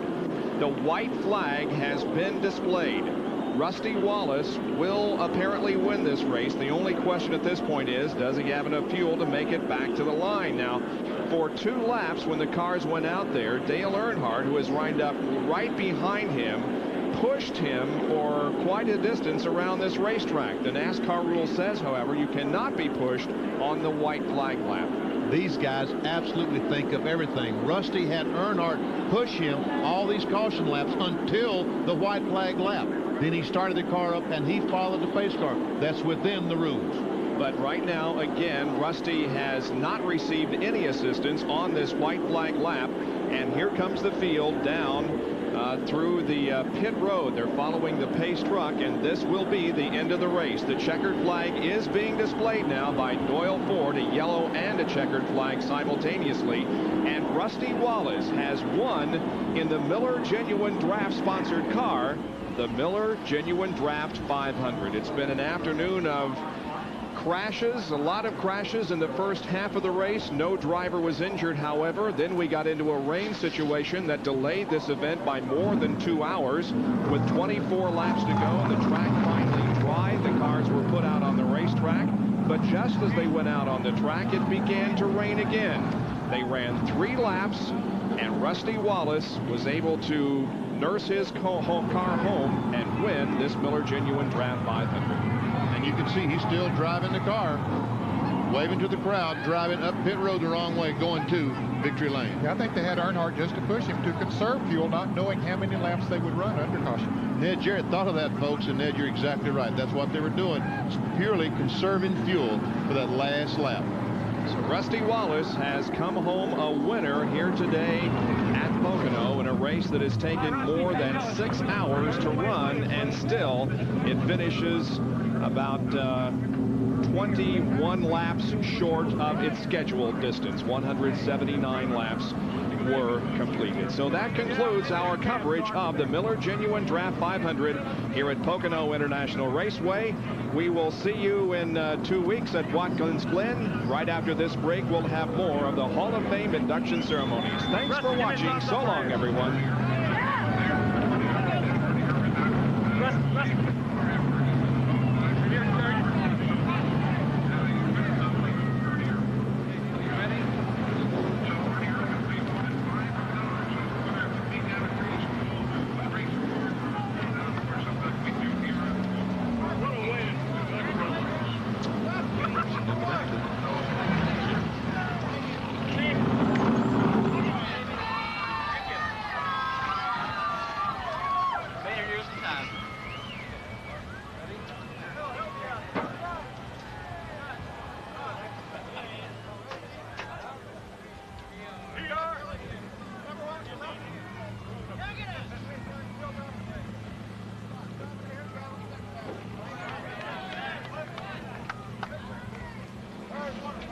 What's the matter, Lynn?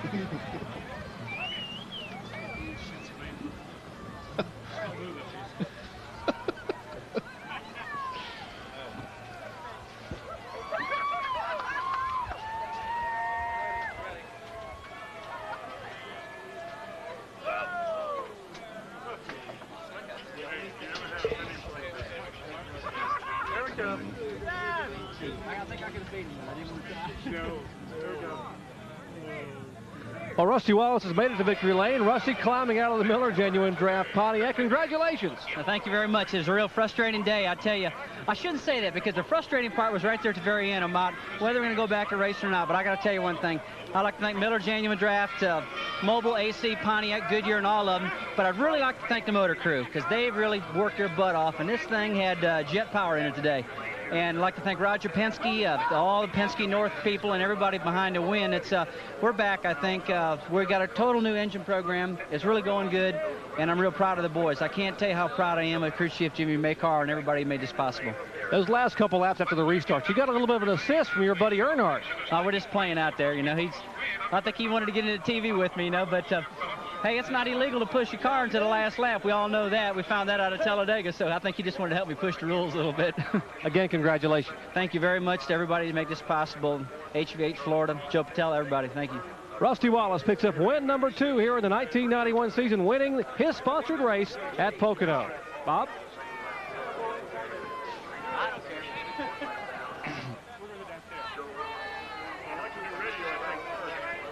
Okay.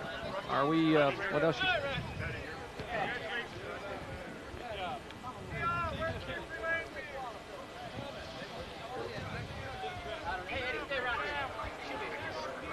Okay.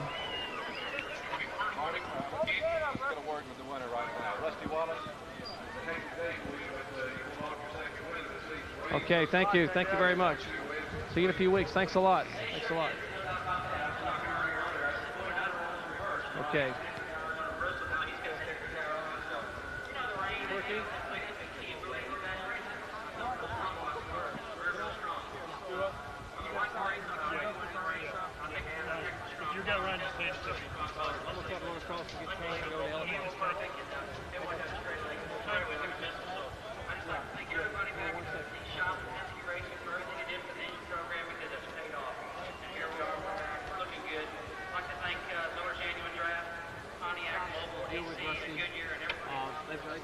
They've got a whole protocol going on now.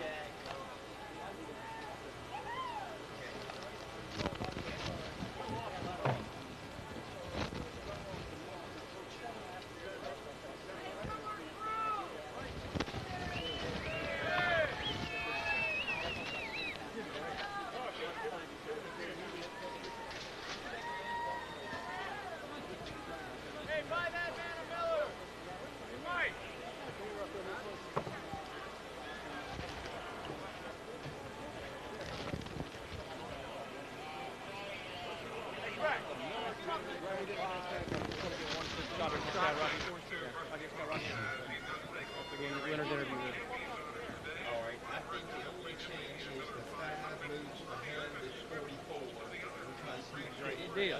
Thanks. Congratulations. Great. Thanks. Okay, great. Which way are we going? However we can get out. Congratulations, guys. Congratulations. Happy. Now, Roger, I'm happy for all of you. Yeah, thank you. Take care, guys. See you later. Yeah. Are you doing Michigan in a couple of weeks, the 500? The Winston Cup race, yes. Oh, you're not going to do that? I won't be there, no. Take your equipment off right here. Okay, all right. What's your favorite race, Gene? There you go.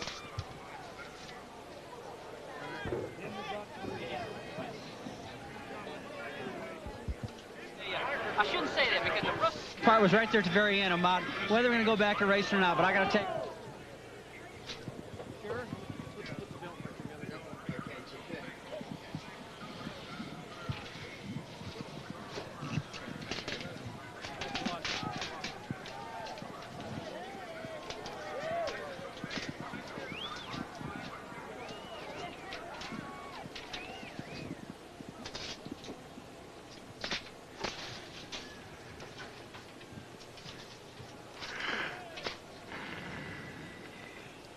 Oh, you want to throw this away, Bob?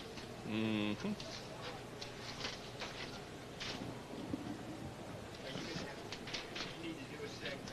Uh-huh. I guess. He said we're going to redo the last segment. Mm-hmm. For the re-air. It's been nine races since Rusty's last win at that. Okay. Yeah. For the re-air, they want to do points and things, or... I don't know. Okay. Do you need anything else from me, Jeff? Need a summary? I'm going to shut it down. Okay. Yes, sir. Thank you, Ralph. You all take care, buddy. We'll stand by in case you do. Yeah, we'll We'll still be here. I still have the written sheets. I'm just going to start. No, Nelson's meeting on the front stretch. Okay, you tune in. See you, Ralphie.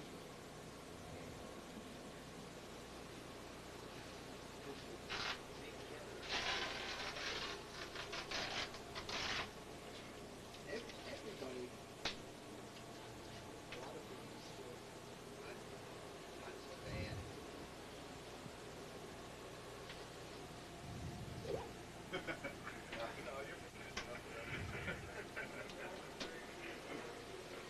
They've got points filled.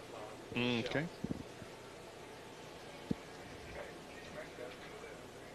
Wherever they kept those buses, they're bringing them back up. All right.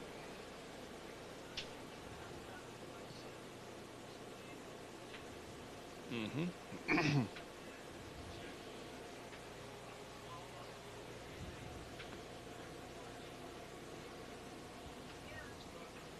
Okay.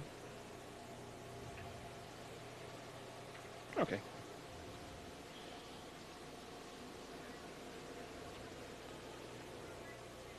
Ned, since you figured it out, why don't you tell him why he's pushing him this time? Doesn't matter. Okay. Whatever works. Okay.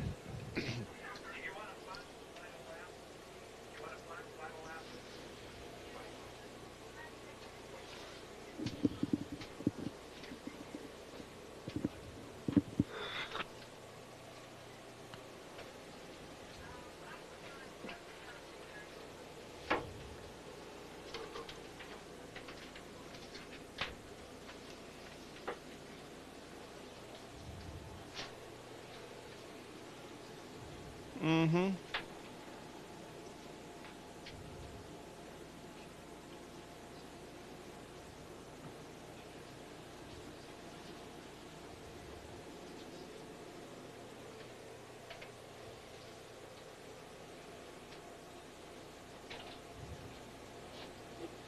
No. So we're picking it up a lap and a half from the finish. From the finish, yeah. Oh, okay. I thought you said a half a lap. Okay. He said before the white flag. Okay. All right. Okay. I got you. I got you.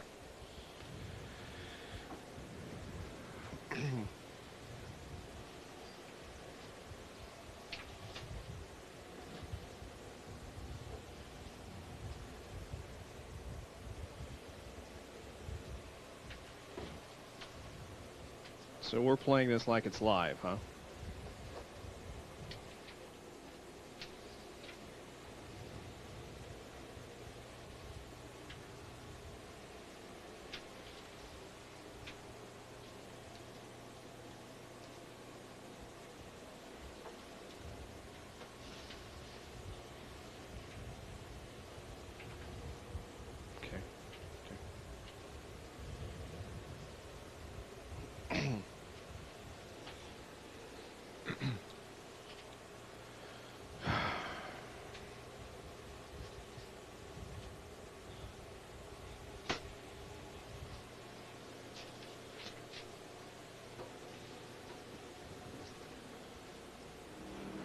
We are back at Pocono International Raceway, and after a 2-hour and 6-minute rain delay, we are back underway. But look what's happening to the leader, Rusty Wallace. He's getting some assistance out there from Dale Earnhardt. Yeah, and I think what's happening, Bob, Dale Earnhardt is they probably made this up, that he would push him during these caution laps, not knowing how many laps he might have to run. And Rusty has a pit stop coming up before too long, so he's just conserving fuel just in case they get the white flag here pretty quick so he could be able to run on the last lap. And we might mention that it is beginning to rain again here on the main straightaway, so instead of this race going back to green, we could indeed be getting a white flag and then a red flag situation pretty soon. As a matter of fact, it looks to me like Doyle Ford right now is scrambling for his flags. I would not be surprised if we don't see the white flag. Now, what's the situation here? He can't receive assistance on the white flag lap, isn't that right? After he has taken the white flag lap, you cannot be pushed on that lap, but any time up until then, it's legal. So I think what they did is simply just push him to conserve enough fuel so he'd have enough left in the tank to run the last lap. Well, of course, we've heard about the friendship between these two guys, Rusty Wallace and Dale Earnhardt, and it's certainly being shown right here as Rusty Wallace, who right now is leading this race, is getting some assistance from Dale Earnhardt. Now he'll have to back off here and let Rusty do it on his own as the white flag is being displayed. Rusty moves well away from Dale Earnhardt, making sure that the NASCAR officials aren't confused and don't see him getting any assistance during this final lap of the race. And we're going to end about 21 laps short of scheduled conclusion because of rain that's falling hard right now. The question is, at this moment, can Rusty make it for 2.5 miles? Well, he can't be pushed now. Legally, under the rules, he cannot be pushed now. If he runs out of gas on the back straightaway, he will only be credited with 1 lap short. Right now, we're looking at 178. That's all the laps he'd be credited with. Rusty Wallace is on his way to winning his 20th Winston Cup race. He won earlier this year in June at Bristol. If he has about a half gallon of gas to get him back to the start-finish line. That's right. If. Actually, it was back in April when he won at Bristol, but doesn't matter. He won there. He won, and this would be his second win of 1991 should he make it around. Now, he's approaching the end of Long Pond Straightaway, headed for that tunnel turn number 2. Sounds like the car is running okay now, if that's his engine that we're hearing there. But look at how wet the track is. You can see that his car is raising a spray, and the visibility is now becoming limited as the rain is falling as hard right now as it has any point this afternoon. Yeah, they've got to stop the race. There's no way, as you said, Bob, 2 hours we've waited for the racetrack to dry. It dried as the cars went back on the racetrack. Just half a lap to go before it's going to get the green flag. It starts raining again. He appears to be running okay, and he has now just about half a mile to go. In replay, let's look again at what was going on a lap ago when he was receiving some assistance from Dale Earnhardt. Now again, this is not against the rules. Any lap but the last lap, cars can receive assistance from crew members and other cars, but they can't on the last lap. As Ned Jarrett said, they did this for a couple of laps so that he would conserve fuel. He would have gasoline for that final lap. And here he comes. He is following the pace truck down pit road as the red and the checkered flags, actually the white and the checkered flags, are being displayed by Doyle Ford. There it is.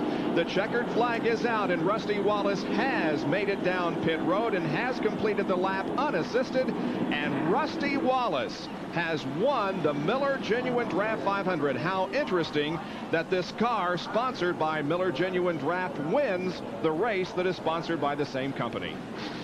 Last year, it was just the opposite. Jeff Bodine won the race in a car sponsored by Budweiser. And the crew of Rusty Wallace surrounds the car and congratulates him. And now Rusty, who pulled a little bit down past victory lane, will back the car up. Actually, he will turn around and head the wrong way up pit road to pull into victory lane and receive the congratulations of everyone. He's already got the helmet off. He's got the belts unloosened also, and he'll be pulling into victory lane and getting out of that car in quick order, probably for our interview with him. So it's been a day of accidents in the first part of the race when we had numerous crashes. No one was injured in any of them, however. And then we ran several laps under green and had a rain delay. So the unofficial results, the top 5, Rusty Wallace, Mark Martin will finish in 2nd position. Jeff Bodine 3rd. Hut Strickland with a good run finishes 4th, and Sterling Marlin finishes 5th in the Miller Genuine Draft 500 here at Pocono. Let's go to victory lane. Here's Dr. Jerry Punch. Well, Rusty Wallace has made it to victory lane. Rusty climbing out of the Miller Genuine Draft Pontiac. Congratulations. Well, thank you very much. It was a real frustrating day, I tell you. I shouldn't say that because the frustrating part was right there at the very end about whether we're going to go back and race or not. But I got to tell you one thing. I'd like to thank Miller Genuine Draft, Mobile, AC, Pontiac, Goodyear, and all of them. But I'd really like to thank the motor crew because they really worked their butt off. And this thing had jet power in it today. And I'd like to thank Roger Penske, all the Penske North people, and everybody behind the win. It's we're back, I think. We've got a total new engine program. It's really going good, and I'm real proud of the boys. I can't tell you how proud I am. I appreciate Jimmy Maycar and everybody who made this possible. Those last couple laps after the restart, you got a little bit of an assist from your buddy Earnhardt. We're just playing out there, you know. I think he wanted to get into the TV with me, you know, but hey, it's not illegal to push your car into the last lap. We all know that. We found that out of Talladega, so I think he just wanted to help me push the rules a little bit. Again, congratulations. Thank you very much to everybody to make this possible. HVH Florida, Joe Patel, everybody. Thank you. Rusty Wallace picks up win number 2 here in the 1991 season, winning his sponsored race at Pocono. Bob? And our congratulations to Rusty Wallace. We'll show you the entire field rundown at the conclusion of this event. And gentlemen, 2 visits to Pocono this year, and we had rain during both of them. Yeah, we sure did, and it's too bad. Had good races both times, but dampened the spirits a little. Had to feel for a couple of cars. The 12 car, Hud Strickland ran well all day. Ernie Irvin made that last pit stop while leading and had to stop for gasoline just a few laps before the rain came. There you see that Harry Gant, who ran so well in this race, finished 26th. Darrell Waltrip involved in another crash. He finishes in 27th position. But again, of all the crashes that we had here this afternoon, we did not have any driver injury. Now, 3 weeks from today, we will be at Watkins Glen, New York for the Budweiser at the Glen. We hope you'll be with us on August the 11th for the live coverage. For Ned Jarrett, Benny Parsons, Dr. John Curtin, and Dr. Jerry Punch, this is Bob Jenkins. So long, everyone.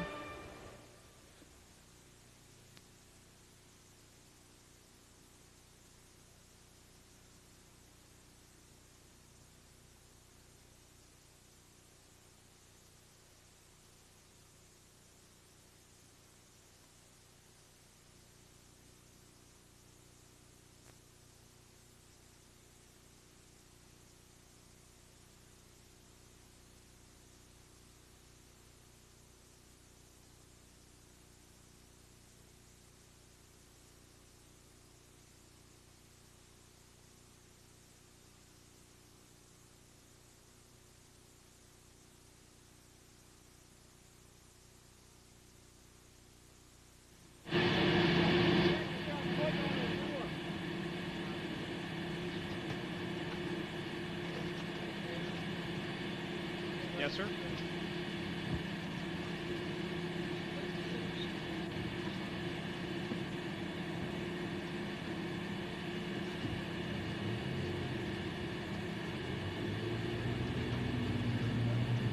Oh, let's just wait and get to Philadelphia and see what's going on.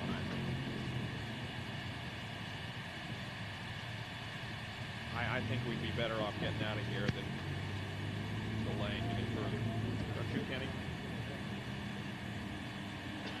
Am I clear? Am I off heads? Am I? Huh? See you. Bye. Thank you. See you later, guys.